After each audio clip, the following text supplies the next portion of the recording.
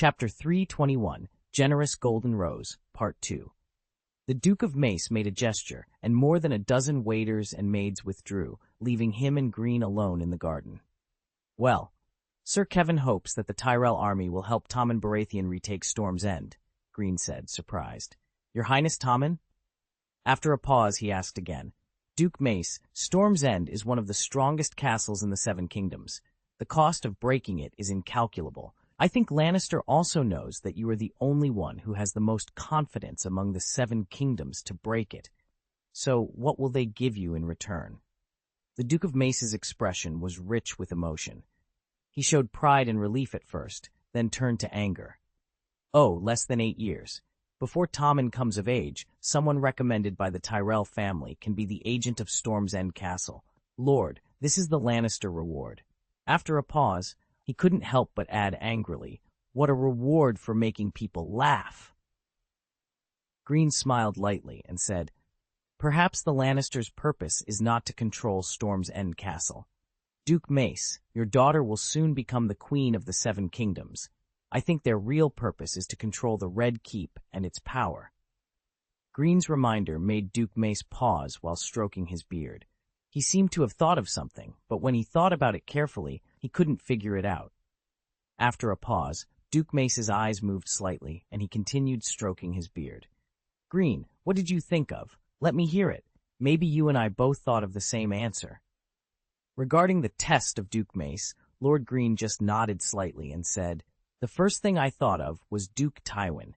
King Joffrey is still underage, and the Queen Regent is his daughter.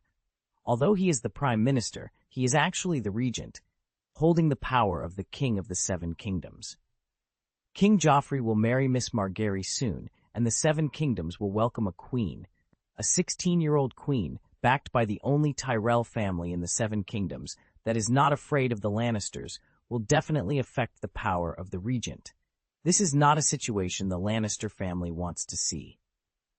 The Duke of Mace frowned, tapped his chin, and said, The analysis is good. It's pretty much what I thought. After pondering for a moment, he added, What do you think the Lannisters want to do? Storm's End? Do they want to lure me away? Greene spread his hands.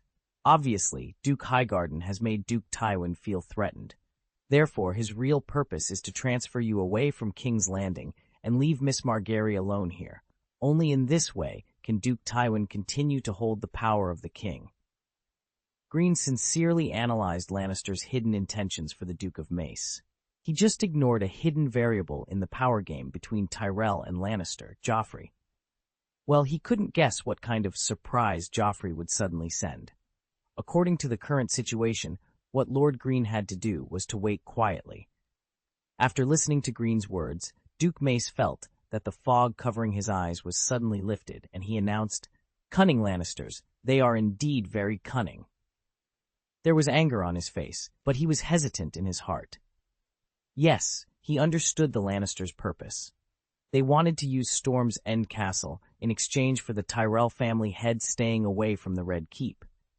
What he was hesitating about was whether he should continue to stay in the Red Keep or take this opportunity to take possession of Storm's End, which he longed for. Which one should he choose? The Duke of Mace rose from his chair and paced back and forth. After a while, he suddenly stopped. He had an idea. He could ask Mrs. Olenna. Having made his decision, the Duke of Mace immediately wiped away the hesitation on his face. After sitting down, he said, Greene, I invite you here for the royal meeting in 3 days. Greene asked doubtfully, Imperial meeting? Seeing Greene's Duke Mace was startled for a moment and murmured, Cunning Lannister. Then, he explained, the royal meeting 3 days later was specially convened by Lord Tywin. In addition to the appointed royal ministers, he also invited you and me to attend. It seems that the Cunning Lannister did not inform you of this news. I don't know what tricks they are playing. Greene frowned and said, Could it be that the main topic of this royal meeting is marriage? The Duke of Mace blurted out, Cersei Lannister? Greene nodded solemnly. There are no secrets in the Red Keep. Sometimes the more ordinary an arrangement seems, the easier it is for people to relax. According to the laws of the kingdom, Queen Cersei can only accept the decision of the royal council. The Duke of Mace frowned and said, After all, they are father and daughter, They are a family. Why bother? He paused, then added with some disbelief. Is Cersei Lannister unwilling to marry? Seeing that Greene was hesitant to speak, the Duke of Mace leaned slightly and lowered his voice. Greene, I guessed it right, didn't I? Greene's silence was tantamount to acquiescing to the Duke of Mace's speculation. After a pause, Duke Mace murmured again, Cunning Lannister. The nobles of the Seven Kingdoms, especially those with a long heritage, always maintained a facade of unity and love in front of outsiders. The Lannister family was no exception. The intimacy and trust between blood relatives were crucial to the honor of a family. The Duke of Mace, a model among the dukes, lamented Duke Tywin's actions. As a father and a patriarch, he would actually use the royal council to raid his daughter. In addition to sighing, the Duke of Mace thought of many things at the same time, such as the task left to him by Lady Olenna. He had a feeling that the marriage between Willis and Cersei seemed unlikely. If he had cooperated with Duke Tywin to force Cersei, Duke Mace felt deeply that no king could tolerate others insulting his mother. Joffrey would be able to take charge in a few years. If he learned about this, would his hatred be transferred to Margaery next to him? After losing the support of the king, would the queen still be the queen? Thinking of this, Duke Mace's heart suddenly trembled. Could this also be a Lannister conspiracy? Were they going to use Joffrey's hatred to sway Margaery? The Duke of Mace thought he had seen through the Lannisters' dark plot. After harming his son, how dare they harm his daughter? My poor Margaery. The Duke of Mace inhaled slowly, his big hands trembling slightly. At this moment, if Duke Tywin appeared in front of him, he would definitely choose to duel with the old lion. After retracting his thoughts, the Duke of Mace calmed down and tentatively said, Greene, my good boy, I want to know Queen Cersei's attitude towards marriage. This is very important to me and my daughter. If possible, I hope you can be honest with me and treat it as a favor that I owe you. Greene shook his head slightly, his tone sincere. Duke Mace, in my heart, you are my mentor. It is my honor to serve you, and it has always been. The Duke of Mace couldn't help stroking his beard with pleasure. Greene continued, I'll be honest with you. For Queen Cersei, everyone who supports her marriage will be regarded as her enemies. He further explained, she doesn't trust her child. At least until King Joffrey comes of age, I think she will never want to leave the Red Keep. Duke Mace nodded. This information needed to be reported to Lady Olenna as soon as possible. After being silent for a while, he suddenly said, if the contents of the Imperial meeting are not disclosed, wouldn't all the attendees become supporters of this matter? The Duke of Mace was familiar with this method because he had done similar things with the support of Lady Olenna when he governed the Reach. Greene said, perhaps Duke Tywin has prepared a boat or carriage.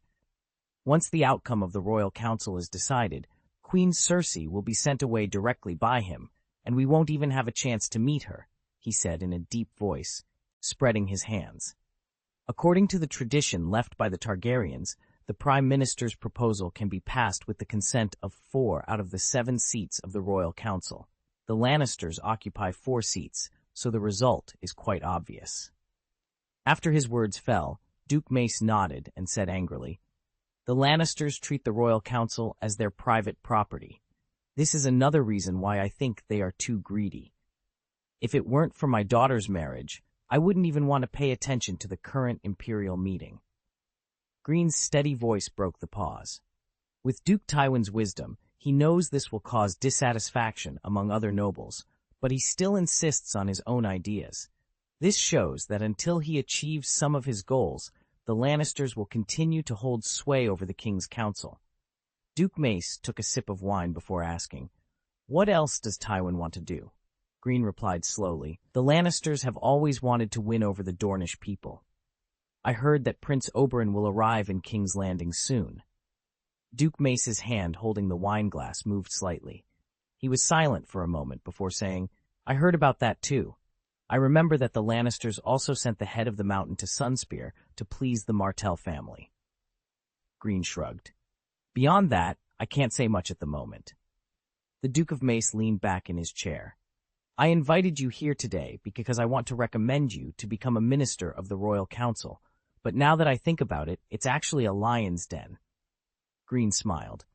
Thank you for your kindness, Duke Mace. I will keep it in mind. However, now is not the right time, at least not until Queen Cersei's matter is resolved.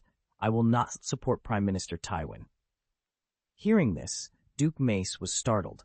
He looked at Greene, paused, and sighed. Greene's candidness touched him, and he reached out to pat Greene's arm. He realized that perhaps the reason he liked Greene was not just because of his understanding of the art of war, but also because he valued his friendship. Greene, my good boy, how can I help you? Duke Mace, I would like to ask for your help in postponing the convening of this royal meeting. The Duke of Mace stroked his beard, contemplating the idea. Although he didn't show it on his face, he felt uneasy without Lady Olenna around. The old lion, Tywin, was truly cunning. His conversation with Greene had already made him a little confused, and Duke Mace had to admit that he might be better suited to a place where he could display his art of war, such as Storm's End, rather than dealing with the palace's intrigues. Greene, I can help you. How long do you need to postpone it? Duke Mace asked. Greene raised his glass. Duke Mace, thank you for your help. I only need a few days. Specifically, it will not exceed the day Miss Margaery enters King's Landing. He smiled. I can almost hear the voices of King's Landing. Everyone is looking forward to the new Queen of the Seven Kingdoms, Margaery Tyrell. A trace of pride flashed across Duke Mace's face, and he sighed. Margaery, my daughter, she is loved by everyone. She is my pride. Greene's brown eyes trembled imperceptibly. Seeing Duke Mace's reaction, Greene thought of another possibility. Could it be that Duke Mace was using too much force to promote Little Rose's name in King's Landing? At this time, Duke Mace pinched his chin and murmured, I have to find a good reason for postponing the royal meeting invited by Tywin. Greene smiled and said, How about? Feeling unwell? Duke Mace laughed, then paused and suddenly said, If Duke Tywin did not attend the royal meeting without us. He waved his large hand dismissively. That is Lannister's own family matter and has nothing to do with us. Greene tapped his chin thoughtfully. Yes, Lannister's game will become even more unpopular, and the Royal Council will no longer be the Royal Council. River Run. Robb Stark sat beside the fireplace, staring into the flames. Footsteps echoed through the hall as Brynden Tully approached. King Robb, my chamberlain tells me that your appetite is still not very good, Brynden said. Uncle, Grandpa, Robb called out hoarsely. His face looked haggard, but his eyes were sharp, like a hungry wolf eyeing its prey.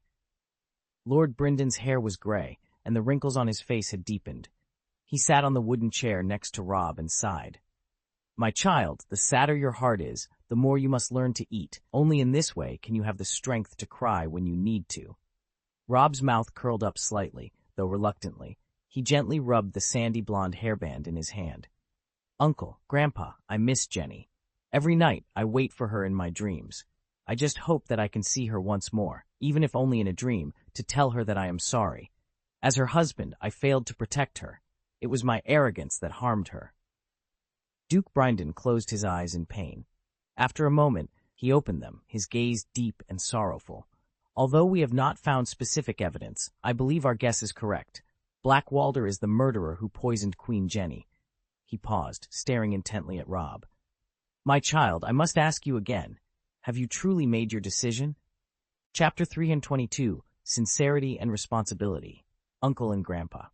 After a moment of silence, Robb spoke slowly. When I led the troops through the gate of River Run, I thought of Blackwalder. Before Jenny was poisoned, his behavior was the most abnormal. It was as if he was venting some kind of dissatisfaction after drinking. But, he rubbed his face. At that time, I realized something was wrong. Everything was too sudden, and the enemy didn't leave us any time to react. Uncle Edmure died in front of my eyes, and then my wife. The firelight in the fireplace swayed, and Robb's blue eyes seemed to be burning with flames. Uncle and Grandpa, blood debts can only be paid with blood. I must avenge my family. This is my obligation. Duke Brynden had hidden sadness on his face, and he kept his voice as calm as possible. My son, a king cannot live in hatred alone, but a king who cannot avenge his family will not be recognized by others. That man is his own king. After a pause, he stretched out his big hand and patted Robb on the shoulder, saying solemnly, Robb Stark, as long as you can promise to take revenge and never forget that you are king, I will fully support you. Even if there are 7 hells ahead, I will charge forward. This is the oath of an old knight." Robb moved his lips and said in a hoarse voice, "Thank you, Uncle and Grandpa." Duke Brynden, whose face was full of wrinkles, smiled kindly. He patted Robb again and said, "My son, the blood of Trout and Wolf runs in your veins. You inherit the wisdom and courage of the Tully and Stark families. I believe that hatred will only make you stronger. I have always believed that you can be a good king and defeat all enemies." Robb nodded solemnly. This was his promise and a silent oath. Brynden Tully smiled slightly, spread his hands and said, "Then, please give the king an order. The old knight is at your disposal." Hearing this, Robb couldn't help but smile. After a pause, he said, "Uncle, our enemy must be the Lannisters. The real murderer who poisoned Edmure Tully and Jane Westerling is Lord Tywin." His fists tightened. "Then, at the appropriate time, I will sincerely apologize to Marquis Frey and request a remarriage and marry a young lady of the Frey family as my new queen." Duke Brynden opened his mouth and said, "I have to remind you that old Frey is very cunning. He will not trust you easily. This is very dangerous." Robb leaned on the back of his chair, was silent for a while, and said, "This is the least expensive way I can think of. Uncle and Grandpa, the North and the Kingdom of the Trident cannot bypass the twins." Duke Brynden thought for a while, then shook his head slightly and said, "Trouts should not jump into fishing nets, and wolves should not jump into hunters' traps. King Robb, even if we declare that Lannister is the murderer, old Frey won't, nor can he believe your sincerity." He frowned and said, "We need a more reliable method." Robb looked at the sword crown placed on the table and said slowly, "Sure. If we want to make a safe plan, it means that it will take more time, but my kingdom will not be left to me for more time." After another period of silence, Duke Brynden had to agree with Robb's idea. Tywin Lannister will not fail to see the value of the twins to the entire war situation, and he will never give up on wooing the Frey family. If the war goes against him, old Frey will definitely turn to Lannister. Perhaps their private connection has never been broken, or perhaps it is because of Lannister's retreat that the Frey family dared to do the poisoning. Robb clenched his fists, his nails digging into his palms and veins popping out. After slowing down, he said, "Yes, Marquis Frey has been prepared to surrender to Lannister at any time." After a pause, the corner of his mouth curled up slightly in mockery. "Marquis Frey is very greedy, greedier than anyone else, so, even if he breaks out, he will not give up easily on being promoted to the Queen's family. Granduncle, as long as we make proper arrangements, he will not easily abandon my kingdom," Robb said with determination. Duke Brynden nodded thoughtfully. The location of the twins is indeed crucial, but it is also surrounded by the North and the Riverlands. Therefore, unless there is a significant change in the war situation, old Frey will not make a final decision. He will stay within the city walls and quietly observe the unfolding events. He then asked Robb, "What are you planning to do? What is my mission?" Robb stood up and approached the long table covered with maps. He stared at it for a moment before raising his eyes. "Uncle, I need to secure a victory on the battlefield. Only then will Lord Frey be convinced of my sincerity." Duke Brynden joined him at the table, glancing at the map. "Do you already have a battle plan?" Robb nodded and pointed to the location of King's Landing on the map. "Here, Uncle." Sir Brynden seemed a bit surprised. "King's Landing?" Robb nodded slightly, though his eyes were fixed on Harrenhal. The next day, the morning after the rain, everything seemed particularly fresh and bright. The air in Riverrun was filled with the fragrance of earth and the less pleasant smells of the city. "Your Grace," a voice called out. Standing on the high platform of the training ground, Duke Brynden turned his head and nodded. "Earl Jason." The man who approached was tall and thin, clean-shaven with a clear face, brown hair streaked with white and blue-gray eyes. His name was Jason Mallister, the Earl of Seaguard in the Riverlands. The coat of arms of House Mallister was a silver eagle with outstretched wings on an indigo background, and their motto was, "Unattainable." Jason Mallister stood next to Duke Brynden, watching the soldiers practicing archery below.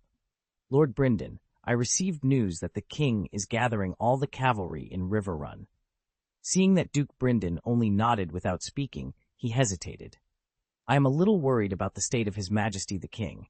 He is a young man who has just lost his family. His burning anger can easily make him impulsive. Perhaps we can persuade the king together." After a pause, Earl Jason's eyes moved slightly as he looked at Duke Brynden. "Or, let me go on an expedition with the king." "You have to trust our king," Duke Brynden said, patting Earl Jason's arm. "Our mission is to guard Riverrun, and Patrick will protect King Rob's safety. King Robb has already made arrangements, and he left all the infantry with us." Patrick Mallister was the son and heir of Lord Jason Mallister and one of King Robb's personal guards. Earl Jason did not ask about the specific arrangements. He paused and said, "Lord Brynden, will the Knights of the Fry family go on an expedition together?" The wrinkles on Lord Brynden's forehead deepened. "Did you hear something, Earl Jason?" Earl Jason glanced at Duke Brynden. "I heard that only a few Walders were making preparations for the expedition." Black Walder's voice was very loud, and I was not the only one who heard him. Lord Brynden sighed. "Let Black Walder stay in Riverrun and guard the home with us." He sighed again. "After all, it was our young king who broke the engagement with the Fry family for a girl from the Westerling family. As long as Black Walder doesn't go too far, I believe King Robb won't care too much." Earl Jason heard the regret in Duke Brynden's words. His eyes trembled. "My lord, the Fry family may have some intentions." He hesitated before speaking directly. "They are not reliable." "Thank you for your advice," Duke Brynden said, staring into the distance. "But they have the twins, and you know its importance very well. Saying this may sound harsh, but—" he sighed again. "Queen Jane has passed away. This is a fact. As the king's great-uncle and his family, I have the obligation to remind him of his responsibilities." Rose Bolton's voice suddenly interrupted their conversation. "Yes, this is also your duty, Duke Tully." Duke Brynden and Earl Jason turned to see Rose Bolton approaching. He placed a hand on his chest in a gesture of respect and said, "I apologize for my intrusion. I did not see your guards, so I came directly." He nodded slightly, adding, "Please forgive my presumption, Duke Tully, Earl Mallister." Duke Brynden shrugged, dismissing the concern. "It doesn't matter. It's just the sentiment of an old knight who isn't afraid to be heard." After the brief exchange, Rose Bolton stood beside Duke Brynden and said, "If the twins are willing to open their gates, the 4,000 soldiers I brought from the north can join King Robb in battle." Earl Jason's eyes narrowed slightly. "Earl Bolton, I heard you gathered the long shield soldiers of the Karstark family. I also heard that Earl Rickard's eldest son, Harem Karstark, is stationed at the Bolton barracks north of River City." Rose Bolton glanced at Earl Jason with a measured look and replied, "They are all from the north, as am I." Earl Jason pressed on. "Harem Karstark should be handed over to King Robb's care." Rose Bolton's voice remained calm but firm. "He is not a criminal." "Earl Bolton, he is very dangerous," Earl Jason insisted, clearly dissatisfied with Bolton's response. Rose Bolton stared at Earl Jason for a moment before saying, "Have you forgotten that Duke Eddard is still in Winterfell?" Duke Brynden raised his hand to stop Earl Jason from speaking further. "Ed and Robb, father and son, need to meet each other as soon as possible. Obviously, the twins have become more important." He added, "Old Frey is a stubborn man. I hope my sincerity can impress him." Rose Bolton's eyes flickered with a hint of calculation. "Duke Tully, sincerity alone is not enough. We must prepare for an attack in advance. Only fear can make Marquis Frey believe in King Robb's sincerity again." "Damn it!" Cersei Lannister exclaimed, throwing a wineglass against the wall as she stormed into her chambers after returning from the Great September. Jaime Lannister waved his hand, signaling the others to leave. He closed the door behind them and said, "Cersei, there's no need for you to be so angry." Queen Cersei's eyes were cold as she retorted, "Captain of the Kingsguard, why are you still in the Queen Mother's chamber?" Jaime shrugged, picked up an empty glass, and poured some wine. "I'm worried someone might ambush the Queen Mother's bedroom. I have to stay to protect your safety. It's my duty." He handed the wineglass to Cersei. Cersei snorted, took the glass, and sipped the summer red wine. "Jaime, you are too slow. Didn't you hear who those commoners were talking about?" Jaime thought for a moment before replying, "The little Rose of Highgarden, Margaery Tyrell?" Cersei glanced sideways at Jaime, her eyes narrowing. Thank the gods, at least our knight has a pair of ears that still work. Jaime didn't mind the sarcasm in her words. He smiled brightly and said, "It's enough that I only pay attention to you, Lady Cersei." Cersei looked at Jaime suspiciously, sensing something different about him, but she didn't dwell on it. Her mind was consumed with anger towards Margaery. After a moment of contemplation, she said, "The Tyrell family bought the commoners of King's Landing with bread. She hasn't even married Joffrey yet, but her reputation already surpasses my son's," she declared. "I underestimated Margaery. She actually wants to control Joffrey." Jaime couldn't help but interject, "Cersei, if anyone else gave out free bread, the people of King's Landing would also praise that person's kindness and generosity. With you and father, no one can push Joffrey around." Cersei's anger flared. "What do you know? Haven't you seen Margaery's desire for power? I know my son. He won't like this kind of woman. What he wants is a well-behaved wife." Sir Jaime spread his hands and replied, "The marriage contract between Joffrey and Margaery is a condition of the alliance between the Lannister family and the Tyrell family. This is an unchangeable fact." After a moment of silence, Queen Cersei walked up to Sir Jaime, looked directly at him, and said coldly, "Go kill her." Sir Jaime frowned and said, "Cersei, this is not funny." Queen Cersei stared at him, unblinking. "I'm not kidding. For you, for my son, and for me, my Jaime." There was a warning in Sir Jaime's voice. "Margaery is the daughter of the Duke of Highgarden. She is Joffrey's future wife. You have no reason to hurt her." The atmosphere in the room suddenly became tense. Queen Cersei and Sir Jaime stood facing each other, neither willing to back down. After a while, Queen Cersei suddenly smiled, gently tapping Jaime's breastplate with her slender fingers. "You are getting more and more boring, Sir Jaime," she said. Seeing this, Sir Jaime finally breathed a sigh of relief. "Cersei, I have asked about Margaery Tyrell a little bit, and I think she will make a good queen for Joffrey." Chapter 323, The White Knight, Cersei. "Until the arrival of another woman, she is younger than you, she is more beautiful than you. She will take away everything you hold dear.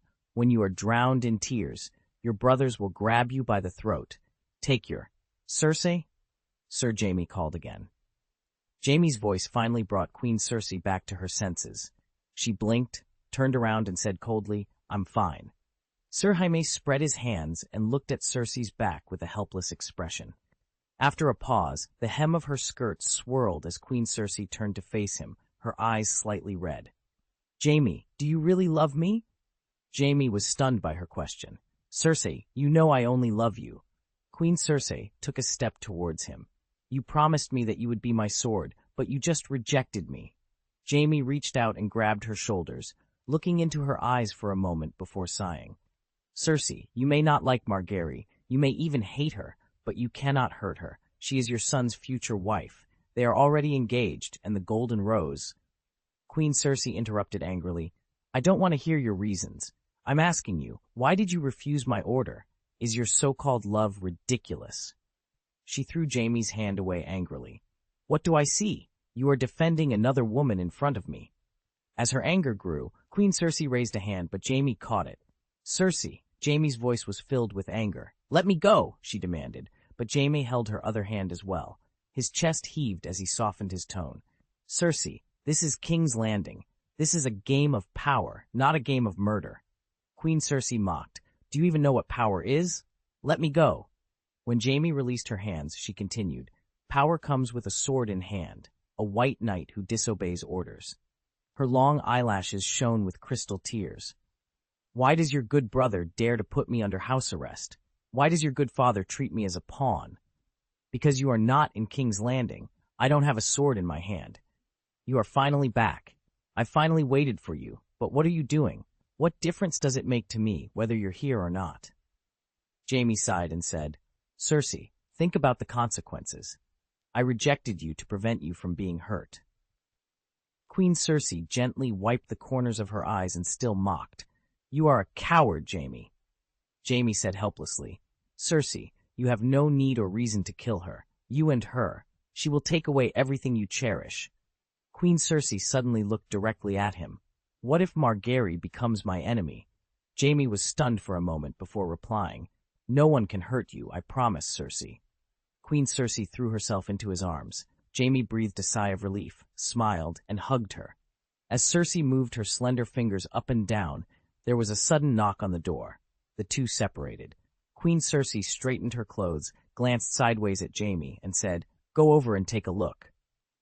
The door opened, and Osney Kettleblack saw Jaime. He subconsciously tilted his head slightly and glanced quickly inside. Seeing Osney's little movement, Jaime couldn't help but frown slightly. He stared at the man in front of him silently. Osney bowed. He wasn't wearing armor, just a red guard robe of the Lannister family, so when he saluted, Jaime saw his dark and lush chest hair. "Sir Jaime, Lord Kevin sent someone to find you. He said Lord Kevin is waiting for you at the White Sword Tower. The golden hair and the black hair are entangled with each other. The black hair." For some reason, Jaime suddenly remembered Greene's riddle. He nodded and said, "Thank you, Kettleblack." After closing the door, Queen Cersei's voice came over. "Jaime, what is it?" "Black hair." Jaime shrugged and said, "Lord Kevin is waiting for me at the White Sword Tower." "Uncle Kevin is looking for me," Queen Cersei said, lounging in a large wooden chair. She was barefoot, supporting her chin with one hand and holding a wine glass in the other, her posture seductive. "Kevin?" Sir Jaime spread his hands. "He's already waiting for me. I have to go now." He sighed regretfully. Queen Cersei looked Jaime up and down, curling her lips. "White Knight, don't delay your night guard duties." "As you command, my queen." The White Sword Tower, narrow and leaning against the wall of the Red Keep, overlooked the bay. It was divided into 4 floors. The ground floor served as the Kingsguard's conference room, the second and third floors housed the rooms of the 6 Kingsguard brothers, and the top floor was reserved for the captain of the Kingsguard. Sir Jaime had lived on the second floor for 18 years, only moving his belongings to the top floor the day before yesterday. The Kingsguard's meeting room was circular, with white woolen tapestries covering the walls. A white shield and 2 crossed white swords hung above the fireplace. The conference table, made of ancient weirwood, was as gray as bone and carved into the shape of 3 horses supporting a giant shield. By tradition, the captain of the Kingsguard sat behind this shield, while the 6 brothers of the Kingsguard sat on either side of the 3 horses. Standing at the door, Sir Jaime spotted Uncle Kevin standing at the table, looking down at the open Book of White. The official name of the White Code was the Book of White Knights, preserving the entire history of the Kingsguard. Each knight who joined the Iron Guard had a page in the book to record their name, surname, and deeds. The book was enormous, 2 feet long, 1.5 feet wide, and more than 1,000 pages thick. Gold hinges and silk thread bound the white vellum paper and the bleached leather cover together.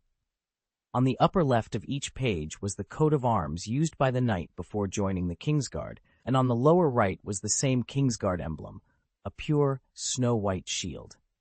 The monks of the Great Sept of Baelor were responsible for drawing the coat of arms, while the captain of the Iron Guard handled the writing. "Step, step, step," Sir Jaime walked over. "Uncle." As he got closer, Sir Jaime realized that the page Sir Kevin had turned to was his own record. Sir Kevin glanced at Jaime and read aloud, his voice low and rhythmic. "Sir Jaime of House Lannister, the eldest son of Lord Tywin Lannister and Lady Joanna of Casterly Rock. As a boy, he served as squire to Lord Sumner Crakehall and followed him to eliminate the Kingswood Brotherhood. At the age of 15, he was personally knighted by Sir Arthur Dane of the Kingsguard for his bravery in battle. In the same year, he was elected to the Kingsguard by King Aerys VI Targaryen. During the fall of King's Landing, he killed King Aerys VI Targaryen under the Iron Throne, earning him the nickname Kingslayer. Later, he was pardoned by King Robert Baratheon I. After King Robert's coronation ceremony, he served as an honorary guard, escorting Lady Cersei of House Lannister to King's Landing to marry King Robert, and won the championship in the tourney held to celebrate the wedding. After reading Sir Jaime's brief story, Sir Kevin paused, then said with a hint of emotion, "From the records, it seems the fearless Sir Barristan really doesn't like you." Jaime shrugged, sitting casually on the old black oak chair, and smiled. He couldn't let go of the feats of the Kingslayer. Sir Kevin stared at his nephew for a while, hands behind his back, and said, "Jaime, maybe You should have taken the initiative to remove your white cloak back then. Sir Jaime spread his hands. Uncle, the Kingsguard has sworn to serve until death. Sir Kevin approached Jaime.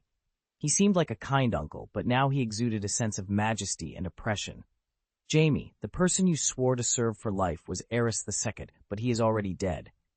Robert, Sir Jaime began, but then fell silent. The king was dead. If you don't want to speak up, we can ask King Joffrey to expel you from the Kingsguard, just like Sir Barristan, Kevin Lannister said. Jaime frowned. Uncle Kevin, did there send you here? I think I have already told him. Kevin interrupted. I came on my own. He doesn't know I'm here. If Lord Tywin takes action. He paused, then continued.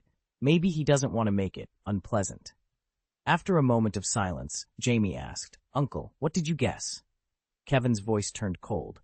A family heir who shoulders the family's mission abandoned his family and his father, who loved him deeply, for his own selfish desires. Jaime closed his eyes, took a deep breath, and said, Uncle Kevin, I am a Kingsguard. This is my duty. Hearing his nephew's answer, Kevin's chest and abdomen slowly rose and fell. He couldn't hide the disappointment on his face and sighed, I know. Before he left, he stretched out his hand and squeezed Jaime's strong shoulder, saying, Protect your brother. Tyrion? Jaime wanted to ask, but Kevin ignored him and left. Silence enveloped the room. Sir Jaime sat alone in the white Kingsguard meeting room. He missed the boy he once was. Back then, everyone around him was like a newly forged sword, sharp and bright. The world had seemed so simple. Now, with his brothers in the Kingsguard, all in their graves, except for Barristan, was his life a dream? Dusk came, and the shadows grew longer. Sir Jaime lit a candle, sat in front of the white book, picked up a quill, and began to write on his own page, beneath Sir Barristan's handwriting, the Battle of the Riverlands. During this period, he was defeated by Robb Stark in the Whispering Forest, and was later captured in Riverrun. He escaped from Riverrun with the help of Tyrion Lannister and Sir Adam Marbrand. On the way back, he was once again surrounded by the pursuing Robb Stark and was rescued by Lord Greene. Finally, under the protection of Lord Greene, he returned to King's Landing safely. After he finished writing, there was still 3/4 of a blank space between the roaring lion emblem in the upper left corner and the pure white emblem in the lower right corner. The history of Jaime Lannister had been started by Sir Gerald Hightower, captain of the Kingsguard to Aerys II, continued by Sir Barristan, and now it was his turn to take charge. Sir Jaime set down his quill. From now on, he would write his own path. Chapter 324, The Undercurrent of the Great Cathedral. The face of our Heavenly Father is firm and strong, judging error and upholding justice. He determines the length of life and fortune, is kind and fond of children. Our Lady brings the blessing of life, protects and cares for every woman. Her smile puts an end to conflict, and she tenderly protects the little ones. Soldiers stand before the enemy and defend our north, south, east, and west. Holding bows, swords, and weapons in hand, they guard Zuoyo's children. In the corridor of the Hall of Lights in the Great Sept of Baelor, beautiful songs echoed slowly, and the melodious notes seemed to penetrate deep into people's hearts. Greene Kleb stood quietly under the ceiling adorned with colored lead glass balls, observing the men and women chanting devoutly not far away. The breeze blew by, causing his cloak, embroidered with swamp marigolds, to sway gently. Earl Greene, I'm sorry, I seem to be late. May the gods bless you. Greene looked sideways and saw Brother Zari, who appeared a bit heavier than the last time they met, Chapter 188. He was wearing a gorgeous robe with a white background and gold patterns, walking slowly with a kind smile on his face. Greene smiled, placed a hand on his chest, and said, Good day, Archbishop Zari. May the gods bless you. Hearing the title of Archbishop, Brother Zari's smile deepened, and he returned the greeting. Thank you again for your recommendation, Earl Greene. Greene just smiled. After all, the Bishop of Crabclaw Peninsula was one of his own. As a generous lord, he would not refuse a small favor. Archbishop Zari stood beside Greene and looked at the praying crowd. After a pause, he said slowly, The unexpected death of the Archbishop filled the great cathedral with cries of grief, but the anger gradually overshadowed the sadness, and it is spreading outward. He sighed. He was a good man. Perhaps this is a test from the gods in heaven to their servants on earth. One of Greene's eyebrows raised slightly. In fact, this was Cersei Lannister's test. He said, "Archbishop Zari, I heard that the election of the new archbishop did not go well?" The Church of the Seven is governed by a council of the highest-ranking monks and nuns, known as the archbishops, who are led by the High Septon, residing in the Great Sept of Baelor in King's Landing. High Septons are usually chosen from among the archbishops, but this is not a requirement. There have been precedents for people who did not have the status of archbishops to be appointed as High Septon. For example, during the reign of Baelor Targaryen, an ordinary man named Pat, an excellent stonemason who was illiterate and simple-minded, became the High Septon. He couldn't even remember a simple prayer and died of fever less than a year after his appointment. Similarly, under the influence of Baelor I, an 8-year-old boy was elected as the High Septon. A look of hesitation flashed across Archbishop Zari's amiable face, and he said, "The sudden death of the former archbishop has become an excuse for some people. I think this time the church election may take a little more time to welcome the new archbishop." Greene nodded slightly, paused, and asked, "Archbishop Zari, please forgive me for being presumptuous. Is it certain that the archbishop was murdered?" After hearing this, Archbishop Zari replied solemnly, "Count Greene, this is no secret. A healthy man died of suffocation, and an archbishop was murdered in his dormitory. This is the source of the Church of the Seven Gods' anger." Greene's eyes moved slightly, and he said, "It seems, until the murderer of the former archbishop is found, this matter will continue to affect your election." Archbishop Zari was startled for a moment and said, "Count Greene, are you interested?" Greene smiled slightly and interrupted, "I'm just sorry for you. I don't care about the rest, though I am a little curious about the murderer's purpose." Zari first glanced at Greene's expression, then slowly nodded and said, "Yes, he was respected and loved by everyone. I can't imagine why such misfortune would befall him." He closed his eyes in pain and continued, "I only hope that Prime Minister Tywin can find the murderer soon and bring him to justice." Greene tapped his chin thoughtfully and said, "Complaints will spread, and they will accumulate deeper and deeper." After Greene's words, Archbishop Zari suddenly looked at him, paused, and asked, "Count Greene, did you hear it too?" Greene's brown eyes shifted slightly as he looked at Archbishop Zari. "Believers have always thought that prayer is their only weapon, but I heard the sound of wavering." The Golden Robes were about to turn King's Landing upside down under Prime Minister Tywin's orders, but they never imagined that the murderer of the former archbishop would be in Magta. Cersei's actions often defied normal human imagination, leading to unexpected outcomes. The chaos in the Seven Kingdoms and the rumors about Joffrey's parentage may have temporarily calmed the surface, but these issues were constantly undermining the prestige of Baratheon's Iron Throne. The delay in finding the real murderer of the former archbishop only added to the growing number of complaints.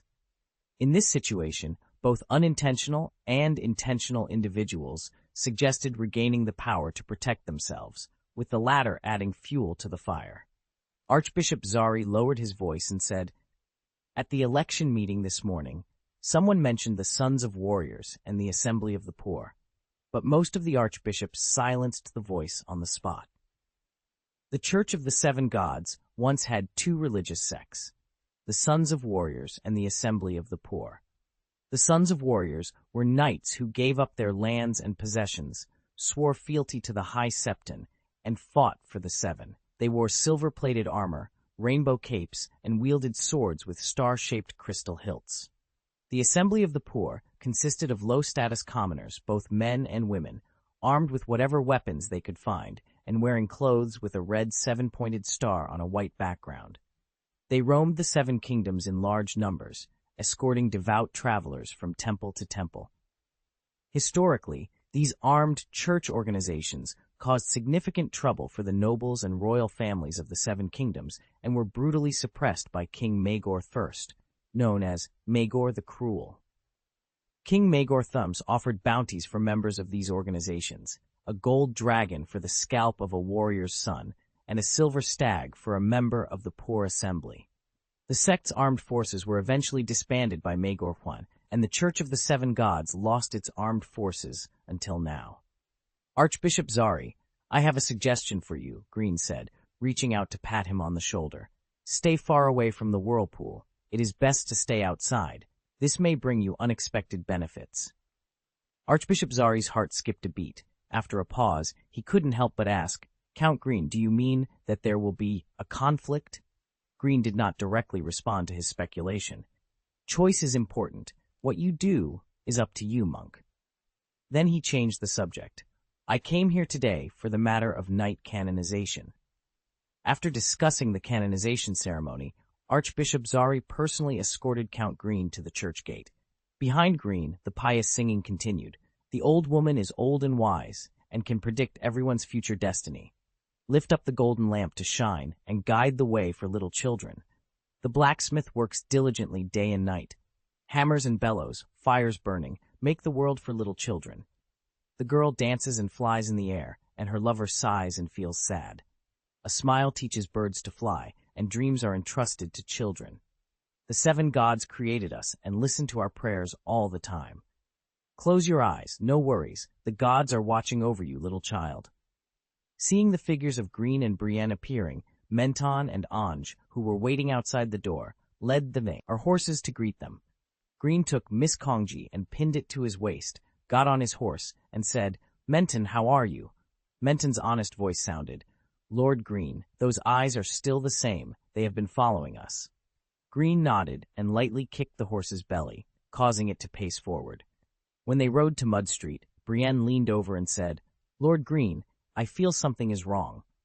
Ange's horse also approached, and there was unconcealable excitement in his voice. Lord Greene, there is an ambush, at least 30 people.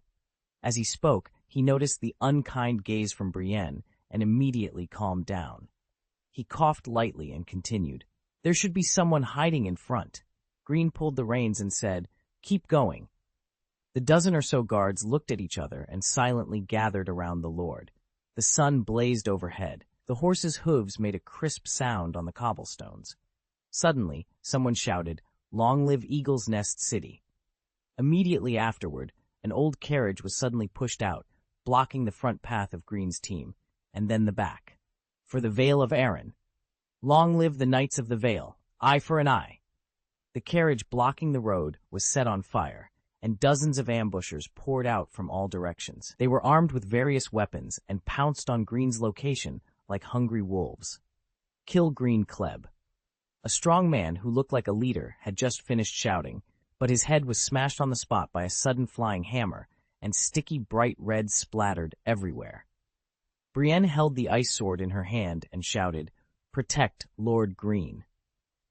The guards jumped off their horses, one after another, and quickly formed a defensive line around Greene.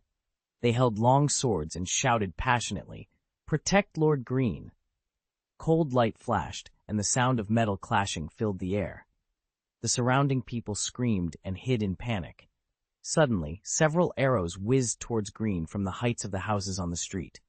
Menton's buckler and Brienne's greatsword blocked all the arrows, while Ange quickly opened his bow and knocked arrows, shooting out one after another. The archers ambushed on the roof fell one after another. Long live the Vale of Arryn.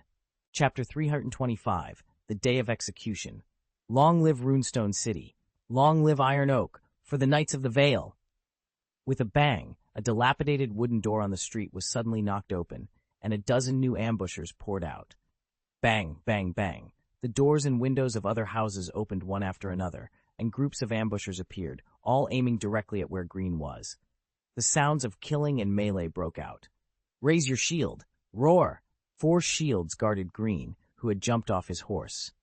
The ice in Brienne's hand had a dark luster. The enemies came forward one after another, but fell just as quickly. Every wave seemed like a call from a stranger. Wherever the ice blade passed, broken limbs flew and blood splashed in the air, forming a scarlet rain curtain. And Guy's eyes were like those of a hawk, high up, far away, hidden.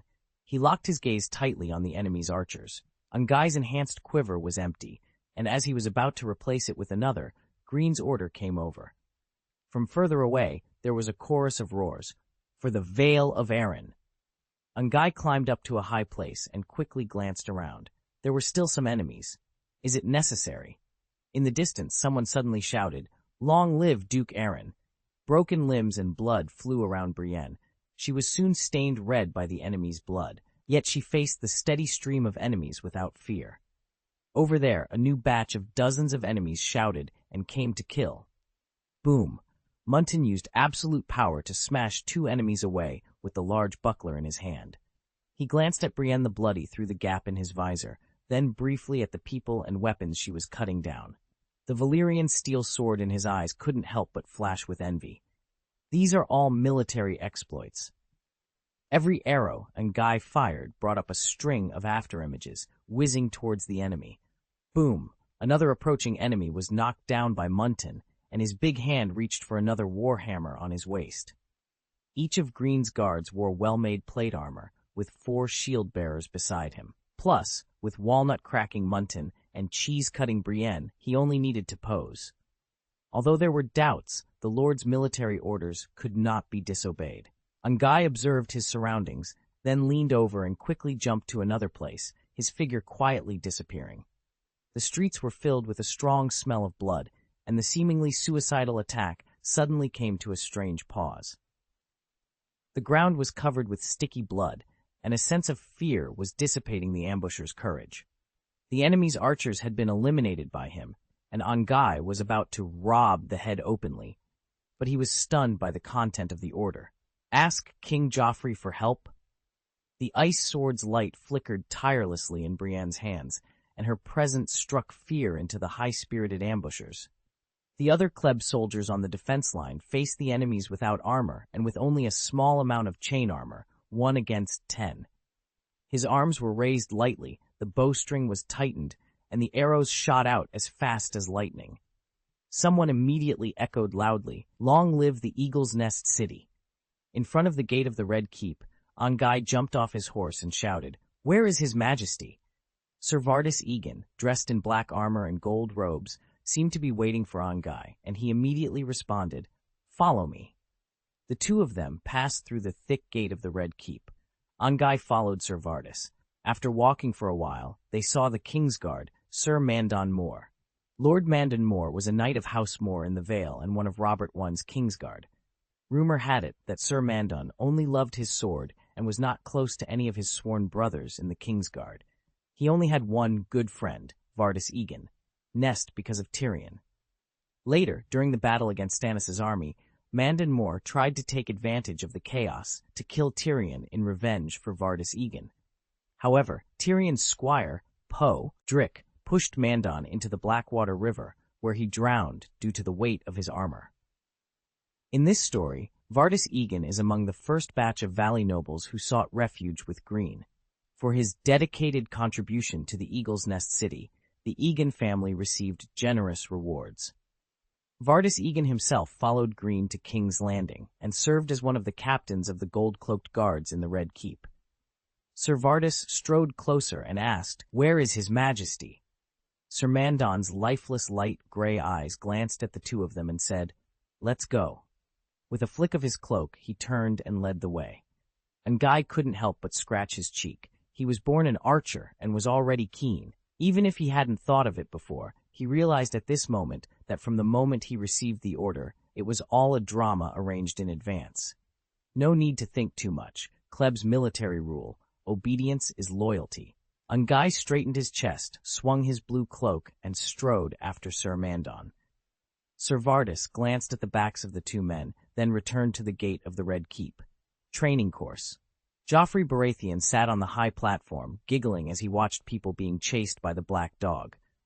At this time, Sir Mandon approached, caressed his chest, and said, "Your Majesty, Earl Greene has sent someone here." Joffrey seemed to be in a good mood. "Lord Greene, bring the person here." Guy was quickly led over by 2 gold-cloaked guards.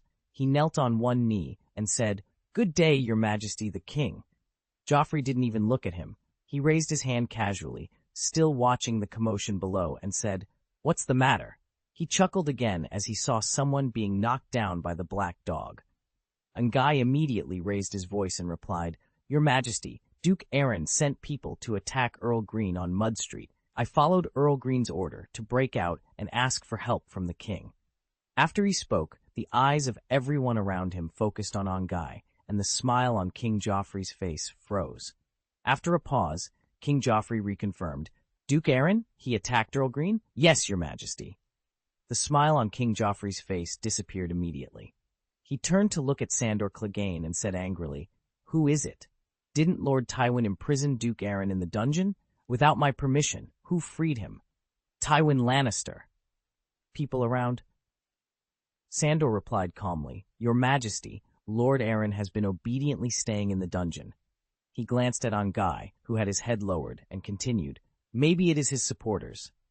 Hearing this, King Joffrey said angrily, "These damn rebels! How dare they cause trouble in my king's landing? Gather your troops!" At his command, the bugle sounded, and the red-cloaked men gathered in the training ground. When the soldiers had assembled, King Joffrey's green eyes moved slightly, and he suddenly asked Ongai, "How many remnants of the Aaron family are there?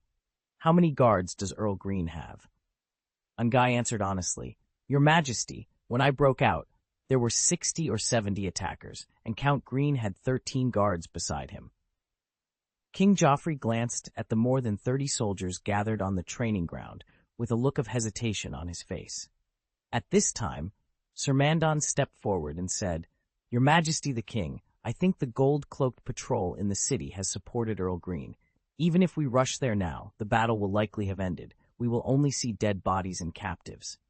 After hearing Sir Mandon's advice, King Joffrey suddenly shouted, "Dog, let someone bring my horse. My dog, hurry up."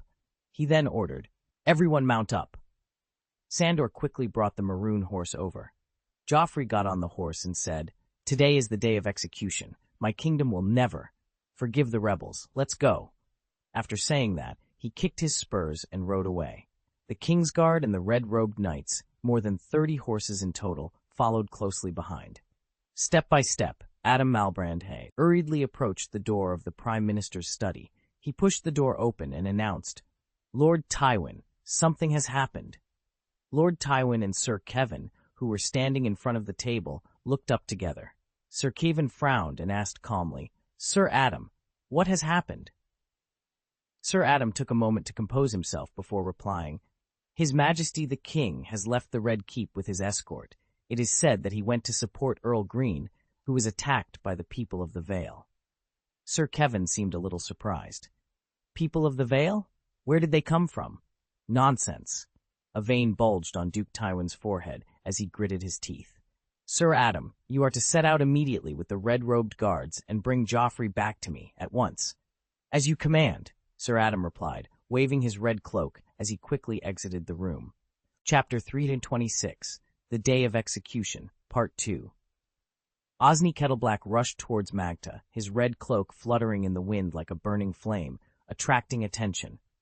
Sir Osfrey stood in the middle of the gate and called out to his hurried brother, "What happened, Osney?" Sir Osney could not hide the excitement in his voice. "Where is the Queen Mother?" His younger brother's footsteps did not slow, and Sir Osfrey frowned as he stepped aside. "Sir Jaime is accompanying her in the small hall." Sir Osney quickly made his way through the hall of Meg Tower. As he approached the small hall, his eyes narrowed slightly, and he raised his voice. "Your Majesty, something has happened." When he reached the corridor connecting to the small hall, he repeated anxiously, "Your Majesty the Queen Mother, something has happened." Jaime Lannister, clad in silver armor and white robes, appeared at the entrance of the small hall. He said coldly, "Sir, you have disturbed Queen Cersei's meal." The corner of Sir Osney's mouth curled up imperceptibly. He stopped in front of Jaime and said, "I'm sorry, Captain of the Kingsguard. I must report to Her Majesty the Queen Mother immediately." Jaime glanced at Sir Osney, who looked panicked, and said, "Follow me." After they entered, before Osney could speak, Cersei Lannister's voice sounded displeased. "If there is a next time, I will make you dance in a skirt." Osney opened his mouth, and Queen Cersei put down her knife impatiently. "What happened?" Swallowing his saliva, Sir Osney quickly said, "Earl Greene encountered an ambush by the Valley people on Mud Street. After King Joffrey heard the news, he led some cavalry out of the Red Keep to rescue Earl Greene." Queen Cersei glanced at Sir Osney with contempt. "This is King's Landing. Who could harm her Joffrey? Just the homeless dogs in the valley?" She was about to praise Joffrey for his bravery, but paused, suddenly remembering the riot in King's Landing, Chapter 172. She stood up hurriedly. Jaime, hurry up. Go and protect Joffrey. Sir Jaime was not anxious at all. That's the bloody Earl. With him, no one can. Queen Cersei interrupted angrily. This is an order. Go and protect my son. Go right now. Go right now. Sir Jaime shrugged, swung his snow-white cloak, turned around, and took steps forward. Queen Cersei's urging voice soon came from behind him. Hurry up! Sir Jaime reluctantly quickened his pace. Queen Cersei picked up her wineglass and took a sip. At that moment, Sir Osney approached and tried to comfort her warmly. Your Majesty, King Joffrey is with you. Before he could finish speaking, Queen Cersei slapped Sir Osney in the face. Why are you still here? Go and protect my son. As you command, Sir Osney ran off. The deer and lion flags were flying as King Joffrey charged ahead. The hounds and other Kingsguards drove their horses vigilantly to protect him. And Guy, who was leading the way, pointed towards the gathering crowd and shouted, Your Majesty the King, it's ahead. Hearing this, Joffrey kicked his spurs fiercely and shouted, Get out of here! The sound of horse hooves filled the air, and the crowd panicked, scattering in all directions. Cries and screams intertwined as the horses shuttled among the chaotic crowd. After a while, Joffrey, who was riding at the front, suddenly tightened the reins, causing his horse to neigh. King Joffrey stopped his horse too suddenly. Ser Osmond, who was following him, pulled the reins, adjusted his horse, and narrowly avoided a collision. The horses neighed loudly, and after a moment of confusion, the Kingsguard and the red-robed men, who had outstanding riding skills, quickly adjusted their horses. The maroon horse took a few steps forward. King Joffrey, atop it, looked at the scene before him. His Adam's apple bobbed as he swallowed hard. The smell of blood filled the air, and human heads were scattered around. On the blood-red ground, like ripe fruits, lay piles of corpses with severed limbs scattered everywhere. Some still clutched their weapons tightly, a silent testament to the tragic battle that had occurred here not long ago. Blood continued to flow, gathering into scarlet streams in the gaps between the cobblestones. The eerie silence on the streets was palpable. Tat, tat, tat, tat. The horse beneath Joffrey continued to pace on the sticky ground. Joffrey felt his stomach tighten, and a wave of nausea suddenly rose in his throat. Click, click, click. Sandor rode his horse to Joffrey's side and said, Lord Tywin will laugh at you, King. King Joffrey couldn't curse. His anger struggled to suppress the surge in his chest and abdomen. He could only kick the hound's horse.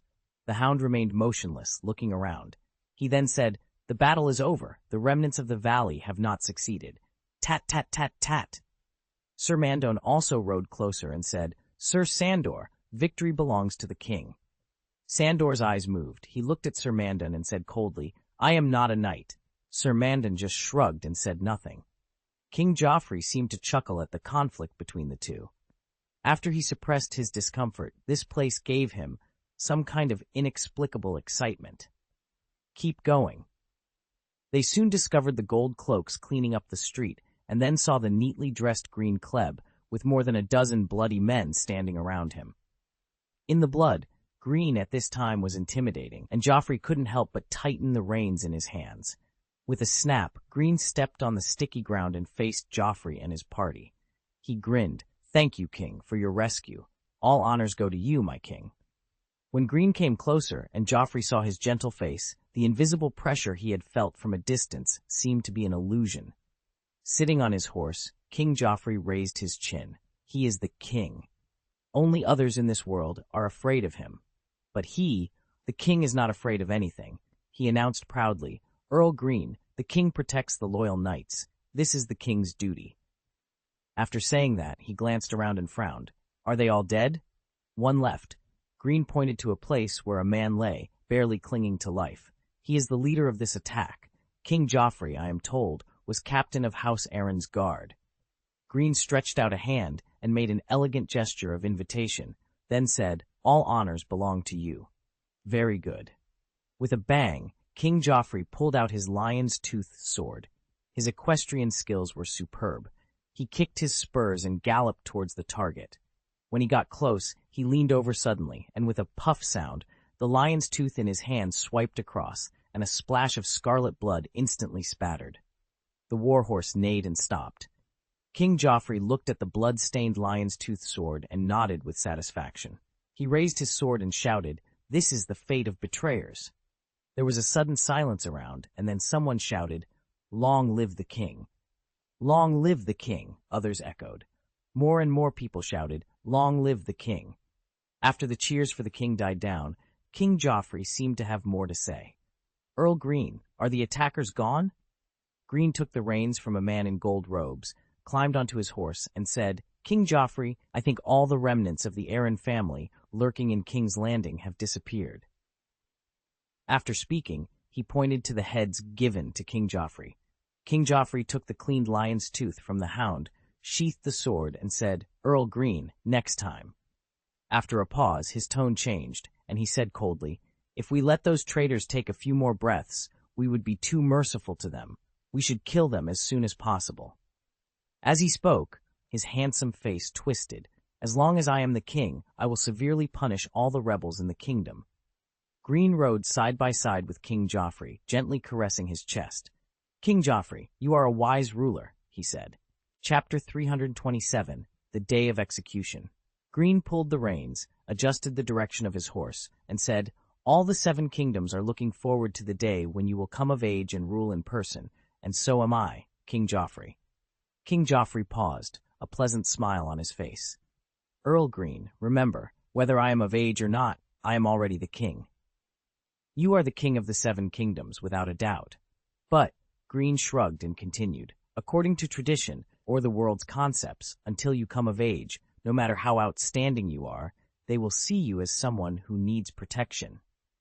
King Joffrey's face twisted in anger. He raised his foot and kicked Sandor, who was riding beside him. "Dog, don't come too close to me." After asserting his dominance, King Joffrey looked at Greene coldly. "I want to silence those foolish voices. 100 tongues are not enough. I need 1,000. Greene hesitated before replying.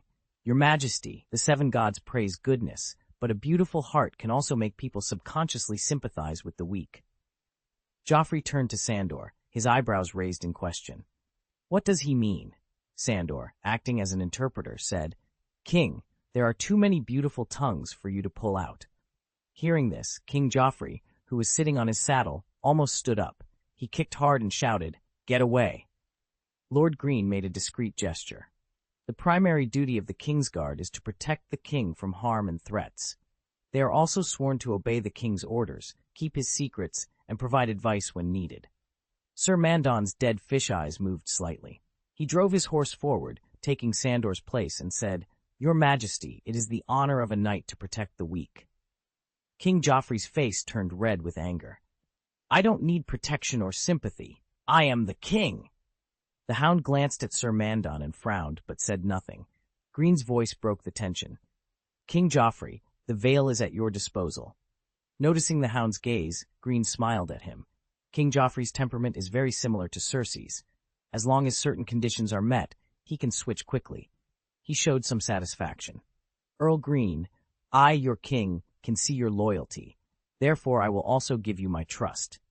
Greene placed a hand over his chest and said, "Thank you for your trust. The troops and horses of the Kleb family are at your disposal, King Joffrey." Joffrey Baratheon nodded with satisfaction. Then his green eyes suddenly turned. "Dog, my dog, I want to take Duke Arryn to appreciate my trophies. Go and bring Duke Arryn out of the dungeon." When the hound hesitated, Sir Mandon spoke up. "Your Majesty, we cannot bring Lord Arryn out of the dungeon without the order of the Prime Minister." With a snap, King Joffrey suddenly raised the riding crop in his hand and whipped Sir Mandon directly. "I am the king. I have the final say." Sir Mandon silently slowed his horse and disappeared from King Joffrey's sight. "Dog, go quickly." Sandor glanced at Sir Mandon, who was lagging behind, and said to Joffrey, "I guarantee your satisfaction, King." With that, he kicked his horse and rode away, and Sir Mandon also left the group. Greene watched the 2 white-cloaked figures recede into the distance and said, "King Joffrey, do you need me to send some men to follow them?" King Joffrey raised his head proudly. "Anyone who obstructs my Kingsguard is committing treason." He suddenly looked at Greene. "Aren't you afraid of Prime Minister Tywin?" Greene placed a hand over his chest and said, "Kleb is only loyal to the royal family." King Joffrey chuckled happily at his answer. The king and his entourage arrived quickly, but returned slowly. When the people on the street showed horror at his trophies, Joffrey was very satisfied with their reaction. However, Joffrey's good mood did not last long.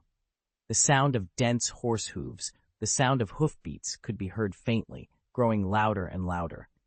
Ahead on the road, the wild lion flag fluttered in the wind as nearly 100 red-robed cavalry approached like waves. The horses neighed loudly. Adam Malbrant pulled hard on the reins, causing his horse to rear up before stopping in front of Joffrey. Sir Adam lifted the visor of his lion helmet and raised his voice. "Your Majesty the King, Lord Tywin, has ordered me to escort you back to the Red Keep," he announced. With a wave of his hand, the red-robed cavalry he commanded sprang into action. The sound of hoofbeats filled the air as Sir Adam's cavalry divided into two teams, one in front and one behind, effectively protecting the king's entourage in the middle. "Escort," Joffrey exclaimed angrily. "What are you doing?" Sir Adam, expressionless, made a gesture of invitation and repeated, "Lord Tywin asked me to escort you back to the Red Keep. For your safety, we need to speed up, Lord Joffrey." King Joffrey roared, "How dare you order me? I will chop off your head." Sir Adam remained unmoved. He extended a hand forward again and said, "Your Majesty, this is all for your safety. If I have offended, I will take the initiative to apologize to the Royal Council." Joffrey gritted his teeth. "This is my King's Landing. There is no danger here. I can go back whenever I want."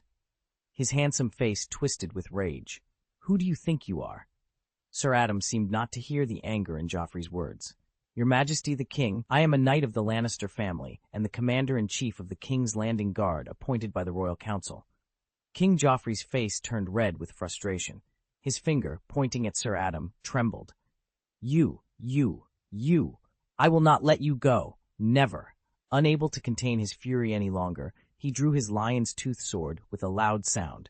"I will kill you now." Sir Adam glanced at the beautiful sword in Joffrey's hand, his eyes flashing sharply. "Your Majesty, I must remind you that playing with a sword is dangerous." King Joffrey was slightly startled. Seeing that his threats were ineffective, he began to panic. He turned around and shouted bitterly, "Kingsguard, kill Adam Malbrant for me." The two remaining Kingsguards hesitated. Sir Boros Blount finally spoke up.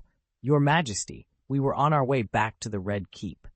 Boros Blount, a knight from the royal realm and the Blount family, was one of Robert Oi's Kingsguard. The Kingsguard had enough reason to refuse the king's unreasonable orders because Joffrey was not yet of age. King Joffrey didn't see it that way. In his eyes, disobedience was punishable by death. At this moment, Greene's chuckle suddenly broke the tension. The horse under Greene walked forward, and he said, "Sir Adam, you seem to be forcing our king?" Sir Adam stared for a moment before replying, "Earl Greene, there is no force here. I am executing an order from the Royal Council. It is my duty to protect the king's safety." Seeing Greene nod, King Joffrey's fury intensified. Just as he was about to explode, Greene extended a hand towards Sir Adam, bent his fingers inward, and said, "Sir, show me the document signed by the Royal Council." Sir Adam looked at Greene with a somewhat complicated expression. After a brief pause, Lord Greene added considerately, "If I am not qualified, you can just—" He pointed sideways. "Please give it directly to His Majesty Joffrey." King Joffrey, startled, suddenly looked excited. He extended a hand and raised his chin proudly. After a moment of silence, Sir Adam had to explain, "Today's situation is urgent." Greene interrupted, "You don't have it, do you, sir?" Sir Adam remained silent, and Greene said coldly, "Answer my question, Adam Malbrant." Sir Adam stared at Greene and said, "I will make it up." Greene interrupted him again. "So, can I assume that you are preparing to take away the King of the Seven Kingdoms under illegal circumstances?" he sneered. "Or in front of the Guardian of the East?" King Joffrey chuckled. "It is legal for me to kill him." Greene looked sideways at Joffrey and responded seriously, "According to the laws of the kingdom, it may be possible. If you are me, Ursifil, you can also let him wear black clothes. After all, he is a noble of the West." King Joffrey's eyes were bloodshot, and the smile on his face was cheerful. The king's mercy allowed him to die simply. Greene shrugged and at the same time secretly glanced into the distance.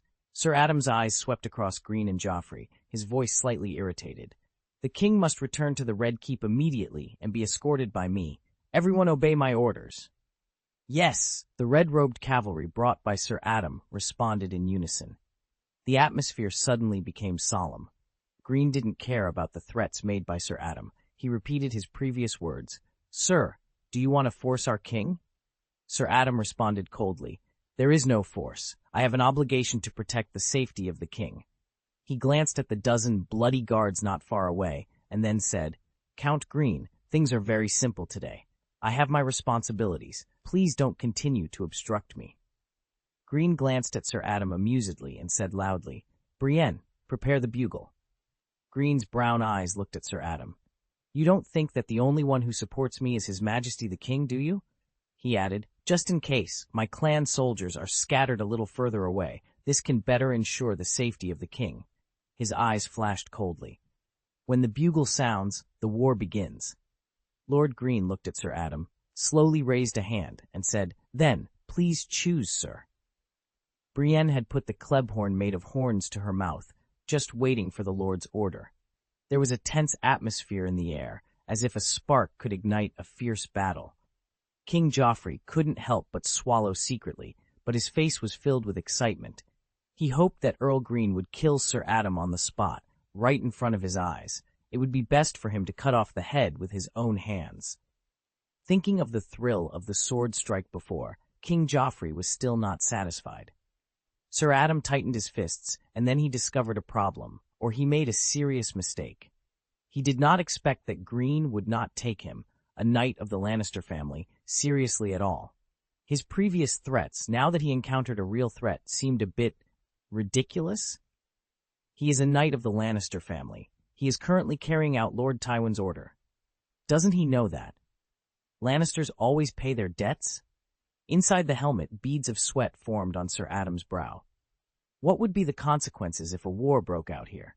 He couldn't think clearly for a moment. He also instinctively felt that Earl Greene's behavior was not just for the king's majesty. He had other motives, but he couldn't guess them.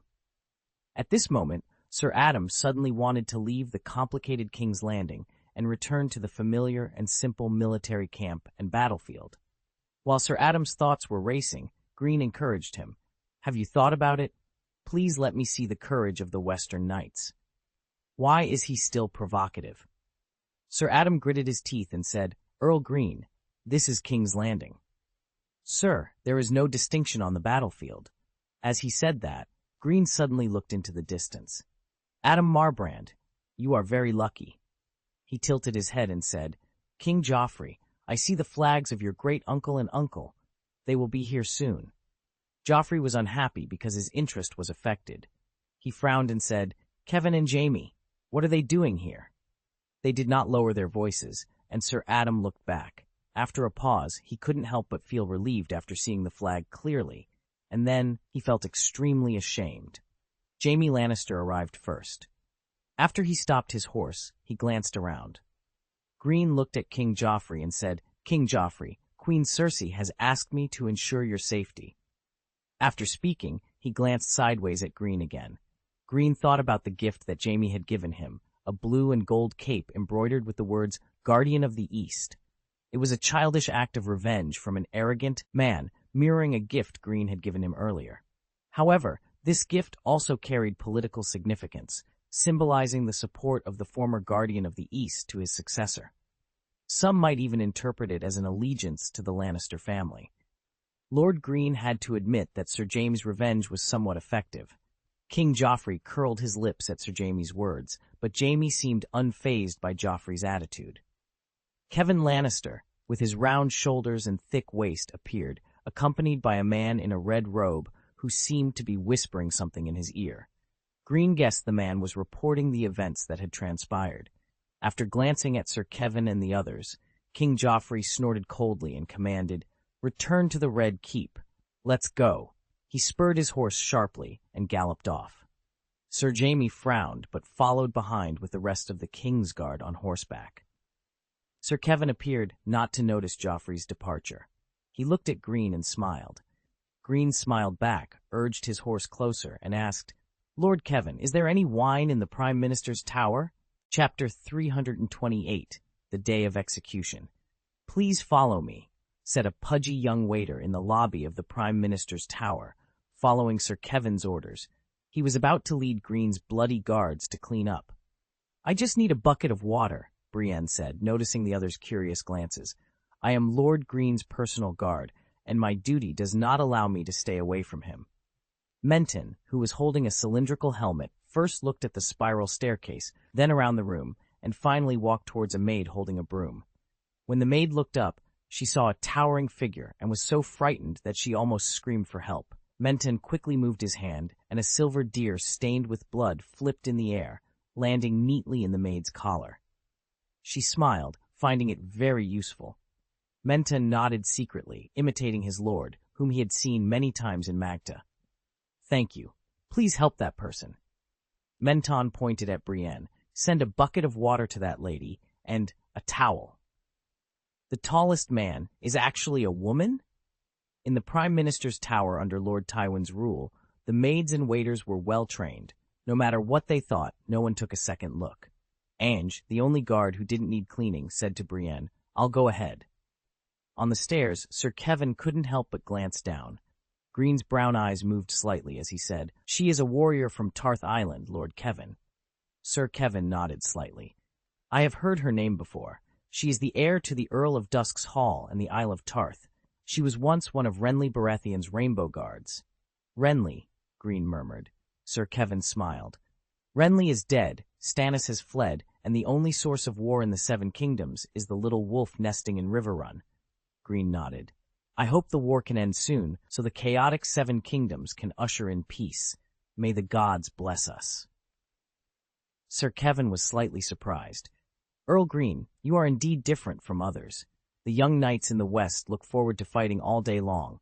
They know they can gain honor on the battlefield, but they do not understand the value of peace." Greene's lips curved slightly. "The Duke of Metz told me that real famous generals don't like war because they know its cruelty better. He said real famous generals don't want to enjoy achievements that can be passed down to the Seven Kingdoms. I think this is the art of war of the Duke of Metz, and this is his greatness." He sighed and continued. "Although the battle in the valley ended quickly, it was still bloody. If we want to restore the past prosperity, it will take at least 10, even 20 or 30 years." He looked a little sad. The Aelin family's rebellion only harmed the people of the valley. The war, they are the biggest victims. Sir Kevin paused slightly as he climbed the stairs.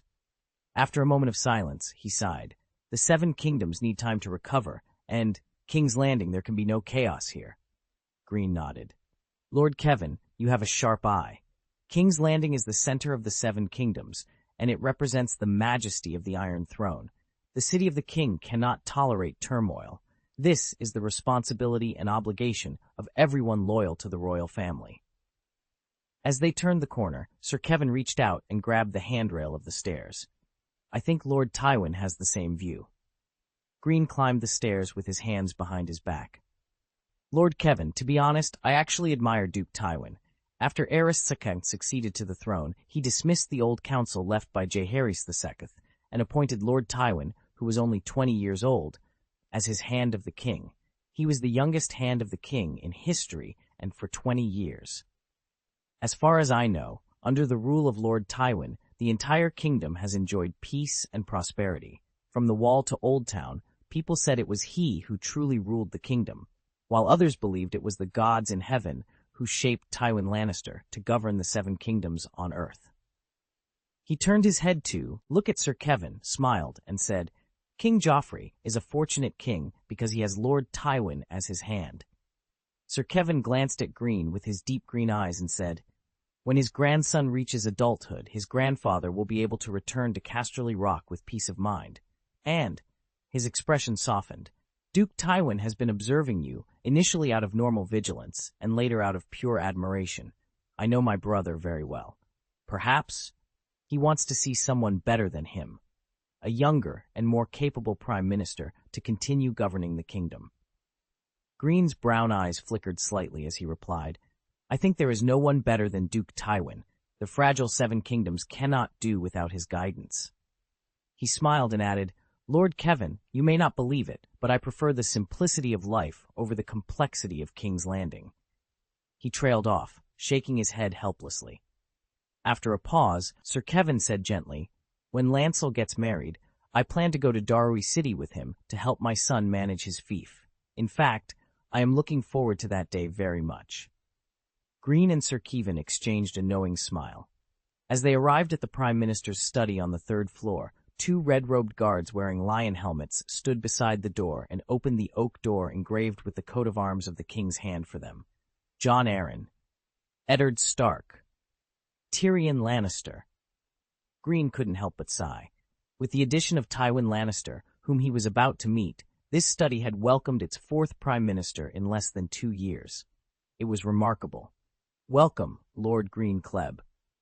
Entering the study, Greene saw Prime Minister Tywin standing in front of the table with his hands behind his back. Greene smiled, placed a hand over his chest, and said, "It's an honor to meet you, Prime Minister." The bald Lord Tywin had thick golden sideburns.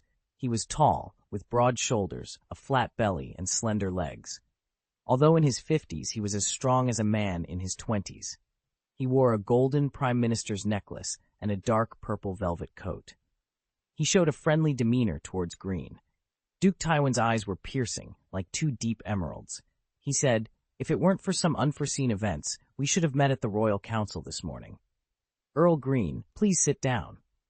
He looked at his brother and said, "Sir Kevin, please ensure we are not disturbed while we talk." Sir Kevin bowed respectfully to Lord Tywin, then turned and left. After sitting down, Greene looked calmly at Cersei, Jaime, and Tyrion's father, the old lion once known as the Eternal Prime Minister. During his tenure as Prime Minister under Aerys II, Lord Tywin had resolved the financial dispute between the Iron Throne and Braavos, abolished many of Aegon Fee's laws that suppressed the nobles, reduced taxes, built roads in large cities, advocated martial arts competitions, strengthened trade, severely punished opportunists, and put down the rebellion in Duskendale City. These achievements earned Lord Tywin popularity and support, but not love, because he was too strong, too inhumane, even cruel. Greene leaned back in his chair and said, "I am also sorry. I heard that the Duke of Metz was unable to attend the royal meeting you convened because of physical discomfort.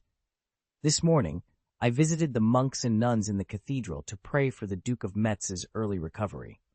He spread his hands. "And I, on the way back, was ambushed by the remnants of the valley. It was very dangerous, and I almost lost the chance to meet you." While Greene spoke, Lord Tywin stared at him intently, not moving a muscle. Greene looked into Tywin's eyes, listening intently. After a moment of silence, Tywin spoke. "Jon Arryn served as the hand of the king for 15 years. He has many supporters hidden in King's Landing, but they are like rats in the gutter and should not be feared." He paused before continuing. "King Joffrey, the Duke of Highgarden, and you, we all share a common and real enemy." Greene nodded. "The trout and running, the wolves in the Riverlands, the wolves in the north, and perhaps even the squids in the Iron Islands are enemies of the Iron Throne. There are also the stags licking their wounds on Dragonstone." Duke Tywin stared at Greene for a moment before speaking directly. "Earl Greene, if we join forces, we can easily eliminate the enemies closest to the Iron Throne. I want to know what conditions you have." Greene shook his head slightly, holding up 2 fingers. "Dear Prime Minister Tywin, please forgive my presumptuousness, but you are treating 2 separate issues as one." Tywin's eyes narrowed slightly. "Explain." "There are preconditions for us to sit down and discuss matters like counterinsurgency," Greene said, raising 1 finger. "The first condition is that I am willing to sit down and talk with you." Tywin's expression remained calm. "Please continue." Greene lowered his hand. "Only when the first condition is met can we discuss the topics you mentioned, such as how we can hunt the young wolf lord causing trouble in the Riverlands together." Tywin tapped his fingers on the armrest of his chair. "Then, let's discuss your first condition." Greene touched his chest in a gesture of respect. "Thank you for your understanding, Lord Tywin." He then spoke slowly. "My conditions are simple. As long as you allow Queen Cersei to choose her own marriage, the Vale and the Crabclaw Peninsula will follow you, Prime Minister." As he finished speaking, Greene noticed a vein bulging on Tywin's neck, and the atmosphere grew tense. After a pause, Tywin asked, "So, what are your conditions for sending troops?" Greene reminded him, "Prime Minister Tywin, the premise of discussing this matter is that we have already agreed on the first condition." Tywin stared at Greene silently, while Greene met his gaze calmly. After a while, Tywin spoke again. "Earl Greene, I want to remind you that a qualified ruler does not waste rare opportunities easily." Greene hesitated for a moment, but then spoke firmly. "Thank you for the reminder." He sighed slightly. "It's hard for me to refuse her. If it weren't for her invitation, I would prefer to stay with my fiancée." Tywin's eyes narrowed with suspicion. It wasn't that he doubted his daughter's charm, but he didn't believe Greene's excuse. He knew, or at least sensed, that the young ruler before him was not someone easily swayed by beauty. Tywin's voice turned cold. "Earl Greene, she is my daughter. You should know that this is a Lannister family matter." Greene nodded. "Dear Prime Minister Tywin, I am here for Queen Cersei, and I must make this presumptuous request." Tywin made his decision quickly. "Earl Greene, since you insist, I will relent. However, I hope this is the last time you involve yourself in Lannister family affairs." Chapter 329, The Day of Execution. Greene stroked his chest and said, "Yes, she is your daughter after all, Prime Minister." Duke Tywin heard the slight sound of Earl Greene exhaling slowly, and the index finger of his left hand twitched slightly.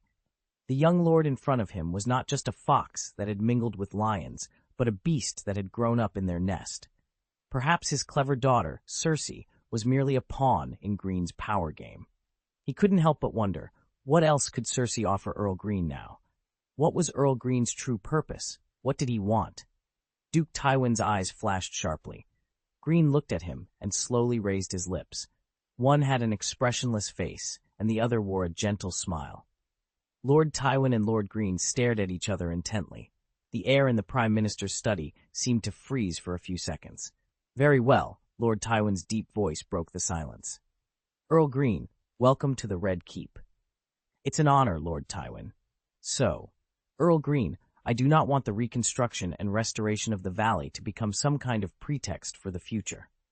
I have to admit that you immediately pointed out the biggest problem in Kleb's territory, Lord Tywin."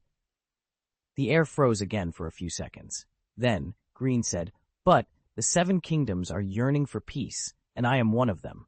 In this regard, our thoughts align, Prime Minister Tywin." He spread his hands. "Compared to Kleb's troops, the peace of the Seven Kingdoms is more dependent on the support of the Duke of Metz. If we want to quell the rebellion quickly, we need supplies from the Reach. This is the reality we face." Duke Tywin's chest rose and fell slightly. He said, "Tyrell is about to become a queen of the family, and the Duke of Highgarden shares the same vision as you and me." Greene shrugged slightly and said nothing. After a pause, Duke Tywin leaned back in his chair and said, "Prince Oberyn Martell will arrive in King's Landing soon, and they also want to contribute to the kingdom." Greene smiled and said, "Welcome the Dornish people back to the Red Keep." Duke Tywin's light green eyes moved slightly. "You seem to like Dorne very much." Greene chuckled. "Perhaps because of the distance, I rarely hear news about the Dornish people. Sometimes I suspect that Dorne is a country outside the kingdom." Perhaps because of Greene's joking, the atmosphere in the room became much more relaxed. Or perhaps this was some kind of tacit understanding among power players. Let's continue talking about the Riverlands. Joffrey's training grounds. At this time, Robert Arryn held a small dagger in both hands and cried out, "I want Maester Kermont." The tall Joffrey looked down at the short Robert and said contemptuously, "You are a traitor. You are not qualified to petition the king." King Joffrey made a gesture, and someone immediately chanted loudly, "His merciful Majesty Joffrey a grants, the traitor, Duke of the Eyrie, Robert of House Arryn, the opportunity to compete with the king in swordsmanship. Witness the gods." King Joffrey's lips pursed, and he declared proudly, "Duke of the Eyrie, if you can hurt me, I will show mercy when I judge you." The hound standing aside. The Kingsguard, red robes and gold robes standing around. On the other side, among the servants watching, someone shouted, "Long live the king!" Then many people joined in, and soon the crowd was shouting in unison, "Long live the king! Long live the king! Long live the king!" King Joffrey nodded with satisfaction. raised his hand, and signaled everyone to be quiet. He slowly pulled out the lion's tooth from the scabbard. The sound of metal against leather made little Robert tremble all over. With a clang, the dagger in little Robert's hand fell to the stone slab at his feet. Seeing this, King Joffrey looked pleased. Just then, a voice rang out angrily. "Duke, pick up your sword!" Little Robert screamed, "I don't want to! I want to go back! I don't want to!" King Joffrey shouted furiously, "Shut up! Pick up our sword quickly!" Little Robert continued to scream, "I don't want to! I don't want to! I don't want to!" King Joffrey sneered and lightly stabbed with the lion's tooth in his hand. A red line slowly appeared on little Robert's cheek. "This is just a warning. If you can't shut up, I will kill you directly." Little Robert first touched his face with his small hand, then looked at his blood-red palm, and then he screamed loudly. "Ah! Ah!" The sound was harsh, and King Joffrey's handsome face twisted in anger. "Shut up!" Little Robert ignored King Joffrey's threat, continuing to scream, "Ah! Ah! Ah! I'll kill you!" King Joffrey shouted, raising the lion's tooth to strike. But Sandor Clegane stopped him in time, and little Robert froze in place, the blade of the sword almost touching his hair. "Dog, get out of here!" King Joffrey demanded, but Sandor's large hands were like iron clamps. Joffrey kicked out in anger. "Get away." Sandor said calmly, "You will kill him, King." King Joffrey kicked him again. "I'm going to kill him." Sandor glanced at little Robert, who no longer dared to scream, and said, "King, it's no longer fun when he's dead." King Joffrey suddenly chuckled and said, "My dog, go and pluck out Duke Aaron's tongue." Sandor shrugged, "To your satisfaction, King." He turned around and nodded towards a place where Maester Cormon stood, held by 2 gold cloaks. The gold cloaks released Maester Cormon, who hurried over. Sandor then said to little Robert, "Kid, if you don't want to die, just keep your mouth shut." As soon as Maester Cormon arrived, he hugged little Robert and asked, "My Lord Duke, are you okay?" Little Robert's skin was just broken, and he hiccuped, "I want to go back." Maester Cormon whispered in little Robert's ear, "Your Majesty, treat this as a game." Little Robert shook his head, "I don't want to. I want to go back." Maester Cormon's voice was filled with tears. "Your Majesty, please, please play with His Majesty the King." Little Robert shook his head again. "I don't want to." Maester Cormon continued to plead in a low voice, "We will go back as soon as the night game is over. Your Excellency, I will get you something delicious when we get back." As he spoke, he picked up the mini dagger and asked Robert to hold it. Little Robert was about to throw it away, but Maester Cormon held his little hand tightly and cried, "My lord, you are the falcon, and this is your sharp claw. Please hold it tightly." "The king has no patience," Sandor's cold voice sounded. "Your Majesty, Duke, hold it tight." Maester Cormon was quickly carried away by the gold cloaks. Sandor stepped back, and the sword duel between the king and the duke resumed. King Joffrey's green eyes sparkled with pleasure. He raised the lion's tooth and pointed the tip of the sword at little Robert's cheek below his eyes. "With just this little injury, if you cry and yell, you are worse than Tommen." Little Robert stood there trembling, the dagger he held in his hands dangling, and he shouted loudly, "I'm not crying!" Hearing little Robert's rebuttal, King Joffrey's face showed excitement. His lion's tooth thrust forward, and little Robert was so frightened that he dropped his dagger and fell down. King Joffrey laughed. Not long after, his smile suddenly faded. "Stand up and pick up the sword." He raised his chin and said, "Today, the remnants of the Arryn family are causing trouble in my King's Landing, and I have cut off all their heads." He pointed the tip of the lion's tooth sword at little Robert. "Lord Arryn, if you please me, I can take you to visit them. I have already had them displayed."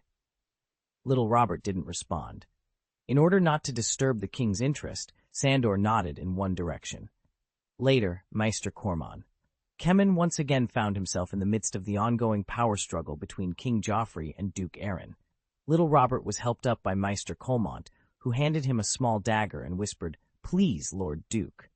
King Joffrey, displeased, snapped, "Dog, what are you doing?" He raised his chin arrogantly, his eyes fixed on the cold gleam of the lion's fang sword.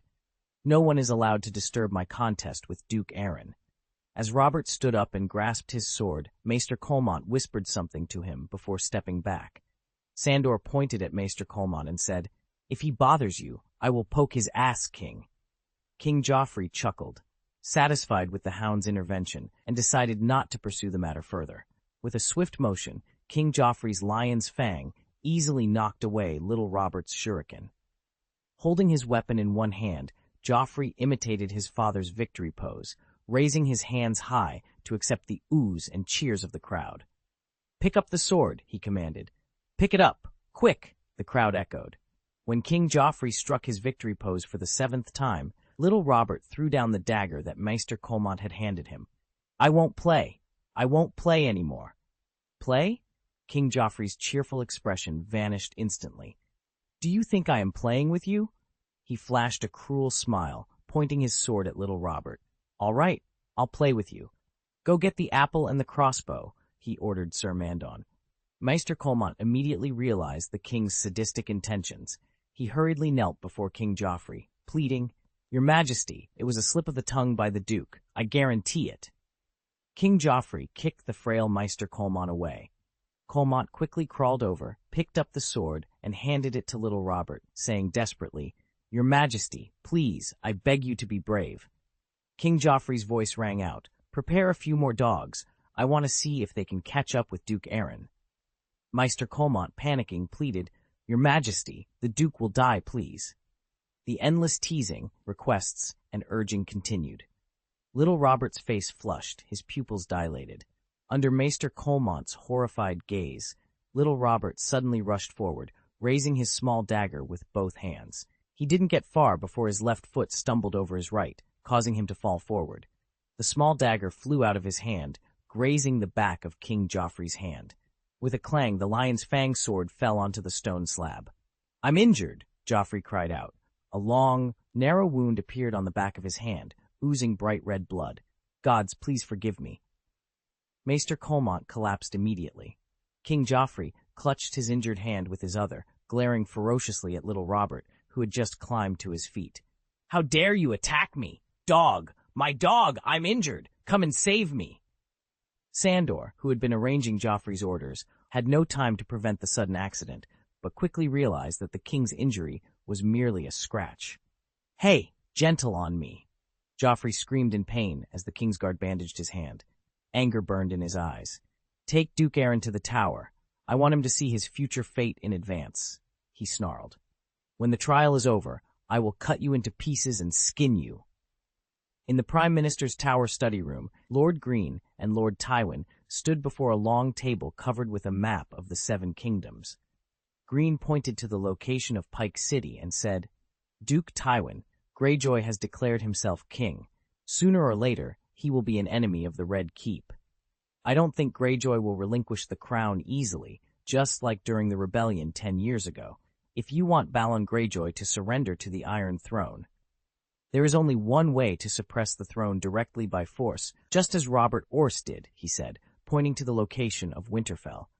"The Ironborn invaded the north. I have to admit that they inadvertently helped the Red Keep." His finger moved to the location of Riverrun. "So there is nothing to fear from the little wolf trapped here without any other support." Duke Tywin was silent for a moment before saying, "Besieged beasts will resist tenaciously." Greene nodded slightly, then tapped the gate of the Westermar, N region, Golden Tooth. "Perhaps we also need to prevent the little wolf from repeating its last attack." Lord Tywin glanced at Greene and said, "The little wolf can't leave the Riverlands." Greene nodded, his eyes slowly sweeping across the river before finally stopping at the twins. "If the Frey family is willing to cooperate?" He pinched his chin thoughtfully. "We may not need to use too many troops to end the chaos in the Riverlands." After a pause, Duke Tywin's eyes moved slightly as he looked at Greene. "This is difficult. After all, the Frey family is a vassal of the Tully family. Count Greene, have you thought of a good idea?"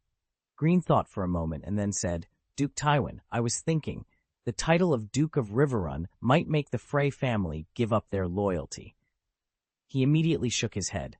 "I don't know much about Lord Frey. This kind of temptation, I'm not sure if it will be enough to attract him." Suddenly, there was a knock on the door. Without waiting for Lord Tywin's response, Sir Kevin hurriedly entered the study. "Lord Tywin, Joffrey has taken Robert Arryn away." Chapter 330, the day of execution. Joffrey? Lord Tywin looked away from the map, the wrinkles on his forehead deepening. Sir Kevin glanced at Greene and said, "The Kingsguard forcibly took Robert Arryn out of the dungeon in the name of the king." From the tower, the entire city of King's Landing spread out below. A thick stone parapet surrounded the outside of the tower, with crenellations for archers at intervals. Between them, a string of heads were impaled on iron spears, facing the city. "Don't close your eyes. Keep watching. This is the fate of betrayers. Dog, let him see clearly. Lord Arryn, your head will also appear there soon. After all, you are the Duke of the Eyrie. When the time comes, I will have someone place your head on a spear alone." Ha! Staring at little Robert held in Sandor's big hand, seeing that he was about to be frightened to death, Joffrey Baratheon's face became even more excited. With a flick of his bright red cloak, he jumped onto a wooden box beside him. With his hands on his waist and his chin raised, Joffrey raised his voice and said, "I declare that starting tomorrow, Lord Arryn will come to admire them every day until the execution." He stretched out a hand. "I, as a merciful king, will personally supervise and listen to his daily confession." As he spoke, he rolled his eyes and shouted to Sandor, "Dog, find a monk when the time comes." Sandor glanced at his king and said, "As you command." King Joffrey nodded slightly with satisfaction, paused, and suddenly stood there giggling. It took him a while before he finally stopped laughing. "They are all brave men of the Arryn family. Since they dare to cause trouble in my King's Landing, in return, I will reward their loyalty. Every night I will have someone arrange one. No, 2 brave heads to guard Duke Arryn's bed until the last night before execution. My dog, do you remember it? I guarantee your satisfaction." Duke Tywin personally led the people to set off. Worried about the king's safety, Greene also followed with his own guards. Before setting off, Greene gave Aang some instructions and sent him to Megta. On the way to Joffrey's exclusive training ground, a red-robed guard came on horseback. He reported to Lord Tywin that King Joffrey had just brought Lord Arryn to the tower. The afternoon sun was still dazzling, and although Duke Tywin's expression did not change, Greene, not far away, saw a vein bulging on the top of his head. Lord Tywin kicked his spurs and adjusted the direction of his horse's head. When they approached the seaside city wall, they met Grand Maester Pycelle, who was holding a book and walking tremblingly. There was a sound of horse hooves, and the old Pycelle got out of the way in a panic, then fell down on the roadside. Although he was sitting there with his legs stretched out, he did not forget to salute Lord Tywin. The entire team did not slow down their horses, and Lord Tywin responded by tapping his chin lightly as he passed in front of Grand Maester Pycelle. While riding the horse, Greene made a gesture. "The king is injured. Take him with you." Greene had heard about this from the red-robed guards who came to deliver the message. Although it was only a minor injury, since he had already met Grand Maester Pycelle, just in case, he decided to let him go with them. It was very reasonable. 2 men in blue robes stopped their horses, jumped off, and helped Grand Maester Pycelle up. Pycelle's bachelor's necklace jangled softly, and confusion and surprise flashed in his cloudy eyes. Due to the distance and the sound of horse hooves, Grand Maester Pycelle did not hear Greene's voice. Thinking of the Bloody Earl's honest style, he couldn't help but feel wary, but he did not dare to refuse. He was carried away by 2 blue robes. In front of the stairs of the city wall, everyone jumped off their horses. A red-robed captain raised his head and asked loudly, "Where is the king?" Not long after, a voice from above the stairs responded, "The king is at the way top of the tower." Duke Tywin raised his eyes and looked upward, then began to ascend the stone steps. When the last Lannister in red robes climbed up the stairs, Greene followed behind him, surrounded by Claymore's blue robes, with his hands behind his back. Giggle, is this the falcon that has ruled the valley for thousands of years? King Joffrey's eyes were full of ridicule and contempt. They died fighting for you, and you can't hate these people. He chuckled again, although they only have their heads left. After a pause, King Joffrey suddenly said, "I thought of a good idea." He raised his chin. "I, as a just king, want to correct your shameful behavior. I order you to kiss it. Dog, go and get one." Seeing Sandor standing there motionless, King Joffrey said angrily, "Dog, Didn't you hear my order? Go quickly. Sandor Clegane glanced back and said, King, I've been short of waste recently and can't reach it. King Joffrey was stunned, then said angrily, How dare you disobey my order? He jumped off the wooden box, ready to kick the hound, when a high-pitched chant suddenly echoed. Welcome, the Prime Minister, Duke Tywin Lannister. When Lord Tywin's tall figure appeared, everyone saluted in his direction, except King Joffrey and the Kingsguard. The top of the tower, which had been full of laughter moments ago, suddenly became silent. Step by step, Duke Tywin walked towards King Joffrey. The Prime Minister's necklace he wore shone golden in the sun. As Lord Tywin's figure gradually approached, King Joffrey couldn't help but secretly spit. Lord Tywin stopped in front of King Joffrey and stared at him expressionlessly.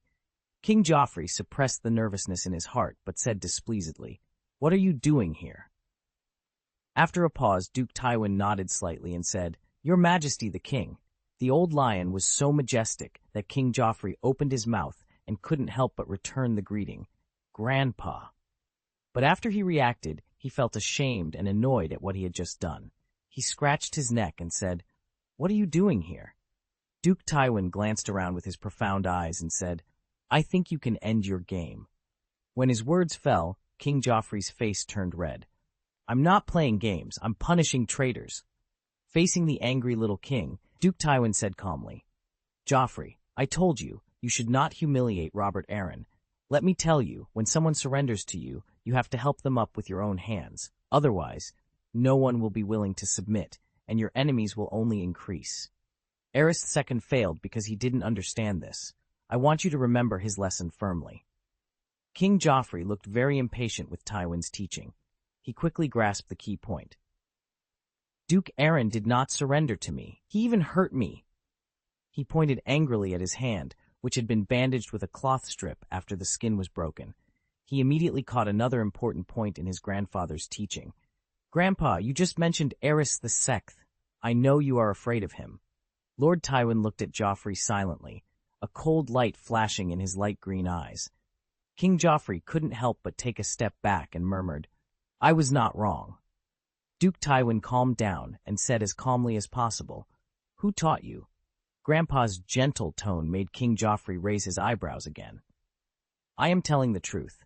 My father, he is an invincible hero. He killed Prince Rhaegar with his own hands and won the crown. But at that time, I heard that Grandpa was hiding in Casterly Rock and dared not come out because you were afraid of Aerys. His voice was slightly contemptuous. Prime Minister Tywin, I am the king. The king is fearless and does not rely on your cowardly tricks.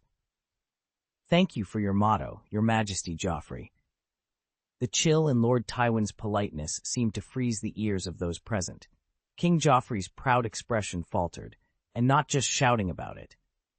King Joffrey's face turned red with anger, but he knew better than to argue further with his grandfather.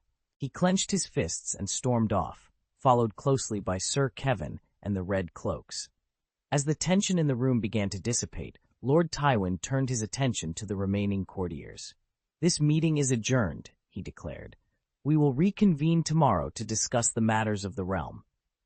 The courtiers bowed and began to file out of the room, whispering amongst themselves about the dramatic confrontation they had just witnessed. Lord Tywin watched them go, his expression unreadable. Once the room was empty, he allowed himself a small sigh. He knew that dealing with Joffrey would be a challenge, but he was determined to mold the boy into a proper king, no matter how difficult the task. Meanwhile, Greene remained in his position under the stairs, his mind racing with possibilities. He had witnessed the power struggle between Tywin and Joffrey, and he knew that it presented an opportunity. He just needed to bide his time and wait for the right moment to strike. As he pondered his next move, he noticed Maester Pycelle making his way up the stairs, his old face lined with worry. Greene stepped forward to intercept him. Maester Pycelle, he said smoothly, King Joffrey has sustained a minor injury. Please see to it that he is properly tended to. Pycelle nodded, his expression grave. Of course, my lord, I will see to it immediately. Greene watched the old Maester hurry off, a satisfied smile playing on his lips. Everything was falling into place. He just needed to be patient and let the pieces move as they would. Back in his chambers, King Joffrey paced angrily, his mind replaying the confrontation with his grandfather. He hated feeling powerless, and he hated even more that Tywin had made him look like a fool in front of the court. But as he fumed, a plan began to form in his mind. He would show them all that he was the true king, and he would do it in a way that no one could question. He just needed to be smart about it. With renewed determination, he called for his scribe and began to dictate a series of orders. If Tywin thought he could control him, he was sorely mistaken. Joffrey would prove once and for all that he was the one in charge. As the sun set over King's Landing, the city buzzed with the news of the day's events. Whispers of rebellion and power struggles filled the air, and everyone knew that the days ahead would be anything but peaceful. But for now, the city slept, unaware of the storm that was brewing just beneath the surface. And as the night wore on, the players in this deadly Game of Thrones prepared for the battles to come, each one determined to emerge victorious. Duke Tywin nodded slightly and turned around. "Kevin, let's go back," he said. "At least it makes you look like an adult. But you are not the real king. No matter how hard you try, they will all treat you as a little boy. Protecting the weak is their best excuse. Lord Tywin asked me to take you back. The king must return with me immediately. The Queen Mother asked me to protect you. Take him to the dormitory, feed him some sleeping wine." After a pause, Lord Tywin continued, "I will comfort little Robert on your behalf. You cannot see him without my permission in the future." Joffrey's eyes were bloodshot. "He hurt me," he exclaimed. Lord Tywin stopped, turned his back to Joffrey, and said, "This is not worth showing off, Joffrey." King Joffrey's face twisted with rage. "I will never let him go. No one can stop me," he shouted, striding away furiously. In the direction he was heading, Maester Colmont held little Robert in his arms. King Joffrey approached them with a menacing glare. He kicked Maester Colmont down with a fierce blow, then reached out and grabbed little Robert by the hair, dragging him towards the battlements. "I am the king of the country," Joffrey declared, jumping onto the battlement. With a flick of his arm, he sent little Robert flying out of the Red Keep. Chapter 331. Winter above the tall towers, the sunlight blazed like a fiery flame, dazzling and intense. Everyone stood silently, stunned by the sudden accident. Shocked, confused, and bewildered, the people present had not yet recovered from the shock. The entire scene seemed frozen in time. A gentle breeze blew, but it could not break the deathly silence. Only Joffrey's rough breathing was distinctly audible. Lord Tywin tensed his body, resembling an enraged lion trying to suppress his anger. His clenched teeth creaked. Sir Kevin called out, "Lord Tywin." Hearing his brother's voice, Lord Tywin held his hands behind his back. The fist, with bulging veins, relaxed slightly. He moved his gaze to Joffrey, who was still staring at him hatefully, and narrowed his eyes slightly. After a brief pause, Duke Tywin said, "Kevin, make arrangements immediately. Today's matter must be a— Grand Maester Pycelle, please check His Majesty's wounds." Greene's voice sounded from behind the crowd. Duke Tywin and Sir Kevin both turned to look. Greene nodded slightly at them, but did not stop. He approached the wall, glanced down symbolically, and suddenly raised his voice. "The traitor, Lord Robert Arryn, took advantage of King Joffrey's kindness and attempted to assassinate him." He glanced at the back of Joffrey's hand and announced, "King Joffrey was injured due to a sneak attack, but he successfully fought back. The brave king executed Robert Arryn with his own hands. Gods bless the king." There was silence. Greene's eyes moved to the old maester who had shrunk next to Lord Tywin, and his voice sounded again. "One of the witnesses, Grand Maester Pycelle, please record it yourself and inform the Maester's Tower to send the message to all the lords of the Seven Kingdoms." Maester Pycelle looked pitifully at Lord Tywin, who was staring at Greene. His low voice was filled with tears. "Lord Tywin, I didn't expect it. It was Lord Greene. His guards said that the king was injured. Yes, it was him who arrested me and invited me here." Lord Tywin ignored the cowardly old maester. While suppressing his anger, he thought about the accident that had just happened in front of him. In front of everyone, Earl Greene seemed to be excusing the king's atrocities, but he knew the real purpose of the person in front of him was to directly determine the king's crime. Lord Tywin was rationally weighing the pros and cons of concealing this matter and its subsequent consequences. Before he could think clearly, King Joffrey, who had awakened from his angry state, suddenly said loudly, "Earl Greene is right. It was Duke Aaron who wanted to assassinate me, so I killed him." He raised the hand wrapped with a cloth strip. "I was injured. He attacked me sneakily." Joffrey Baratheon's acting was poor, but Lord Greene still cooperated with him and made a gesture, saying, "Protect the king." Two veins bulged on the top of Lord Tywin's head. Sir Kevan approached his brother and whispered, "Lord Tywin, there are too many eyes and ears today." Duke Tywin nodded subtly. His eyes moved slightly. He glanced at the grandson who was hiding behind Earl Greene, and then turned around and left. When Lord Tywin and Sir Kevan disappeared, Maester Pycelle, who was trembling when walking with his eyes level, trotted up to King Joffrey with unusual agility. He said sadly, "Your Majesty, are you okay? Please let me take a look at you." "Go away." King Joffrey shook off the old maester's wrinkled hand in disgust. Maester Pycelle was so frightened that his body trembled. Yes, okay, I will treat you later." Greene rubbed his head and sighed. "King Joffrey, maybe you really need to recover from your injury for a few days. I think your grandfather has not calmed down yet." At the mention of Lord Tywin, fear flashed across Joffrey's face, but he still pretended to be fearless and snorted. After a pause, Greene said slowly, It might be better to ask Queen Cersei to speak to Duke Tywin in person. This way, we won't need to trouble you or Duke Tywin this matter, until we meet again." Hearing this, King Joffrey's blue eyes flickered, and he said, "Okay, very good. Leave this small matter to my mother. I'm very busy." Greene nodded slightly and said, "Yes, you are busy with affairs, and you also need to recover from your injuries, King Joffrey." King Joffrey suddenly brightened at the thought of someone else dealing with the old lion on his behalf. "Earl Greene, I see your loyalty, and I want to reward you." After a moment of thought, he asked, "Is there anything you want? I will grant it." Greene pondered for a while and said, "If possible, please allow me to send Duke Aaron back to the valley, Your Majesty Joffrey." Upon hearing Greene's request, King Joffrey's expression darkened, and he said displeasedly, "No, he is my trophy, and I will display his head here so that everyone can see the fate of a betrayer." Grand Maester Pycelle glanced at King Joffrey and said, "Your Majesty, I think." He can no longer see clearly. King Joffrey interrupted angrily, "Then sew him up. You, sew him up with your own hands." Greene did not press his request further. "King Joffrey, your generosity is known throughout the Seven Kingdoms, but I really can't think of anything I want at the moment. It's quite troubling." King Joffrey chuckled. "It doesn't matter. You can think about it and come back to me when you have decided, Earl Greene." In the Queen Mother's chamber at Meg Tower, Cersei Lannister was as radiant as the summer sun. She walked gracefully towards the windowsill, her gorgeous skirt swirling as she turned. The sunlight streaming through the stained glass added a beautiful touch of color to her, and her eyes shone with undisguised excitement and anticipation.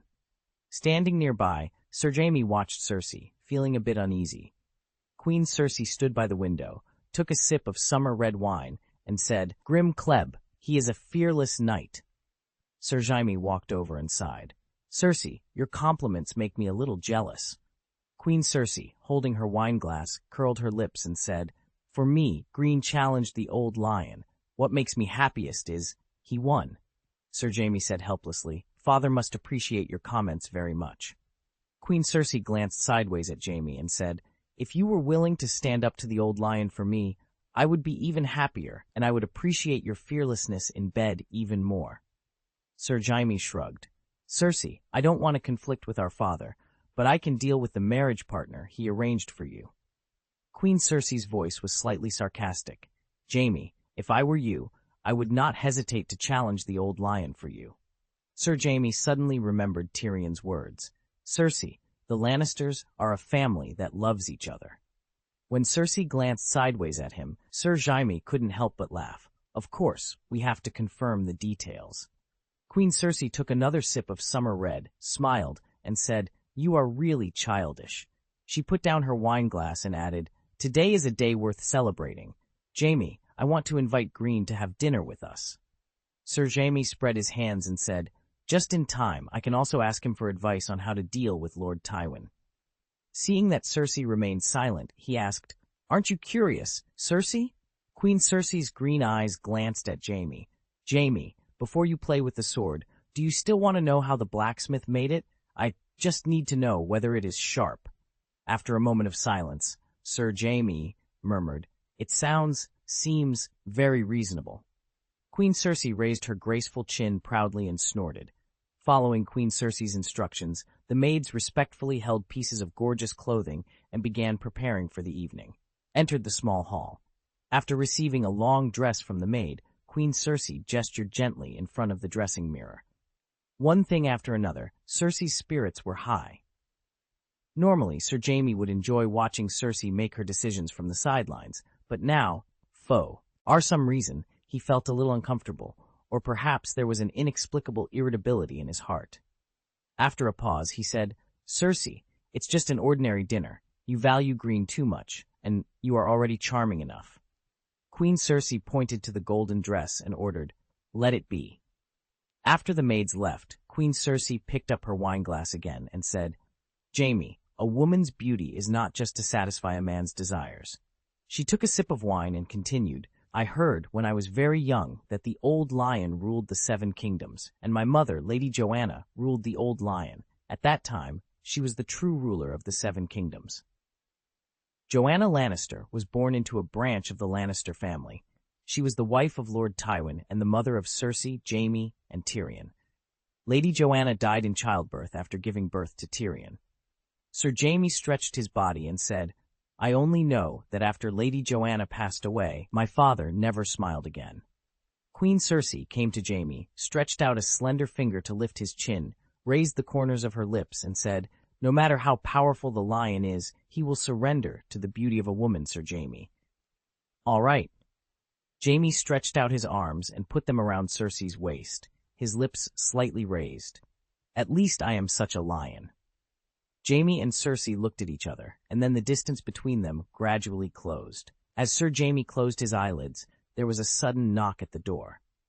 Jaime cursed angrily, and Queen Cersei lowered her eyes and said with a smile, "It is really, sir, go and see who disturbed our good mood." Reluctantly, Sir Jaime walked towards the small hall door. Opening the door, still slightly dark-faced, he said with some confusion, "Adam?" In addition to Adam Marbrand, there was also Osfred Kettleblack, who had brought him in. Sir Adam nodded and said, "Jaime, it was Lord Tywin's order. He asked me to tell you something." "Sir Osfred, you've done your duty." Sir Jaime stepped out and closed the door. After Queen Cersei's captain of the guard left, Sir Adam informed Sir Jaime of the accident that had happened on the tower. Finally, he added, "Also, Sandor Clegane, these 4 King's Guards, my Lord Hand of the King, please fulfill your duties as captain of the King's Guard." Hearing the old lion's accusation, Sir Jaime felt as if he had been slapped. He forced a smile to his childhood friend and said, "I understand, Adam." Sir Adam reached out and patted Jaime's arm, flicked his red cloak, and left. Returning to the Queen's chamber, Queen Cersei noticed Jaime's sullen face and said, "I heard Sir Adam's voice." Sir Jaime walked to the wine cabinet, poured himself a glass of wine, took a big sip, and then said, "Some accidents happened." He first recounted Joffrey's atrocities, and then said, "Father told me that this is a fact, but Greene deliberately distorted the facts." Queen Cersei sat down and said in surprise, "Greene?" Sir Jaime nodded and said, "When it happened, Greene happened to see it. He knows it very well." He frowned. "Father told me that the fact from Greene's mouth was that Duke Aron tried to assassinate Joffrey, but was later successfully counter-killed by the heroic king." He murmured, "Father asked me how I planned to protect the honor of the White Knight in the face of the facts that happened before me." After listening, Queen Cersei showed a satisfied look. "Greene is not only brave, but also very smart. He has done a good job, and I should reward him." Reward. This word had acquired another meaning in Sir Jaime's ears due to Greene's several stimulations.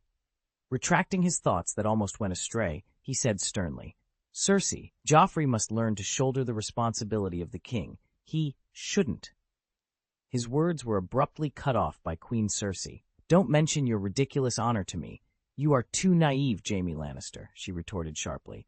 When Aerys II was alive, Robert Baratheon was still a traitor. But what about now? History is always right to 10 by the victors.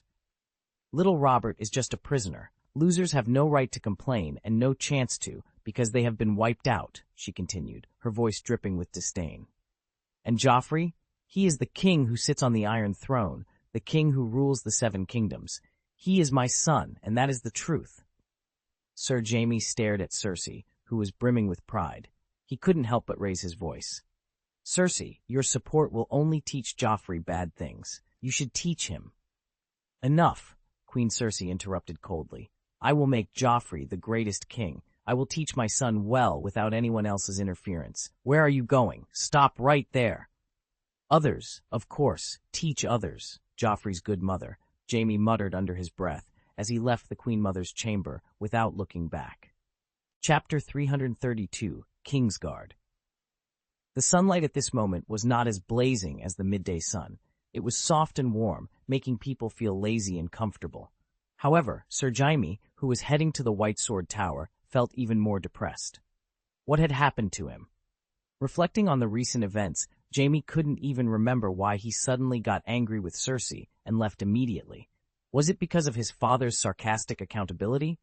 Was it because of Joffrey? Joffrey, his blood, his firstborn. Sir Jaime tried to remember Joffrey as a child, but no matter how hard he thought about it, Cersei was still in his mind. Jaime had watched Joffrey being born, but his main concern at that time was not him, but Cersei. Moreover, he didn't even get a chance to hold his son. Jaime remembered mentioning it, but he couldn't recall why he had the urge. He still clearly remembered Cersei's warning. You and Joffrey look so similar, it is dangerous enough. He didn't insist anymore. From then on, that child, that screaming pink thing, took up most of Cersei's time and love. He watched Joffrey become Robert's favorite for a time. Robert Baratheon rots and stinks in his grave, and Jaime Lannister feels he's had enough of the world's lies. Seeing the outline of the White Sword Tower from a distance, Sir Jaime tightened his grip on the sword handle. When he heard about Joffrey's atrocities from Adam, he actually thought of Aerys II. What came to his mind was the scene where the Mad King executed the former Duke Stark alive in front of them, that crazy and cruel scene. The laughter seemed to still be echoing in his ears. History seemed to be repeating itself before his eyes, and what an irony it was. Did the Kingslayer create Mad King too? Sir Jaime couldn't help but quicken his pace. He had to do something. At least he would never allow another Mad King to appear. Sir Jaime saw the 4 Kingsguards waiting for him in the circular Kingsguard meeting room. Sandor Clegane, Mandon Moore, Osmond Kettleblack, and Boros Blount. Among them, Sir Osmond grinned at Jaime as if the two of them had been friends for many years. Awaited, Osmond said.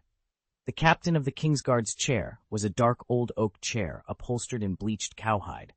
Sir Jaime stood next to it and glanced at the people present. This seemed to be his first official meeting with the brothers of the Kingsguard since he became the captain.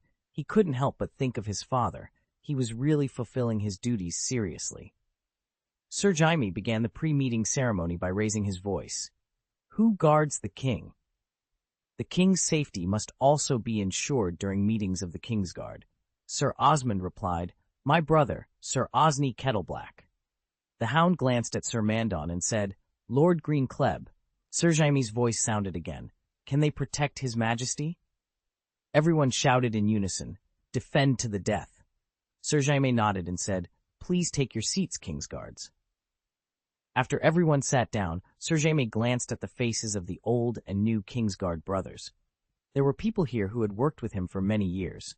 The hound had always served as Joffrey's personal guard. Sir Mandon's fish eyes never showed his emotions.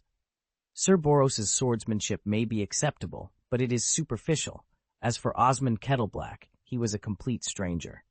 He tried to imagine how Sir Arthur Dayne, the Sword of the Morning, would react to seeing the Kingsguard in their present form. He guessed that the Sword of the Morning would probably sigh and say, The Kingsguard have fallen to this point. Perhaps he had no choice but to answer, It's all my fault. I took the back door first and let others imitate. After retracting his thoughts, Sir Jaime said, Everyone, not long ago, Robert Arryn fell from the tallest tower on the seaside, and, After a pause, he also made his choice. For the specific process, please wait for the explanation from the Imperial Council. Jaime also reluctantly found a reasonable reason for himself. The Kingsguard should be as white as the white robes on their backs, their bodies, so they should not participate in the dark power game. He hated himself even more at this moment. After Sir Jaime finished speaking, some people shifted uneasily in their seats, some clenched their fists, and others shrugged nonchalantly. He continued, "Everyone, the king is still underage. I would like to reiterate the duties of the Kingsguard here. Before the king comes of age, our only duty is to protect the king's safety." The Kingsguard swore to obey the king, but the king is only 13 years old, and the top priority is to protect him, including not being harmed by his own actions. Before the king comes of age, the Kingsguard will slightly adjust who is obeyed. My sister is the Queen Mother Regent, my father is the Hand of the King, and I am the captain of the Kingsguard. Obey the three of us and nothing else. As you command, Captain of the Kingsguard. After a moment of silence, Sir Jaime looked at an increasingly fat white knight and said, "Sir Boros, have you heard of that wedding in River Run? A duke's heir and his bride were poisoned at the wedding banquet. Also, if I remember correctly, Prime Minister John was also poisoned to death." Sir Boros nodded doubtfully, and Jaime continued, "As a Kingsguard, I hope that the king will sit firmly on the Iron Throne until his hair turns white and his teeth become loose. He will never be harmed by poison or the like again." He announced, "I hear you love good food. From now on, you will be the first to taste every dish Joffrey eats and every glass of wine he drinks, Sir Boros." Someone let out a low laugh, and Sir Boros's face suddenly turned red. "I am not the king's cupbearer. I am the Kingsguard." A cupbearer is a full-time servant who pours wine or serves tea and wine. The cupbearer also arranges seats and delivers dishes for food. The sons of nobles in the Seven Kingdoms are also honored to be chosen as cupbearers for great nobles, especially those of the royal family. Serving wine is very important. Sir Jaime's mouth showed a sarcastic arc. "Many people have seen your performance during the last riot in King's Landing. Queen Cersei also saw how you happily handed over Tommen to Sir Jacelyn. Since you dislike drawing your sword so much, I will give you a new weapon. From now on, when the Kingsguard is playing with the sword, you will be playing with the soup in the kitchen. Spoon." Sir Boros's fat face trembled, and he said angrily, "You are deliberately insulting me." Sir Jaime said coldly, "You should protect them to the death. Swear to protect Aerys II as you do?" Sir Boros stood up suddenly, grabbed the hilt of his sword with his big hand, and said, I don't accept your order. In my opinion, you should be the one to serve. Not long ago, you were still a prisoner of the city." "Very good." Sir Jaime smiled and said, "It seems that I, like you, am not suitable to protect the king." Well, he also stood up. "Please draw your sword. If one of us falls, it will be considered as clearing the garbage for the Kingsguard." Seeing Sir Boros's hesitation, Sir Jaime sneered and said, "If you don't want to fight, just accept my arrangement." "Pooh!" Sir Boros spat a large amount of green spit at Sir Jaime's feet and walked away without looking back. He never dared to draw his sword. The second person, Sir Jaime, looked at the Hound. After thinking about it, he had to admit that the Hound had always done a good job, at least in terms of accompanying Joffrey. "Sir Sandor, you may go." "I'm not a knight," the Hound replied, and he stood up and left the circular conference room. After Jaime sat down again, he looked at the new member of the Kingsguard with a hooked nose. "Sir Osmond, I have never heard of your name, and I am deeply surprised about this. I have traveled all over the Seven Kingdoms, participating in tourneys and real battles everywhere. Any mercenary knight, free rider, and budding squire who has performed even a little bit has heard of you. Why can't I remember you?" Jaime Lannister asked, his brow furrowed in confusion. Sir Osmond chuckled, his smile exaggerated, as if sharing a private joke. "I really don't know how to answer that question, Lord Lannister. I'm a warrior who shuttles between battlefields, not a knight who only knows how to joust." Jaime scrutinized him. "Let me rephrase. Where did you work before Queen Cersei discovered you?" Osmond shrugged nonchalantly. "I live in a state of flux, sometimes here, sometimes there, Lord Lannister. I've traveled all over the Seven Kingdoms, from Winterfell in the north to Old Town in the south, from Lannisport in the west to King's Landing in the east, but I've never been to here or there. Jaime leaned forward, his eyes narrowing. I ask you again, where did you work? Osmond spread his hands. On the Stepstone Islands. Many of the islands there are disputed territories, so wars are constant. I joined the Knights group, sometimes fighting for the Lyseni, sometimes for the Tyroshi. Jaime's frown deepened. Was this man merely a mercenary who fought for coin? After a pause, he asked, Who knighted you? Osmond shrugged again. Robert Stone. However, that knight has passed away, my lord.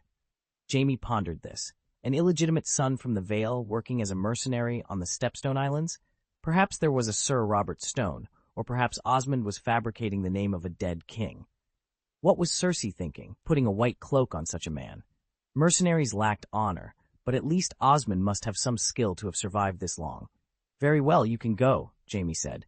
Osmond's smile returned. He nodded slightly to Jaime and swaggered out of the room. Only Jaime and Sir Mandon remained. After a moment of silence, Jaime smiled. Shall we find an opportunity to spar? Sir Mandon's light gray eyes flickered.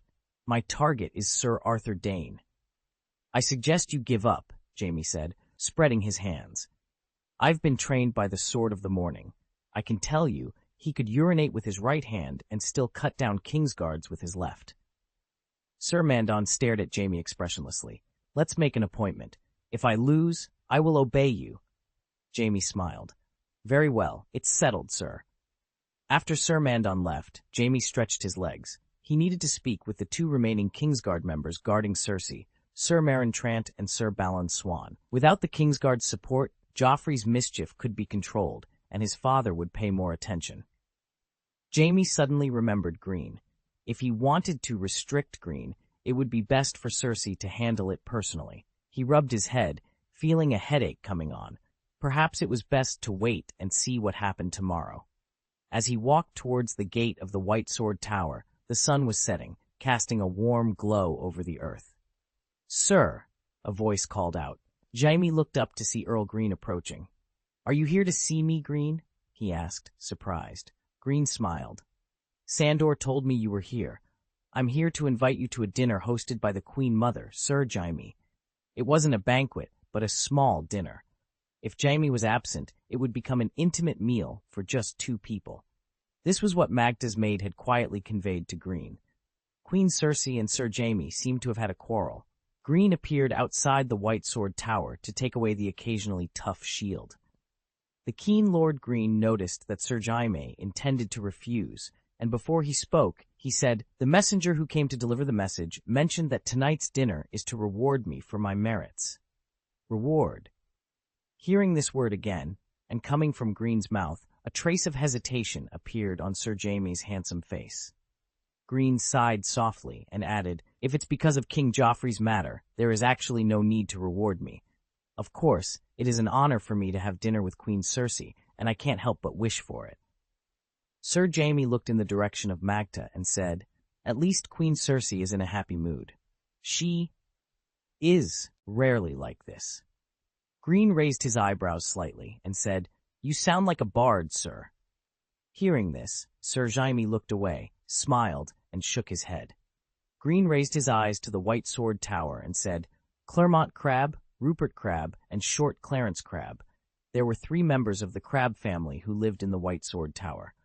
Sir Jaime came to Greene's side and said, There is still some time. I can take you in for a walk, and you can also find their history in the White Book. Chapter 333, Duke Greene. The interior decoration of the White Sword Tower was extremely simple. Greene did not read the White Code and went to the top floor with Sir Jaime. The sun was gradually setting in the west, casting golden light on the sea, making it shimmer like broken gold as the waves rose and fell. Greene's face, partially hidden under his hair, was flushed, and a smile played at the corner of his mouth as he admired the beautiful scenery of the outer sea. I like it here too, Sir Jaime said, coming up from behind and tossing a leather wineskin towards Greene. Greene caught it, pulled out the stopper, and took a sip, but he couldn't help but frown slightly. What kind of wine is this? The taste, well, it's impressive, Greene remarked. Sir Jaime smiled brightly, took a sip of his own wine, and said, The Kingsguard cannot be addicted to fine wine. Greene took another sip and said, "The Kingsguard seems like a different kind of monk." "It seems that Tyrion also said something similar to me," Sir Jaime replied. He looked out towards Blackwater Bay and was silent for a moment before suddenly asking, "How did you feel after meeting Lord Tywin?" Greene thought seriously for a moment and said, "I felt like there was a strong and majestic lion squatting in front of me. Under his gaze, I felt like I had no clothes on." He shook the wineskin in his hand towards Jaime. "It's much more impressive than that." Sir Jaime couldn't help but laugh at Greene's description. "Your description is also impressive." Greene shrugged. "If you have anything to say, you can say it directly, sir." "You really have a sharp eye," Sir Jaime said, spreading his hands. "I heard what happened on the tower, and I want to know your purpose for doing that." Greene's brown eyes looked at Sir Jaime with a solemn expression. "Although King Joffrey is still underage, I cannot let him be stigmatized. This is my public conscience." Sir Jaime's eyes moved slightly. "Then what are your selfish motives?" Greene leaned against the wall and replied, "When I take the title of Duke of the Eyrie, it will be more legitimate." The candidness of Greene's response startled Sir Jaime. "I thought you would at least find a beautiful reason." "Don't be surprised, sir," Greene said, his eyes turning to the distant sea. "Many people can see my purpose, but my way of handling it is the most rational. As for my own, in fact, most people know that I am actually the ruler of the Vale, or the true Duke of the Eyrie, without a title." Sir Jaime paused before saying, "Perhaps your method is more appropriate, but I am worried about another thing." Greene raised an eyebrow. "King Joffrey?" Sir Jaime opened his mouth and asked, "Are you really from Crabclaw Peninsula, Mr. Greene?" Greene joked, "Mr. Jaime, the person standing in front of you is the #1 general of the Seven Kingdoms." Sir Jaime smiled helplessly. Okay, the prisoner of Riverrun has not washed away his shame." Greene smiled and said, "I'm waiting to see the lion hunt the wolf." "I'll let you see it." "I can't live up to the expectations of a famous general," Sir Jaime replied. The joking between the two ended quickly. Sir Jaime coughed lightly and said seriously, "Only protecting, but not learning a lesson, Joffrey. The king will be more willful. He is the king, and this is not a good thing for the kingdom." Greene's eyes moved slightly. "You saw another person through King Joffrey, right?" He stared at Sir Jaime for a while and then said, "Don't worry, he will not become the Mad King too, because the Mad King did not have his grandfather, uncle, and mother around him." He reached out and patted Jaime's arm. "There are still 3 years. Don't be too anxious, sir. Moreover, you should know Duke Tywin's ability better than I do. When he calms down the war in the Seven Kingdoms, he will have time to teach a good king." On the way to Megatower, Greene suddenly asked, "What chapter? The Golden Dragon and the Lioness?" In the spacious and opulent hall of Megtower, orange-red flames danced in the fireplace. Cersei Lannister sat at the head of the dining table, her golden dress with a plunging neckline revealing her white shoulders and the upper swell of her breasts. The wide sleeves were adorned with spirals of tiny emeralds, which also decorated the bodice, and larger ones were set in her exquisite headdress. The flickering candlelight seemed to coat her in a layer of brilliance. During the soft conversation, Greene picked up his glass and took a sip, using the moment to secretly glance at the light of the west with his peripheral vision, as if worried about being noticed. In contrast, Sir Jaime's gaze was direct, openly showing his admiration. Queen Cersei, with her keen eye for men, noticed the amazement and admiration in their eyes. The corners of her lips curved slightly in satisfaction. Whether it was Greene or Jaime, she was pleased with their reactions tonight. Disgust flashed across Greene's eyes as he glanced at Jaime's handsome face, full of pleasure. Hadn't they had a tough argument not long ago? Wasn't Jaime reluctant to come here? Yet, a few teasing words from Cersei had made Jaime revert to his familiar demeanor, and Lord Greene despised him for it. Queen Cersei gently put down her golden, gem-inlaid wineglass and suddenly said, "I got news that the little Rose of the Tyrell family arrived at the inn outside King's Landing this afternoon." Mentioning Margaery Tyrell, Greene's eyes trembled slightly. As expected of Cersei, she had just resolved her marriage problem and immediately focused on another, battle. The lioness never stopped fighting. Sir Jaime's eyes moved slightly as he said, "This is good news. Joffrey will be able to see his fiancée tomorrow. He must be very happy. Tomorrow? Queen Cersei snorted coldly. How can it be tomorrow? The hypocritical Miss Golden Rose must have been fully prepared before entering King's Landing and meeting my son again. Sir Jaime glanced at Cersei warily and said, "It's understandable. No girl doesn't like to dress up. She wants to look her most beautiful in front of her fiancé." "You are so naive," Queen Cersei snorted again. Her eyes turned cold as she continued. "Jaime, I am sorry to tell you that her elaborate dress is not for our Joffrey, but for the commoners of King's Landing. Golden Rose's ambition is boundless. They are not marrying the little Rose to my son. They are marrying her to Joffrey's kingdom." She finally said, "I will never tolerate Golden Rose plotting against my son." Greene, leaning back in his chair, couldn't help but glance at Cersei. Sir Jaime said helplessly, "Cersei, the Tyrells are allies of the Lannisters, and their lady will give birth to an heir for Joffrey." Realizing that Cersei was looking at him as if he were an idiot, he paused and said, "With us here, no one can hurt Joffrey, I promise." Queen Cersei ignored Jaime's advice.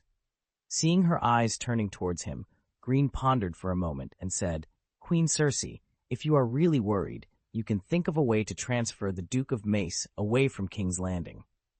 Upon hearing Greene's suggestion, Queen Cersei's green eyes moved slightly, and she took a thoughtful sip of summer red. "You two," Sir Jaime said helplessly again, "at least let the wedding of Joffrey." As Jaime spoke, he noticed a flicker of displeasure on Cersei's face. Understanding her intentions, he quickly added, "Queen Cersei, this wedding is crucial. It concerns Joffrey's claim to the Iron Throne." Indeed, Queen Cersei had been tempted to sabotage the wedding just moments ago, but she would never admit it. "I am not a fool like you, Sir Jaime," she retorted. Relieved by her response, Jaime said, "Let's bless them both." Cersei's voice turned cold. "If I hadn't heard the voices of those commoners outside, I might have reluctantly given my blessing." She stood up from her chair, raised her chin slightly, and commanded, "Greene, follow me to the study." She paused and added, "Alone." Greene, feeling the weight of his ancestral armor, nodded at Jaime before standing up to follow her. Jaime's brief moment of relief was shattered by yet another argument. Sighing, he had to admit that the bond between him and Cersei was no longer what it once was. He wondered, what went wrong? As he watched them leave, Jaime considered going back to his quarters for some much-needed rest. But Greene's earlier secret joy lingered in his mind. He trusted Greene's character as a knight, yet he couldn't shake off his doubts. Was it a bad guess? He hadn't found the answer yet. Unconsciously, Jaime found himself walking towards the study. He convinced himself that he needed to protect Cersei. It was his duty. In the Queen Mother's study in Megta, Cersei wasted no time. "I love your gift, dear Greene," she said as soon as the door closed, appearing in Greene's arms. She looked up at him, her eyes filled with admiration. "I like your surprises. You make me happy." Greene's hand moved uneasily on Cersei's waist. He smiled faintly and said, "I wasn't sure if the negotiation would go smoothly. I just tried my luck." Cersei moved closer, her body pressing against his. "It was your incomparable courage that brought me victory, dear knight," she said, her voice seductive. "The brave knight deserves to be rewarded by the lioness herself." Her slender fingers traced circles on his cold breastplate. "It's an honor, my queen mother, but today—" Greene's voice was hoarse, his Adam's apple bobbing. He slowed down and said, "Perhaps you can canonize me first, while Duke Tywin is busy with matters during the day." Cersei blinked. "Duke of the Eyrie?" she asked, frowning slightly. "You mean the old lion will confer you the title of Duke of the Eyrie?" Greene's eyes flickered, and he took a deep breath. "If it were me, I would use this as an excuse to find a way to leave you, and leave King's Landing as soon as possible." Cersei's anger flared. "No, you can't leave," she exclaimed. Greene stepped back slightly, grabbing her slender arm. "You are the Queen Regent. According to the law, you have the right to ennoble me directly, so you don't have to worry about anything affecting your mood." She remembered the humiliation she had suffered without a sharp sword by her side and vowed never to repeat the same mistake. She had not forgotten the injustice she endured from the old lion before her two swords arrived at King's Landing. After a pause, Cersei looked up at him. Dear Greene, the old lion will also use other methods, she said, her eyes moistening. He will not give up easily. Greene tightened his grip on her hands. Rest assured, no one can command the Duke of the Eyrie except the Queen Regent, and the veil is at your disposal. Seeing Cersei's resolve waver, Greene released her hands. She leaned against his chest, her lips curling slightly in regret. Originally, I wanted to keep it as your name day gift. This is a good thing. I can look forward to another gift from you, my Queen Mother. Greene's hands moved, and then he hugged her carefully. A knock on the door interrupted them, and Sir Jaime's voice came from outside. Queen Cersei. Queen Cersei frowned slightly in displeasure, but then composed herself. She gently separated from Greene, straightened her clothes, and said, Go and see who it is, dear Greene. After saying that, she walked towards the desk. Greene opened the door, and Sir Jaime walked in, holding a wine bottle. The Queen Regent, Lord Greene, I have brought you fine wine, Jaime announced. Cersei's cold snort came from the other side of the desk. Greene, with his hands behind his back, ordered, Pour me a glass of wine. Please help me, waiter. Sir Jaime glanced sideways at Greene, gritting his teeth. What an honor, Earl, he muttered. Sitting at the table, Queen Cersei merely glanced at the two men, then picked up a quill, dipped it in ink, and began writing on the blank parchment. I hereby canonize Greene Kleb as the Duke of the Eagle's Nest and the Governor of the Valley. He is granted all the fief taxes in the valley. All the lords of the valley must be lords of the sea, Rab family, and this title shall be inherited from generation to generation for eternity. She signed at the end, Queen Regent, Keeper of the Realm, Cersei Lannister. Chapter 334, Compensation. Duke Greene stood on the west wall tower of the Red Keep, overlooking King's Landing. A refreshing night breeze blew against his face, and his blue cloak, embroidered with swamp marigolds, fluttered slightly. Cersei is decisive. At this moment, her captain of the guard, Sir Osfrey, was assisting Grand Maester Pycelle in copying the Queen Regent's canonization book in the Maester's Tower. Tomorrow, when the sun rises, hundreds of messenger crows in the crow's nest will fly to the castles of the Lords of the Seven Kingdoms. Soon, the name of the new Duke of the Eyrie, Greene Kleb, will be known throughout the country. I have to admit, as long as the lioness is determined to do something, no one can stop her, and she will do it thoroughly.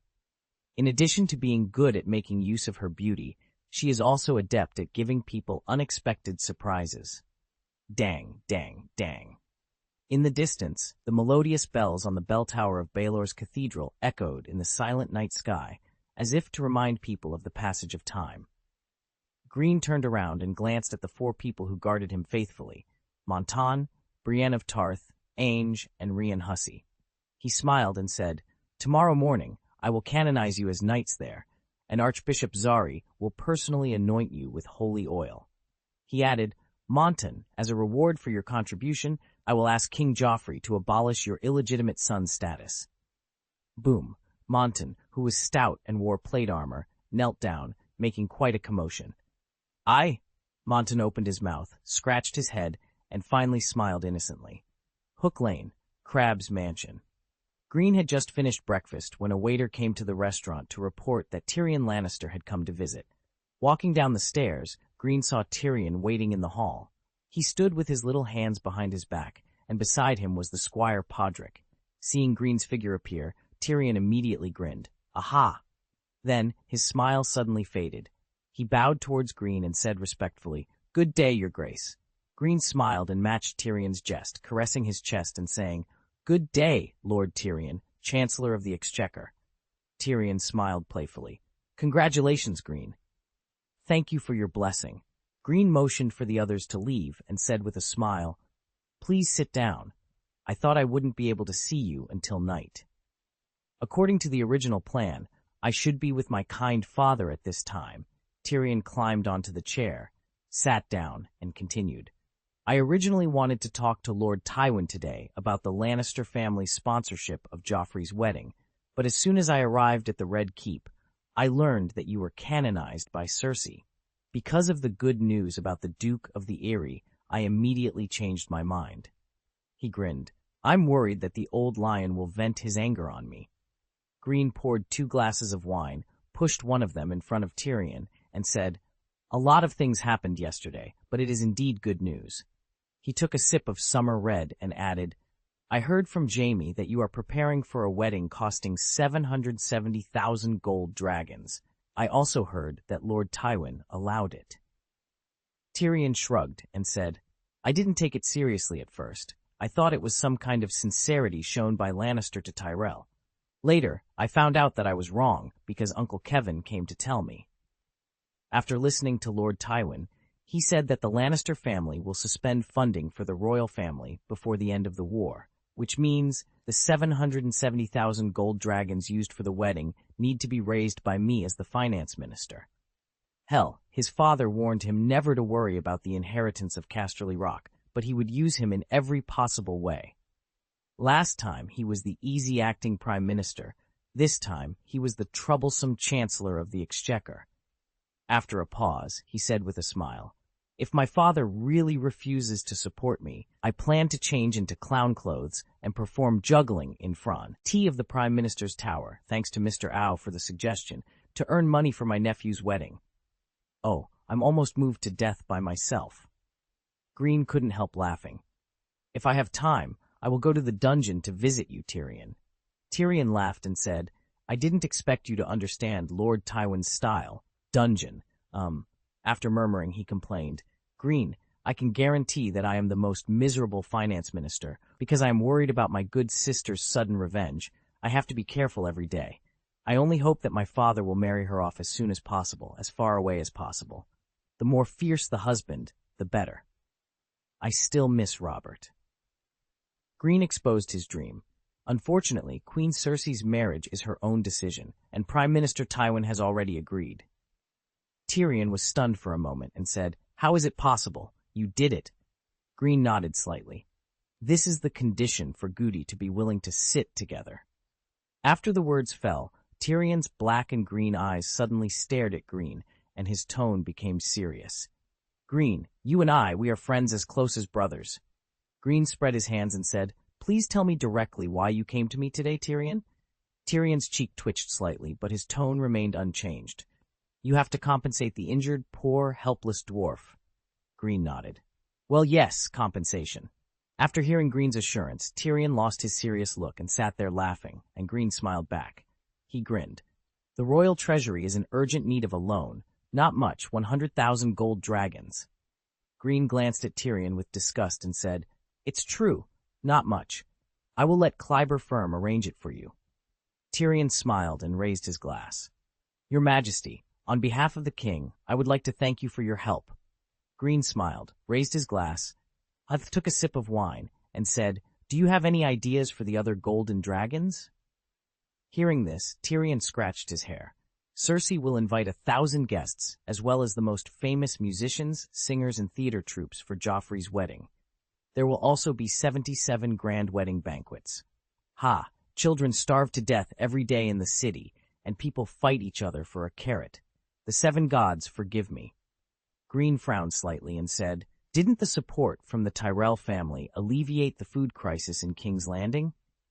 Tyrion tidied his messy hair with his fingers and said, Although the Tyrell family has shipped countless supplies, the price of food in King's Landing is still ridiculously high. Bronn told me that 6 coppers buy a pumpkin. A silver deer is exchanged for a pile of corn, and a golden dragon is worth a knife of beef or 6 skinny piglets.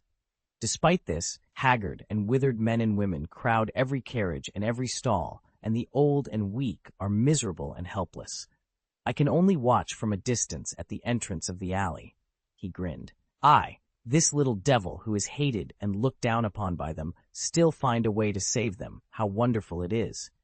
Greene pondered for a moment and said, Perhaps you can ask me to increase the compensation, Tyrion. Chapter 335. Lannister Prime Minister Tyrion was slightly startled. He stared at Greene for a while, then suddenly said seriously, Have you already fallen in love with me? Seeing Greene's disgusted look, Tyrion burst into laughter. The laughter was slightly exaggerated, and Greene's eyebrows raised slightly, as if there was some kind of venting in Tyrion's smile. After finally stopping, Tyrion wiped the corners of his eyes with the back of his hand and said with a grin, I'm sorry, I've been in a happy mood recently and laugh easily. Greene pursed his lips and smiled. That's a good thing. Tyrion coughed lightly and said with a smile, Actually, I want to borrow a few swordsmen from you. The only guards I can trust are my little squire and Bronn, and what I have to do next, a lot of people will love me to death. Greene didn't ask Tyrion what he wanted to do specifically. He nodded and said, I'll have someone arrange it, and you can take them with you when you leave. Tyrion raised his glass. You are so thoughtful. This way I can safely go to the King's Gate for inspection soon. Greene joked, When you have time, it is best to say hello to Prime Minister Tywin. I am worried that he will mistakenly think that I have joined forces with his children to form an alliance against the Old Lion. Tyrion almost spit out the wine in his mouth. He laughed playfully. This is a great idea. I love you to death, Greene. Shrugging his shoulders, Greene raised his glass to him. I wish the Chancellor of the Exchequer will rescue the suffering people of King's Landing as soon as possible. Tyrion almost stood on the chair to pick up the wine pot. He poured the wine and said, My kind father likes to throw things that are laborious and thankless to his favorite son. Remember, on my 16th name day, Lord Tywin carefully prepared for me a gift that gave me control of all the sewers and cisterns in Casterly Rock. He had always had a dream since he was a child. One day he could travel around the world and witness with his own eyes the 16 wonders described by Uncle Gillian, Tywin's youngest brother. But Lord Tywin ended this dream when his dwarf son was 10 days shy of his 16th name day. According to his father, he would never allow the Lannister family to be humiliated because of a dwarf across the strait. Then the father commemorated his coming of age by throwing the gutter of Casterly Rock to his dwarf son. Tyrion took a sip of summer red. Perhaps Lord Tywin hoped that his dwarf son would fall into one of the sewers and never climb out. After retracting his thoughts, he said in a relaxed tone, My good nephew sent someone to come up with his own idea for the 7 large golden cups shared by the king and the queen at the wedding. He asked them to show the 7 kingdoms that surrendered to the king. Well, perhaps he is destined to surrender to the great Joffrey? He shrugged his small shoulders and continued, I want 7 golden cups, as tall as me. Those cups must have the coats of arms of the 7 nobles. Ruby lion, emerald rose, agate stag, silver trout, opal sun, pearl direwolf, sapphire. After speaking for a while, he said with emotion, The last falcon flew away. I have to have someone prepare marigolds carved from sapphire. I heard there's going to be a 7-layer cake, Greene reminded. Hearing this, Tyrion's untidy hair was once again messed up by himself. 770,000 gold dragons. The wedding is so extravagant. If the news spreads, I am even worried that there will be riots in King's Landing on the wedding day. That would affect the reign of the Iron Throne. After a pause, Greene mentioned the previous question. I thought the grains in the Reach were enough to meet King's Landing's demand for bread, and at least food prices would gradually recover. He frowned slightly. Is someone deliberately raising the price of food? Tyrion spread his hands and said, The old lion's roar made those people behave better. In fact, the biggest problem. The refugees from the Riverlands have been pouring into King's Landing, unable to survive in their war-torn homeland. The war has sent wave after wave of desperate people to the city. Even if the war ends, as long as the Riverlands haven't resumed production, there will only be more refugees in King's Landing, Greene sighed. If the war continues, the city will become a living hell. Greene rubbed his temples, looking solemn. It seems that, for the sake of innocent civilians, the war in the 7 kingdoms must end as soon as possible. Tyrion's eyes flickered with a mix of emotions. After a moment of silence, he changed the subject with a smile. Aren't you curious about what I want to do? Greene raised an eyebrow. Give me a hint. Sure, Tyrion said, scratching his cheek. What am I best at? Greene thought for a moment before replying, Women and wine. Tyrion was momentarily stunned, then responded with mock anger. Greene, you. He leaned back in his chair, staring at the ceiling for a while before sighing. You guessed it right away. When he looked at Greene again, his face was full of smiles. I collect taxes, 1 copper coin at a time. The taxes I collect are used for royal expenses. So, he grinned, they fight for the king every day. Greene smiled. You've chosen your target well. After a pause, he added, Tyrion, if you impose new taxes, you must at least have a reasonable name and reason. This can reduce a lot of trouble. Tyrion chuckled. I've already thought of it. I'll call it the women's tax. As for the reason... He frowned, pondering for a moment. Prime Minister Tywin thinks it can improve the moral standards of King's Landing. King's Gate was one of the crucial battlefields in the Battle of King's Landing. After Stannis' victory, only mud, ashes, and charred bones remained, along with homeless people huddled in the shadows of the city walls. Tyrion rode through the crowd, feeling countless eyes on him, cold, angry, and hateful. He knew that without the protection of soldiers Bronn and Kleb, he would have been dragged off his horse and torn to pieces. Tyrion looked around and sighed. The desolation here was largely his doing, so he felt compelled to do something to remedy it. Reflecting on the dilapidated scenes he had seen during his inspections, especially near the Mudgate, he realized the staggering costs of reconstruction. But where would the money come from? King's Landing, the second largest port in the Seven Kingdoms, needed to reopen trade as soon as possible to avoid further deterioration. As he finished his inspection and was about to leave King's Gate, Tyrion stopped his horse. Nearby, children with sunken eyes gathered, some staring silently, others begging loudly. He took out a handful of coins and threw them to the children, who immediately started fighting, shouting, and pushing each other. The lucky ones might get a piece of moldy bread tonight. At that moment, Tyrion desperately needed Shay's comfort. "Speed up," he ordered. Not long after they entered Go Alley, they encountered the red-robed cavalry who came to convey the Prime Minister's order. "Lord Tyrion, Lord Tywin wishes to see you." Lord Tywin would not ask his dwarf son to have dinner or drinks with him, and Tyrion knew that today was not a good time to talk. But he had no reason to refuse and couldn't resist, so the dutiful son had no choice but to head to the Prime Minister's tower. "Prime Minister's study, Lord Tywin," Tyrion called out as he entered the study. Lord Tywin, seated at his desk, looked up at his son. Seeing his father in good spirits, Tyrion felt a slight sense of relief. It seemed that, for now, he was not in danger of becoming his father's next target. "Tyrion, have you prepared any gifts for your nephew's wedding?" Lord Tywin asked, his voice steady and authoritative. According to the tradition of the Reach, wedding guests present gifts to the bride and groom on the morning before the wedding. There is also a gift given the day after the wedding, but it is for the couple together. Tyrion climbed onto a chair and replied, "I have prepared the Chronicle of the Four Kingdoms, written by Grandmaster Cass himself. It is a book that every king should read."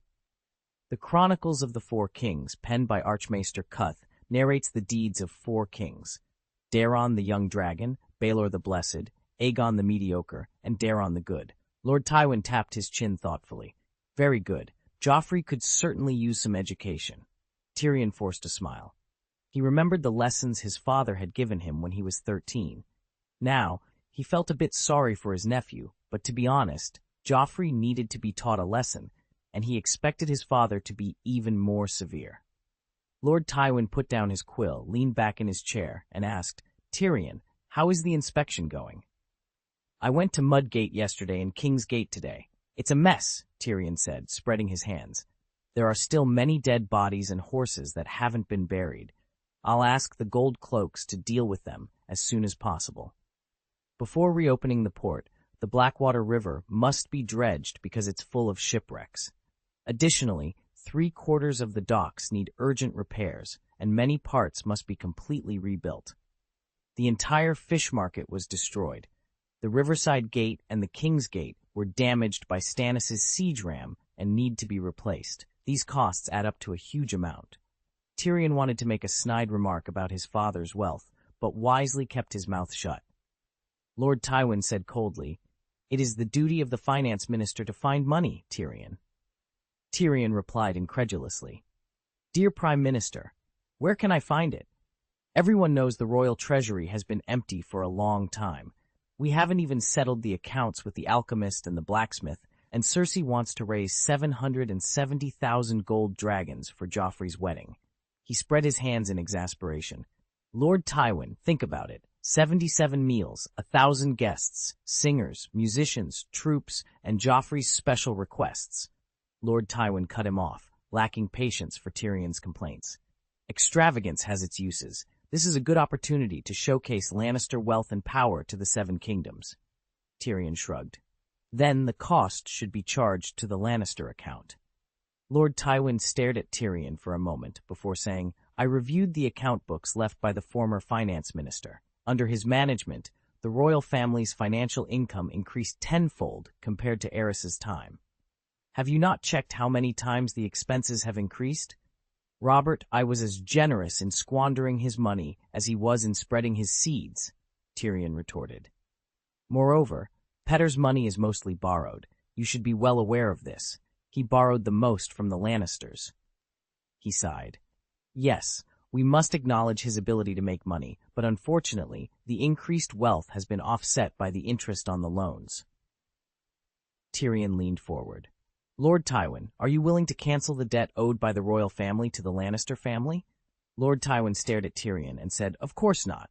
Tyrion leaned back, a wry smile on his face. In my opinion, a 7-course meal is more than sufficient, and the number of guests should be reduced.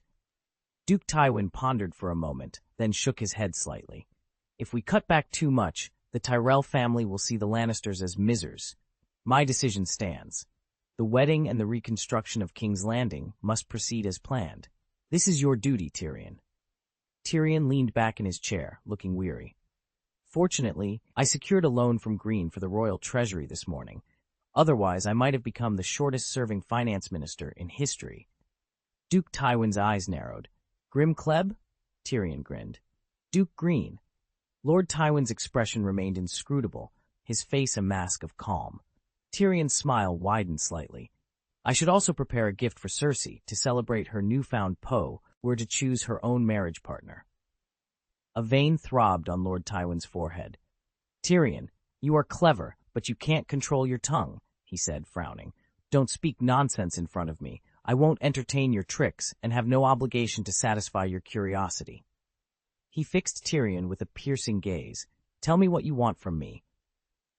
Tyrion felt a twinge of embarrassment at being so easily read by his father. He shrugged. Your Excellency, Prime Minister, I want to impose new taxes on the rich. Lord Tywin raised an eyebrow. The rich? Tyrion's smile returned. I mean those who, after filling their bellies, still have the luxury to think about entertainment. After a long, scrutinizing look, Lord Tywin nodded slightly. Very well, but do not incite chaos. If you do, I will use you to quell it. His father's ruthlessness made Tyrion's smile falter.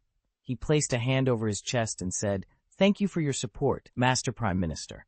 King's Landing needs repairs, and the king's wedding must be arranged. I will handle it promptly. Lord Tywin's response was as cold as ever.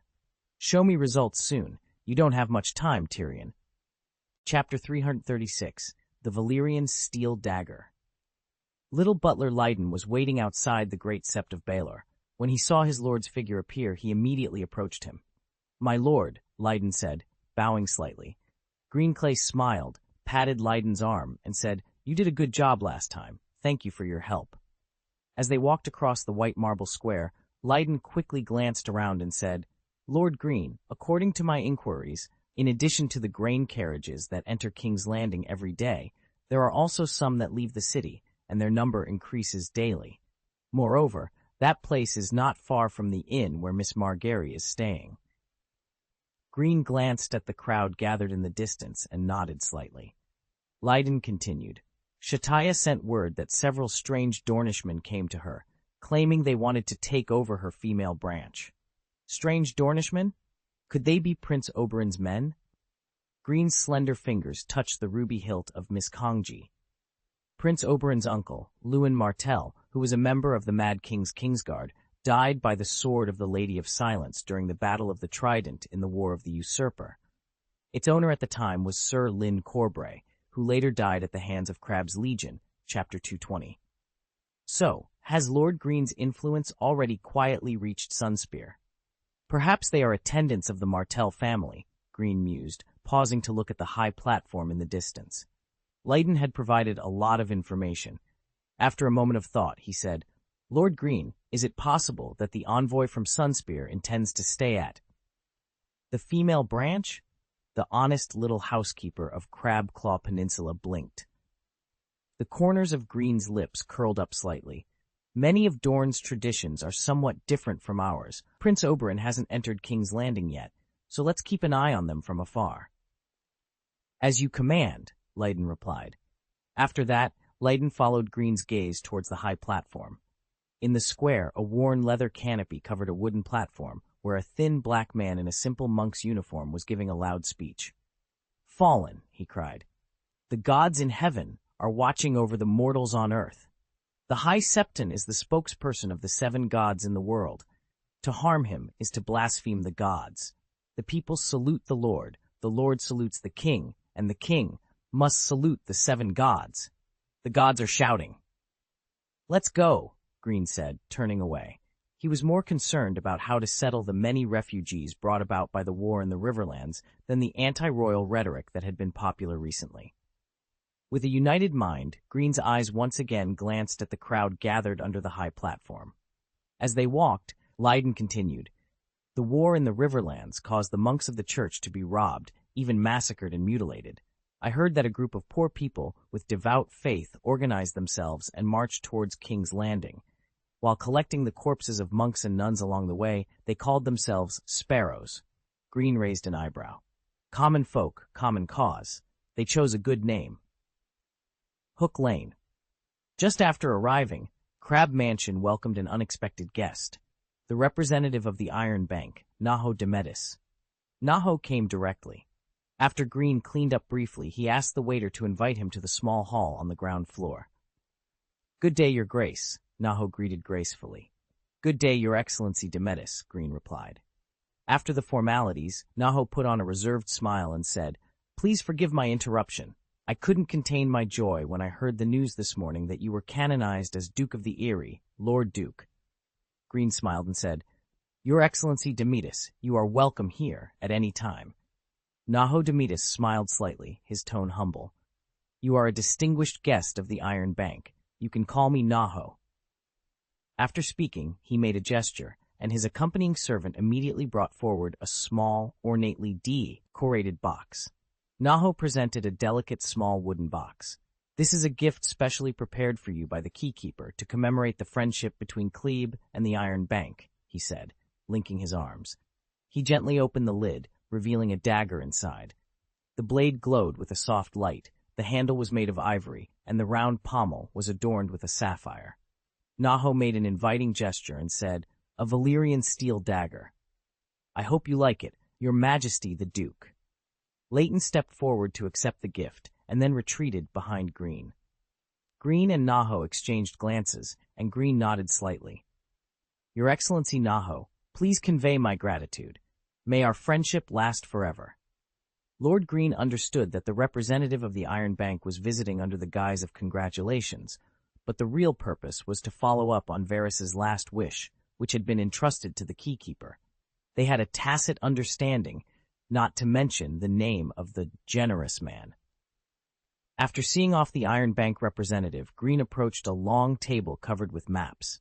He gripped the edge of the table with both hands, first staring at the location of Sunspear, then frowning, and finally shifting his gaze to the location of the twins. After a pause, Greene tapped his fingers on the table one by one. He felt that the original Devour plan was still a bit conservative. With Queen Cersei involved, it might need to be more radical. Lord Greene pinched his chin, contemplating a more unconventional approach. After a while, a slight smile curled his lips as he thought of a new strategy for Kleb.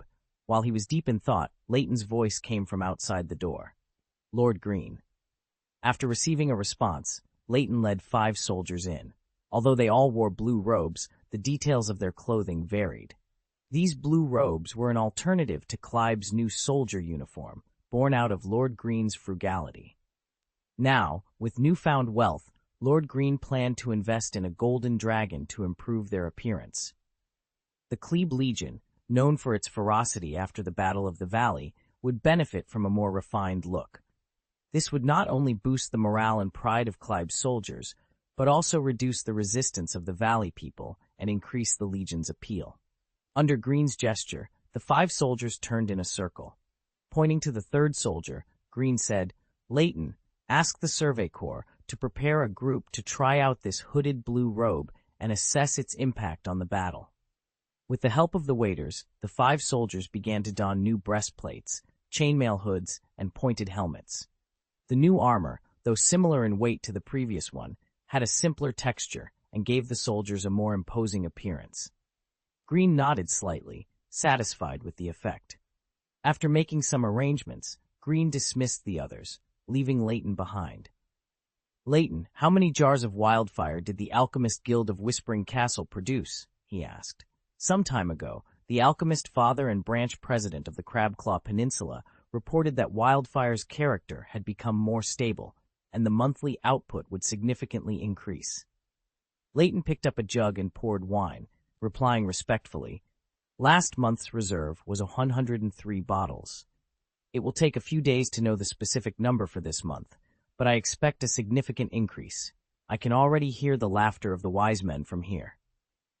The alchemist branch of Whispering Castle benefited from the small population on the Crabclaw Peninsula, allowing them to focus on their work without distractions. Claw Peninsula. The buildings here don't need to worry about height restrictions. Additionally, the pyromancers, who have been suppressed by the Academy for hundreds of years, do not pursue a refined lifestyle. As a result, the rough stone houses can be expanded directly without affecting the creation of wildfire. Greene took a sip from his glass and said, "Leiden, secretly send 10 jars of wildfire to Dragonstone Island."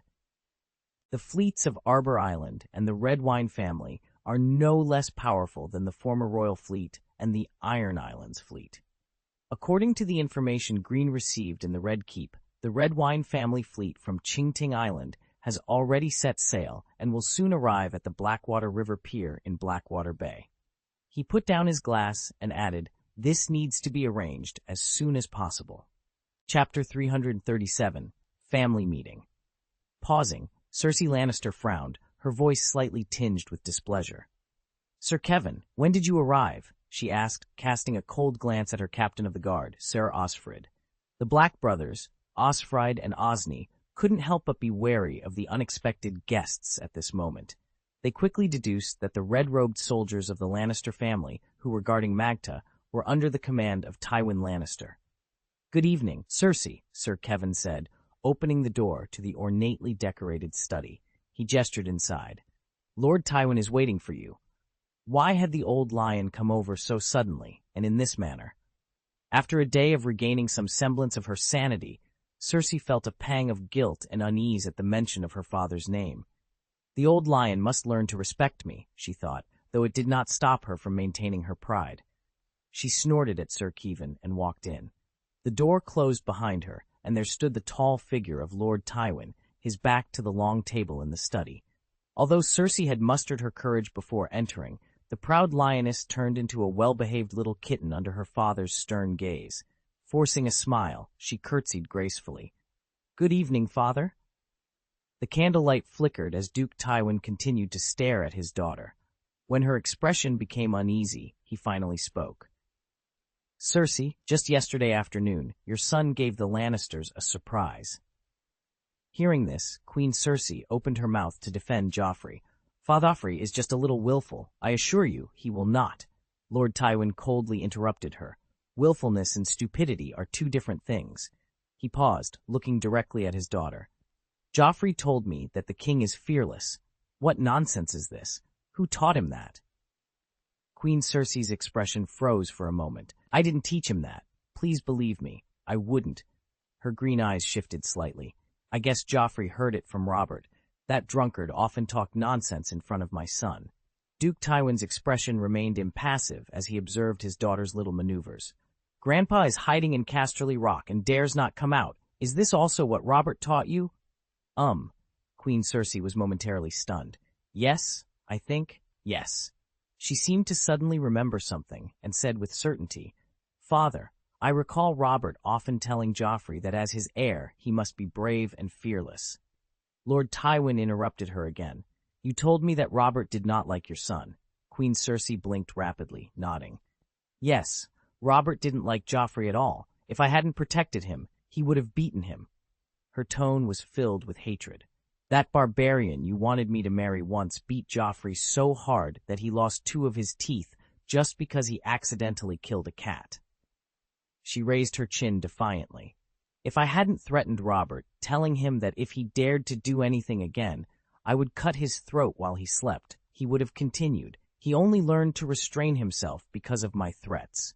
Cersei's words were cut off once more by the old lion, his tone carrying a warning.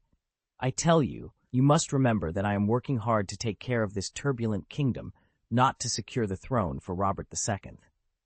Although she didn't fully understand what her father meant, she nodded with a composed expression. Duke Tywin glanced at his serious daughter, then sat down at the head of the long table. "Sit down, they will be here soon."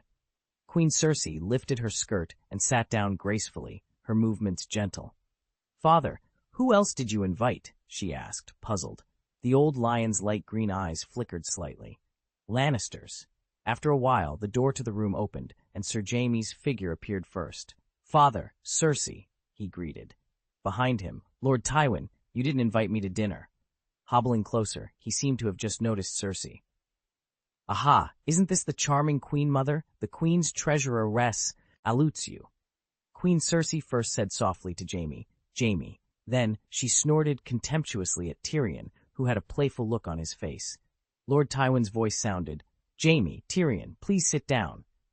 It was rare for the family to gather together, but after Jaime and Tyrion sat down, they exchanged glances, and the atmosphere became a little strange, or rather awkward. After a pause, Tyrion broke the wonderful silence. "Father, you called your well-behaved son from Gow Alley. I thought it was a rare warm dinner for the Lion family, at least." He glanced at the empty long table, with one black eye and one green eye, and continued, "Prepare the wine to quench your thirst. Well, it may help the Lannisters who like to hide their deep love." When he finished speaking, Sir Jaime shrugged, and Cersei glanced coldly at the dwarf. Duke Tywin glanced at his dwarf son, whose head barely reached above the table, and said, "This is your sister's Magda, no wine for you." After a pause, Queen Cersei said disdainfully, "Tyrion, haven't you realized that your father called you here to talk about something?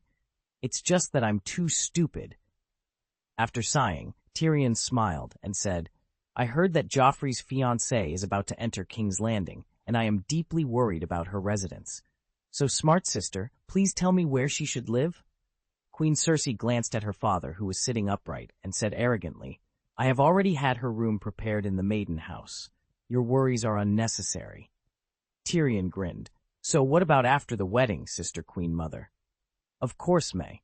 As she spoke, Queen Cersei's words suddenly stopped, and she looked at Tyrion, who was smiling, her hand hidden under the table clenched into a fist.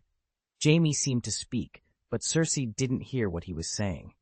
At this time, another voice echoed in her ears, "She will take away everything you cherish. She will take away everything you cherish. She will take away everything from you." When she finally came to her senses, she heard the voice of the old lion.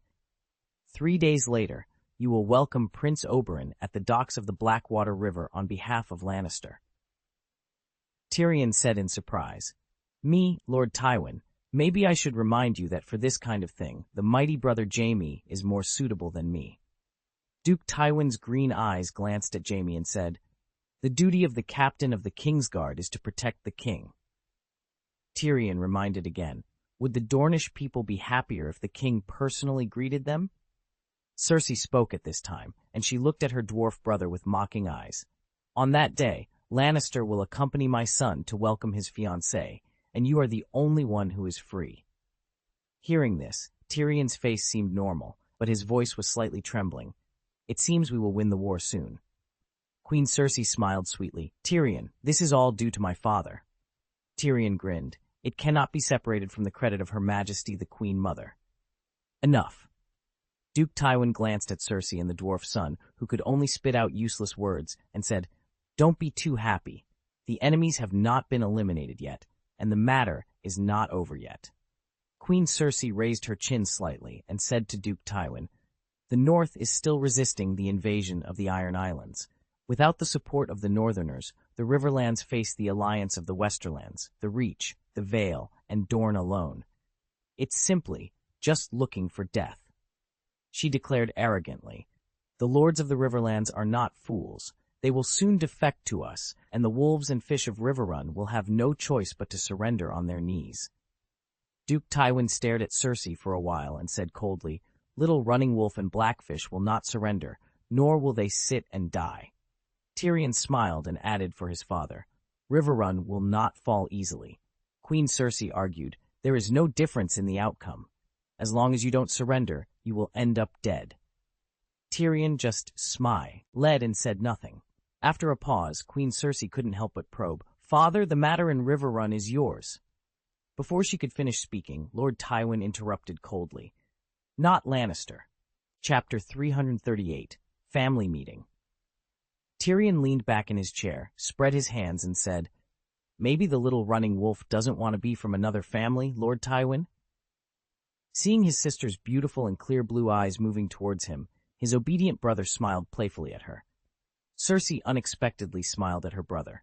Her smile, admittedly charming, made Tyrion's heart skip a beat. Did she have some bad idea to harm him? Tyrion did not avoid Cersei's hidden malicious gaze, and the smile on his face gradually deepened. If he showed his timidity in front of the lioness, she would become even more careless. "Tyrion, there is no obligation to satisfy your curiosity.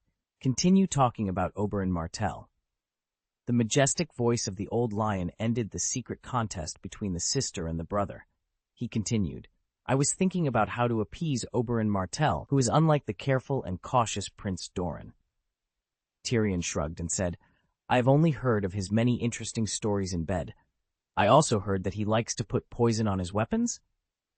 Duke Tywin's green eyes moved slightly, glanced at Tyrion, and said, "Prince Doran's every word and every action will be carefully weighed in terms of severity and consequences, and Prince Oberyn is a self-righteous madman." While Tyrion was still thinking about his father's words, Sir Jaime suddenly said, "Oberyn Martell is a notorious guy. Poison on the sword is only a small crime for him. He is a worse bastard than Robert by a lot, and he doesn't just like women." After a moment of silence, Tyrion suddenly pretended to be afraid and said, "Lord Tywin, is my errand too dangerous?" The old lion simply ignored his wise words. He coughed slightly and then said, "I remembered one thing. It is rumored that Prince Oberyn asked Dorne to raise troops to support Viserys Targaryen after Robert first sat on the Iron Throne." Duke Tywin nodded slightly and said, "Although no one has publicly announced this, it is indeed true.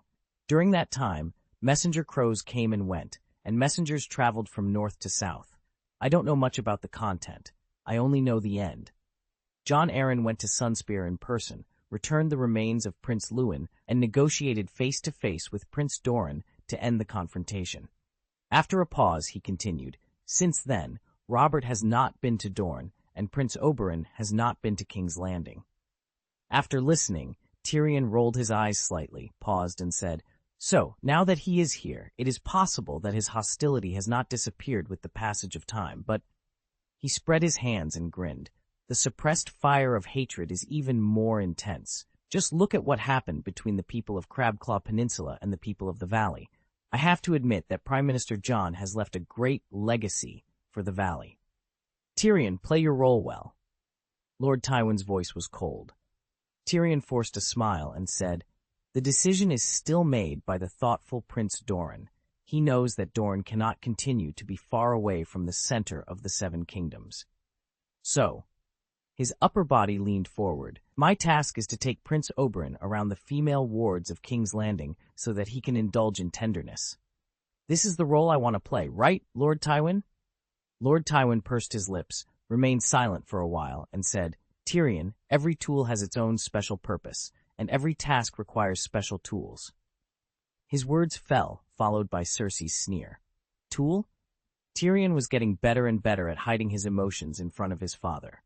He took a breath secretly. He glanced at Cersei, who was full of ridicule, and smiled at Duke Tywin.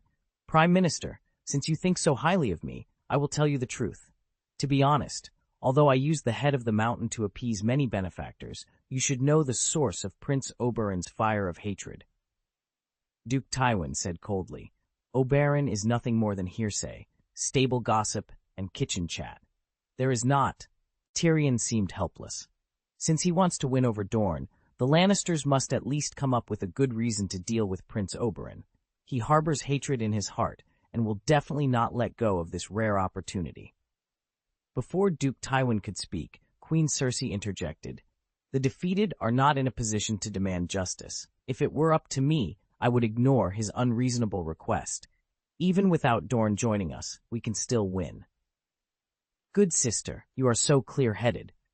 Tyrion was about to sarcastically praise her wisdom when Jaime suddenly stood up. Seeing everyone looking at him, he shrugged and said, I'll pour wine for you. He then walked towards the wine cabinet. After a pause, Duke Tywin shifted his gaze to Tyrion and regained his calm tone. The Mountain killed Princess Elia Martell and Prince Aegon, Prince Rhaegar's wife and son. Sir Amory Lorch killed Princess Rhaenys, Prince Rhaegar's daughter. As soon as he finished speaking, Jaime returned with a flagon and wine glasses, pouring a glass of wine for everyone. Tyrion took a sip of summer red and said, Sir Amory is also a beast raised by the Lannisters. He is loyally guarding Harrenhal for us. Queen Cersei put down her wine glass and said, It's very simple. Let the Mountain bear all the blame. Tyrion, if Oberyn asks you, just tell him that the Mountain acted alone. It's a possible solution, Tyrion conceded. But, Sister Queen Mother, what if Prince Oberyn insists on finding out the mastermind? Cersei snorted softly. You are such a fool. Just say that the Mountain acted on his own initiative in an attempt to win the favor of the new king. It barely made sense, but Tyrion felt that Prince Oberyn would not be satisfied with this answer. Lord Tywin tapped his fingers on the armrest of his chair and said, Tyrion, I will tell Oberyn that it was the Mountain who killed Elia and her children. If he asks, you will tell him the same thing. I am at your disposal, Lord Tywin, but I must remind you that the Seven Kingdoms know the Mountain is a knight of the Lannister family, and at that time... Tyrion paused, looking at his father with sincerity. I am not qualified to question your decision, but, in my opinion, you really shouldn't have soiled your hands for Robert Baratheon. Lord Tywin looked at Tyrion as if he were an idiot. If you really think so, I should take back your clever comment. Think carefully. The Lannisters joined Robert's side last. We had to show our sincerity to him. When I placed the Targaryen bodies in front of the Iron Throne, it made it clear to everyone that the Lannisters had turned their back on the Targaryen throne forever. Robert himself was most gratified. Even a fool like him knows that as long as Rhaegar's child remains in the world, Baratheon will not be able to sit securely on the Iron Throne. After a pause, he continued, I admit they went too far, especially in harming Elia Martell. That was downright stupid. Without a child of Targaryen blood, she herself held no significance. Tyrion shrugged, but the Mountain and the others brutally killed them. Duke Tywin stared at his dwarf son for a while and said, That's because I didn't explicitly order him to stop, or maybe I simply forgot to mention her. There were too many things to consider at that time. Ed Stark led the cavalry day and night. I had to guard against him taking the lead and causing conflict between our family and the victors. I also had to guard against Aerys murdering your brother Jaime to insult me. He glanced coldly at his eldest son, who was addicted to the night's game, and said, In addition, I had to guard against White Knight Jaime doing something foolish if he let his temper get the better of him. Hearing this, Jaime Lannister smiled bitterly. Lord Tywin finally said in disgust, To be honest, there were too many variables to control. If they had the brains given to humans by the gods, they should coax the children and use silk pillows instead of getting their hands full of blood. Hearing the mention of pillows in her father's words, Queen Cersei couldn't help but pick up her wineglass and take a sip. She also glanced at the old lion while drinking. Tyrion raised his glass and gestured to Lord Tywin, grinning. Because of their foolishness, at least they didn't dirty your hands, Lord Tywin. Watch your tongue, Tyrion. I taught you better. Duke Tywin stared coldly at his dwarf son. I have satisfied your curiosity. Do you still have any doubts about your mission? Putting down his wineglass, Tyrion stroked his chest and said, Thank you for your support, Prime Minister. As his words fell, Queen Cersei's sarcastic voice cut through the air. You have to remember, if you mess up your errand, you will lose your father's face. Tyrion resisted the urge to retort and said, Please rest assured, the task given to me by Lord Tywin is exactly what I am good at, I think. No one dares to deliberately cause trouble at this time, my dear sister Queen Mother. Enough. That's enough discussion about Dorne. Duke Tywin's eyes slowly scanned the children present. Let's talk about Greene Kleb. The old lion glanced at his daughter and added slowly, Duke. Tyrion shifted in his chair, his face becoming a little distorted as he struggled to hold back his laughter. He didn't expect his father to be quite humorous. After a period of silence, Queen Cersei couldn't help but defend herself. Greene conquered the Eyrie for my son and captured Duke Aeron. My canonization is just a reward in advance.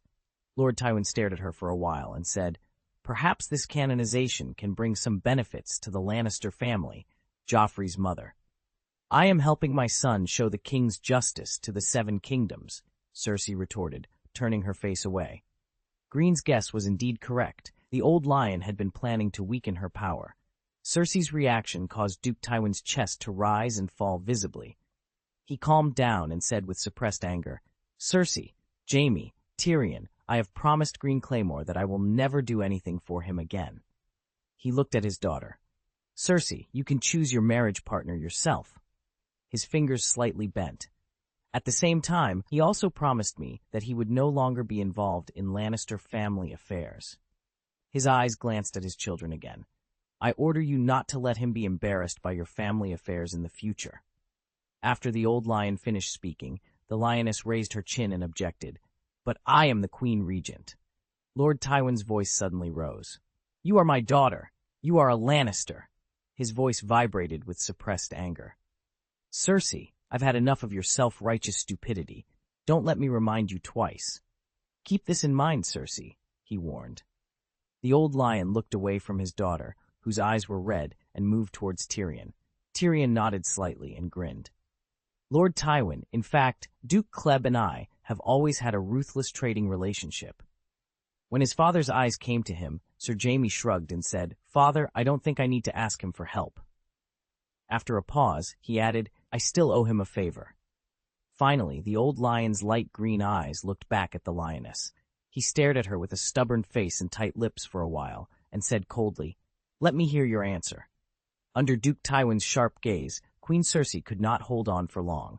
She raised her hand to wipe the corners of her eyes, sniffed, and nodded silently. Very well. Please remember your promise tonight. On the table, Queen Cersei nodded slightly again. Under the table, her clenched fists were trembling slightly. The door to the study room was opened, and Lord Tywin walked out, followed closely by Tyrion, who was almost trotting. Lord Tywin, Tyrion called out, trying to keep up.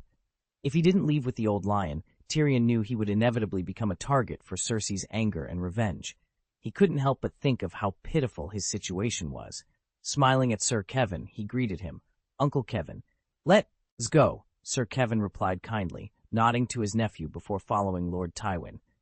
Tyrion glanced at his father's long legs, then at his own short ones, sighed inwardly, and followed them. In the study room, Sir Jaime picked up a golden flagon and poured wine into Cersei's glass. Queen Cersei took the glass and drank it in one gulp. Then, in a fit of rage, she hurled the glass against the wall. Her anger had only grown since the old lion had left. Watching the furious lioness, Sir Jaime stood aside helplessly. Cersei, father has made many concessions for you, which is rare, he said. What do you know? Cersei's chest heaved with anger. She glared at Jaime and taunted. All I saw was you cowering in front of Tywin, too scared to even draw your sword. A lioness never needs cowardly comfort. Jaime frowned. Cersei, Greene is no longer just an officer who serves you. He is now a lord who controls a large area of land. This situation might be related to the Game of Thrones. As a Lannister, you need to be cautious. Cersei snorted coldly. No matter how good the reason, it is just a cowardly excuse. But narrow slightly. Queen Cersei, Sir Jaime, he greeted, his voice calm but with an undercurrent of curiosity. To what do I owe the pleasure of this unexpected visit? Cersei stepped forward, her regal bearing unmistakable even in the dim light. Lord Greene, she began, her voice steady but with a hint of urgency, I have come to discuss matters of great importance, matters that cannot wait until morning. Greene's eyes flickered with interest. Very well, Your Grace. Please, have a seat. He gestured to the chairs in front of his desk, then turned to Jaime. "Sir Jaime, you may stand guard outside if you wish." Jaime hesitated, his protective instincts warring with his desire to respect Cersei's wishes. Finally, he nodded and stepped outside, closing the door behind him. Cersei took a seat, her eyes never leaving Greene's face. "I need to know where your loyalties lie, Lord Greene," she said bluntly. "My father has his doubts, and I cannot afford any uncertainty in these times." Greene leaned back in his chair, his expression thoughtful. "My loyalties, Your Grace, lie with the stability of the realm. I serve the crown and the interests of the Seven Kingdoms." Cersei's eyes narrowed. "And what of House Lannister? Can we count on your support?" Greene met her gaze steadily. "House Lannister is a pillar of the realm. As long as your actions align with the greater good of the kingdom, you will have my support." Cersei studied him for a moment, then nodded. "Very well. There are plans in motion, Lord Greene, plans that require discretion and loyalty. I trust you understand the gravity of what I am asking." Greene inclined his head. "I do, Your Grace. You have my word." Satisfied, Cersei rose from her seat. "Thank you, Lord Greene. I will take my leave now. Sir Jaime will escort me back." Greene stood as well, bowing slightly. "Safe travels, Your Grace." As Cersei and Jaime left the study, Greene returned to his maps, his mind already working through the implications of their conversation. The Game of Thrones was ever-changing, and he knew he had to stay one step ahead if he was to survive and thrive in this dangerous world. Greene showed surprise and confusion. "Sir Jaime?" he asked. Then he looked at the figure standing next to Sir Jaime and said with some disbelief, "Are you Queen Cersei?" Cersei, wearing a brown cloak, lifted her hood, revealing her white skin glowing with a light red hue in the candlelight. She smiled slightly, but her voice carried a hint of sadness. "Duke Greene," she greeted. Leighton, who was standing aside, bowed respectfully, took a few steps back, and left the room. Greene scratched his head, still in disbelief. "Queen Cersei, you." Before he could finish speaking, Cersei stepped forward and hugged Greene tightly, burying her head in his arms. Greene raised his hands awkwardly and looked at Sir Jaime, raising his eyebrows slightly as if to ask, "What is this?" Sir Jaime spread his hands and shrugged helplessly, indicating he couldn't do anything about it. Greene and Jaime rarely understood each other's silent communication correctly. Usually, they each said their own thing without truly connecting. When Cersei stepped into Greene's study, she happened to hear Greene's heartfelt voice. The lioness didn't mind showing her vulnerable side to the fearless knight. Cersei had a natural understanding of a man's heart. Greene had fearless loyalty, and she needed his courage and strength, which should be encouraged and rewarded. After a pause, one of Greene's hands stiffly patted Cersei's back. In the silence, out of sight of Sir Jaime, Cersei continued to make small, inadvertent movements in Greene's arms. Lord Greene, devoted to working for the royal family of the Seven Kingdoms, had to admit it was really hard at times. There was no emotion on the strong duke's face. After a while, he suddenly said, "Queen Cersei, he is laughing at you from behind. I am referring to Sir Jaime Lannister." Cersei noticed Greene's discomfort and was very satisfied with this reaction. She chuckled, as if teased by Greene. She separated from him, her eyes flicking downward first, then she glanced sideways at him. With her skirt swirling, she walked towards the long table. Sir Jaime followed Queen Cersei and sat down at the long table, while Lord Greene stood still. At this time, the door was pushed open, and the well-trained Kleber butler brought them wine and fruits. After placing them, he immediately bowed his head and exited the room. Queen Cersei shook the cup in her hand. She glanced at Greene, who seemed to be sorting out a map, and the corners of her mouth curled up imperceptibly. Seeing that Greene was still busy, Sir Jaime suppressed his doubts and said, "Your Majesty, is there anything I can do for you?" Greene waved his hand dismissively. "I can't afford a Lannister waiter." Queen Cersei looked at Greene again. She raised her glass to Sir Jaime and said cheerfully, "My white knight, thank you for your escort." Sir Jaime looked back, smiled, raised his glass and said, "Queen Cersei, at your beck and call." It didn't take long for Greene to finish organizing. He came to the long table and said as he sat down, "I'm sorry, I have to hold a combat meeting tomorrow morning, so. Lord Greene's usually dexterous tongue was a little clumsy at this moment. After a pause, he took a big sip of summer red and then said, "After all, Crabclaw Peninsula and Dragonstone Island are neighbors." Sir Jaime asked, "You plan to attack Dragonstone?" Greene took another sip of wine and said, "To be precise, we are preparing for war in advance. If a good opportunity for a fight appears, it will be easier to seize it." After talking for a while, he suddenly said, "This is a secret. Please, sir, keep it confidential, especially from the Imperial meeting." Sir Jaime seemed a little surprised. "Secret? Doesn't the Golden Cloak already know?" "Not all the Golden Cloaks know about this. Only the captain of the Golden Cloak's Steel Guard knows," Greene explained slowly. "When I was the commander-in-chief of the Golden Cloaks, I trusted him more, so I asked him to help me collect some intelligence on Dragonstone Island. Everyone knows the Golden Robes have many sources of intelligence. I guessed some myself." He spread his hands and said, "In addition, he has always been eager for military exploits, so he has been coming to my place frequently recently to inquire. He knows that this needs to be kept secret, and he is also worried about causing unnecessary misunderstandings. He usually only comes after the sun goes down, either by himself or with his men." After he finished speaking, Queen Cersei's voice rang out. "Greene, why did you mention the Royal Council just now?" "It can also be considered a war meeting in which many great nobles were invited." Greene put down his wineglass and said, "When Prime Minister Tywin wanted to hold a meeting before, it was delayed because of Duke Metz's illness. I heard that Duke Metz has recovered well recently, so I think this meeting will be reconvened soon." He smiled. "I am making this presumptuous request to you so that the Prime Minister will not misunderstand my purpose." After hearing this, Cersei snorted coldly and said, "Don't even think about giving orders, old lion."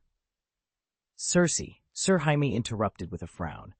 After a moment of silence, Greene's eyes swept across the two people who were in a tense atmosphere, and he said, "Queen Cersei, I just felt your—" He paused, then continued, "Can you tell me what happened?" Queen Cersei's green eyes looked at Sir Jaime, and her eyes said, "Tell me." Sir Jaime sighed secretly and said, "Tonight our father called me Cersei and Tyrion. He told us about the deal between you and him." "Deal," Greene muttered, pondering. "Is it about the incident with Queen Cersei?" At that time, the condition he agreed to was that I would no longer be involved in Lannister's personal affairs. Sir Jaime nodded slightly towards Greene. Leaning back in the chair, Greene tapped the armrests of the chair with his fingers and sighed. "This is a tacit understanding and a tradition among the nobles of the Seven Kingdoms. I have no reason to refuse, not to mention, I am eager to remove Queen Cersei's troubles." He stroked his chest apologetically towards the lioness and said, "Yesterday and today, a lot of unexpected things happened. My original plan was to find a good way to tell you, Queen Cersei." Queen Cersei raised her chin and said, "There is no need to think of any tricks. My son is the king, and I am the Queen Regent. Even the gods can't tell which is a national matter and which is a Lannister family matter." Knowing that this would be the case, Sir Jaime raised his eyes, staring at the ceiling of Kleb's house with a headache. 3 days later, in the morning light broke through the sky, and a faint light shone on the Blackwater River pier. Tyrion stood on a wooden box. He was wearing a bright red velvet robe with the Lannister crest embroidered on the chest, and a black cloak tied with a lion's head brooch. Around him were Sir Adam, Sir Bronn, and his young squire Pod. Sir Adam and the dozens of red robes he brought were responsible for the safety of the Dornish envoys during the negotiations. Tyrion's young squire was today's royal standard-bearer, holding King Joffrey's deer and lion standard. Sir Bronn was Tyrion's banner-bearer, holding the Lannister banner of the Roaring Lion. While waiting, Sir Bronn suddenly said to Tyrion, "My lord, when I was drinking in the tavern last night, I heard a joke about the Dornish people from the people of the Reach." The bored Tyrion was very interested. "Tell me about it." Other people's eyes also moved over. A lewd smile appeared on Sir Bronn's face. "How many Dornishmen are needed to shoe a horse? No more, no less, exactly 9. 1 person works, and 8 people lift the horse." Tyrion sneered, thinking such words should not be mentioned in the ears of the Dornish envoy. After a pause, low laughter came from everyone. After a while, a man in gold robes trotted over and reported, "Lord Lannister, The Dornish ship has arrived. Hearing this, Sir Bronn looked out towards the river. Tyrion squinted his eyes and said, "The flag, a red sun on an orange background pierced by a spear." Tyrion put his hands behind his back, shifting his weight from one foot to the other. "Bronn, are there any more? Can you see the flags of several houses?" Sir Bronn observed carefully and replied, 8, no, 9 flags. Tyrion turned to the young squire dressed in purple, white, and gold. "Pod, which family's coat of arms did Bronn just describe?" At Tyrion's request, Pod had recently studied the Dornish heraldic genealogy. He scratched his head and answered, "My lord, it's the Martell family from Sunspare City." Tyrion grinned. "Very good, you're not too stupid, although even my horse recognizes this crest." He stared at his young attendant seriously. "If Bronn describes a coat of arms, you need to tell me which family it belongs to. Pod, this is very important. Don't let me down." Podrick, nervously clutching Joffrey's flag, stammered, "Yes, yes, yes!" Tyrion turned his head, smiled secretly, coughed slightly, and said, "Bronn, continue. Describe another one."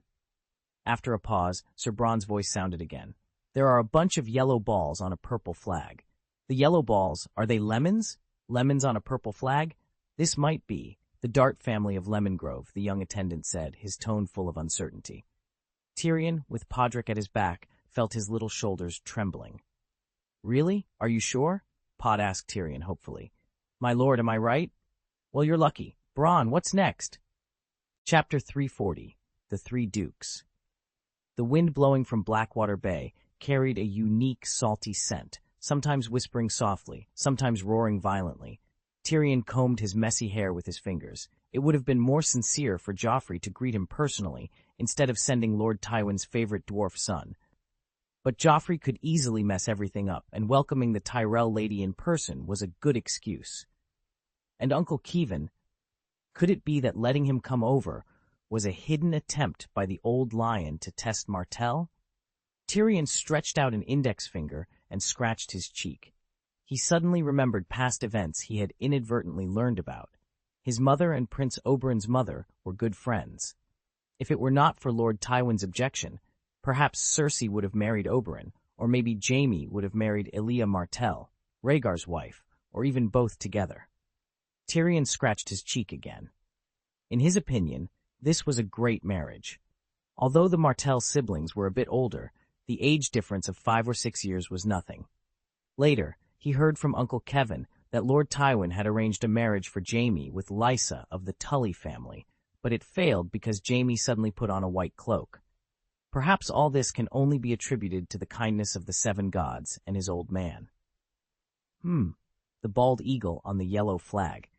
There's something white or pink on its talons. It's swaying in the wind, so I can't see clearly. It's the baby caught in the claws it's the Bryman family of Bryman City, it should be. White skull on a black flag. The skull with the golden crown on the black background, the crowned skull of the Manwudi family in Wangzong City. 3 black spiders. Those are scorpions, Sir Bronn. House Kogel of Sandstone. Their banner is 3 black scorpions on a red field. Yellow at the top and red at the bottom, curved in the middle. It's the fire emblem of House Uller of Hellgate Castle. A black and red pancake with a golden hand in the middle. The Elion family of Divine Grace City. Bronn glanced sideways at Podrick and said with a smile, "Boy, you are studying well, but reading too much will damage your eyes and you will not be able to use the sword well." His gaze returned to the distance. "Next, a red chicken pecks a snake? It seems like this." Pod became more and more confident. "The Gorgonless family on the Salt Coast. I'm sorry, Sir Bronn, that's not a chicken, it's a cockatrice, born from a snake hatching a rooster. It has a red body and a long stick in its mouth. The black snake." Bronn glanced at the increasingly clear Dornish flag. A golden feather on the checkerboard-shaped green flag. A pen? Podrick puffed up his chest. "It's the coat of arms of the Jordan family in Thor City." 9 of them are correct. Even I can't do it myself, Pod. This was Tyrion's white lie. He knew every noble house in the 7 kingdoms by heart, but he didn't mind giving his little squire some confidence. At the same time, Tyrion's eyes trembled. Prince Oberyn had brought half of the great nobles of Dorne to King's Landing. He tried to imagine what this meant, and the more he thought about it, the more uneasy he felt. Look at the flags. They are all the patriarchs or heirs of the family. At least they cannot come together to see the female branch of Junlin. It was much easier for Tyrion to speak while standing on the wooden box. He lowered his voice to Adam Malbrand. Sir, you must have heard what Pod said about the 9 Dornish noble family crests. Send someone to inform my father immediately. Sir Adam nodded silently and turned to make arrangements. Tyrion looked back at the Blackwater outside the dock. Although he had not met them, he could already feel the hostility of the Dornish people towards the Lannisters. At this moment, for the first time, he was grateful for Sister Cersei's willfulness. Otherwise, he would probably have sent Myrcella to Sunspear for marriage, and it would not have been a wonderful thing. Occasionally, the 7 gods and fate seemed to align in his favor. His elders were kind to him. The bow of the Dornish ship had a large arc and was raised high, glowing faintly in the morning light. With dozens of oar tips flying neatly on the water, Sunspear's flagship moved from afar, slowly docking at the pier on the Blackwater River. The flag fluttered in the wind, and after the planks were lowered, the first to disembark were the horses led by the servants. Some were maroon, some golden, and some as white as snow. They were all slender and quick, with elegant necks and beautiful features. Each horse had a saddle with intricate carvings, adorned with the Dornish people's favorite round iron shield, a bundle of short spears for throwing, and the double-curved Dornish bow used for mounted shooting. It was said that although a small Dornish horse could not support a full suit of armor, it could run for 2 days and 1 night without tiring. Next came the nobles of Dorne, clad in robes of silk or satin, with long flowing sleeves and belts of precious stones. Their armor was densely decorated or inlaid with polished copper, shining silver, and soft red gold. During the conquest of Dorne, King Daeron I Targaryen divided the Dornish people into 3 major groups: the Salt people, who lived by the sea, the Sand people, who lived in deserts and narrow valleys, and the Stone men, who lived in the high mountains and passes of the Red Mountains. Among them, the Saltmen were considered to have the purest Rhoynar blood. Tyrion stood at the front of the welcoming team, his eyes slowly scanning the crowd opposite, a reserved smile on his face. This time, Dorne's envoys included representatives from all 3 major ethnic groups. Their characteristics were obvious. The Salt people had soft, dark, olive skin and long black hair blowing in the wind. The Sand people were even darker and, unable to bear the strong sunlight, wore bright scarves on their heads. The Stone men were descendants of the Andals and the First Men, with brown or blonde hair, but their skin looked rough due to the harsh Dorne sun. Not long after, a slender and tall man walked out from behind the Dornish nobles. He wore a light red silk robe decorated with layers of copper pieces that glowed like thousands of bright stars under the soft sunlight. Seeing the golden spear piercing the sun emblem on the man's attire, Tyrion straightened his small frame as much as possible, his golden nose gleaming.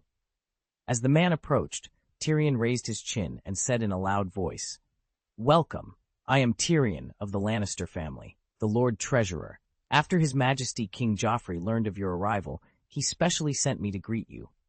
After a pause, he added, "My father, the Prime Minister, also warmly welcomes you all." Then he placed a hand on the chest of the tall man in front of him and said, "Welcome again, Prince Oberyn of the Martell family." Oberyn Namoros Martell had a long and melancholy face. Under his thin arched eyebrows were a pair of large eyes as black as kerosene ponds. His forehead and nose were equally pointed, with only a few strands of shiny black hair threaded with silver.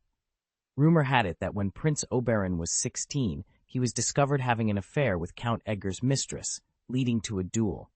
Due to his origin and age, the duel was agreed to end with bloodshed. After the battle, both were injured, but Earl Edgar died soon after because his wound festered and suppurated. People believed Oberyn had poisoned his sword, earning him the nickname Red Viper. Prince Oberyn showed an elegant smile. "My brother, Prince Doran, is ill and temporarily unable to travel. He specially sent me here to represent him at the royal meeting in the Red Keep." He stroked his chest and returned the greeting, "If the king allows it." Tyrion's eyes trembled slightly. Prince Oberyn turned slightly and said, "Please allow me to introduce my companions to you, Lord Lannister." He extended a hand, gesturing towards the group behind him. These two are Harmon Uller, Earl of Hellgate Castle, and his brother, Sir Ulrich Uller. These two are Sir Roger Allion and his bastard son, Daemon. Sir Shad, they are from the City of Divine Grace. Just when Tyrion thought the introductions were over, Prince Oberyn smiled and continued. Oh, and distinguished ladies, this is Miss Miriam Jordan, the heir to the city of Torrin. These three are Countess Laura Blymond and her daughter, Jonissa. He then raised his hand to signal a black-haired woman at the back of the group to come forward. She is Ilaria Sand, my mistress. Tyrion couldn't help but blink in surprise. Prince Oberyn's mistress? Or an illegitimate daughter? His sister, the lioness, would have roared at the thought of her attending Joffrey's wedding and would have made sure to exclude her. It was unimaginable to have Prince Oberyn's mistress sitting at the high table among the guests. Could it be that Prince Doran sent his brother to stir up disputes? After the introductions, Prince Oberyn looked at the Dornish nobles surrounding him and said with a smile, "Everyone, have you seen it? Our good King Joffrey loves Dorne so much that he even sent his own uncle, the little devil, to be in charge of the reception." As his words fell, someone snickered first, followed by low laughter. Tyrion pretended to be amused, suppressing his impulsive tongue. He did not forget his father's warning and the mission he was on. Ignoring the laughter in his ears, he smiled slightly and extended a hand. "Please allow me to introduce the people around me. This is Sir Adam Malbrand, the current Commander-in-Chief of the City Guard. This is Sir Bronn of Blackwater, Captain of my guard. This is my squire, young Podrick, of House Payne." Although he didn't show it on his face, Tyrion had to admit that compared to Prince Oberyn's entourage, his own group was indeed lacking. After a brief silence, Prince Oberyn smiled and said, "Everyone, it is a great honor. Lord Tyrion, my companions have been traveling for a long time. They need bathhouses, food, and wine. Can we enter the city immediately?" Tyrion grinned. "Of course, my prince." Outside the gate of the Red Keep, the Duke of Metz was dressed grandly, an uncontrollable smile on his fat face. Greene's lips raised a smile as he said, "Congratulations, Duke of Metz." Duke Metz touched his beard proudly and said, "I also want to congratulate you, Duke Greene." He looked up and down at the gentle-faced Greene with joy, and then said, "I am both happy and proud of you. May the friendship between the Golden Rose and Marigold last forever."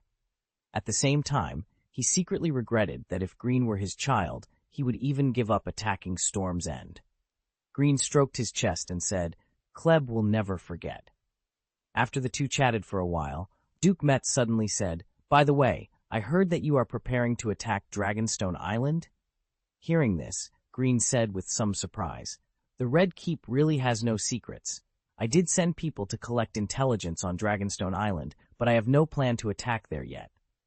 He shrugged. "After Stannis was routed in the Battle of King's Landing, one of his small fleets invaded my port.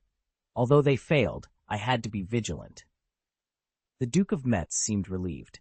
He clasped his hands behind his back and said, "If you want to attack Dragonstone one day, I can ask the Redwine family's fleet to help you.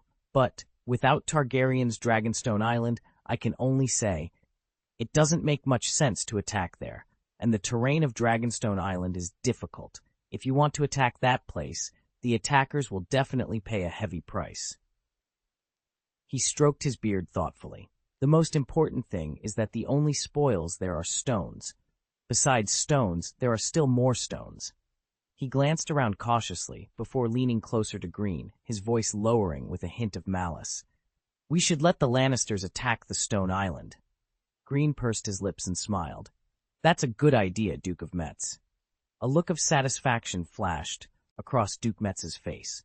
He squinted his eyes and slowly stroked his beard. After a moment, someone suddenly announced, "Welcome, the Queen's Hand, Lord Tywin Lannister." As the voice echoed, the nobles gathered outside the gate of the Red Keep turned their attention to the figure in a purple velvet robe adorned with the Prime Minister's necklace. They all bowed in respect. The two dukes, however, did not need to follow suit. Duke Mace simply puffed up his chest proudly as he watched Duke Tywin approach. Greene, standing beside him, noticed a fleeting look of envy in Mace's eyes, but it vanished quickly. "Prime Minister Tywin," Greene greeted. Duke Tywin's expression was unusually gentle today. His light green eyes shifted slightly as he nodded towards Greene. Duke Greene. Hundreds of people had gathered to welcome the future queen of the Seven Kingdoms. The three dukes stood at the forefront of the crowd. Lord Tywin stood in the center, with the Lord of Highgarden from the Reach on his right and the Lord of the Eyrie from the Vale on his left. The largest group present were the royal nobles, followed by nobles from the Riverlands and the West, with a smaller number from the Stormlands and the Vale. As the crowd observed the three dukes engaging in a friendly exchange, many began to believe that the war in the Seven Kingdoms would soon come to an end, and that the rule of Baratheon's Iron Throne would remain unchallenged.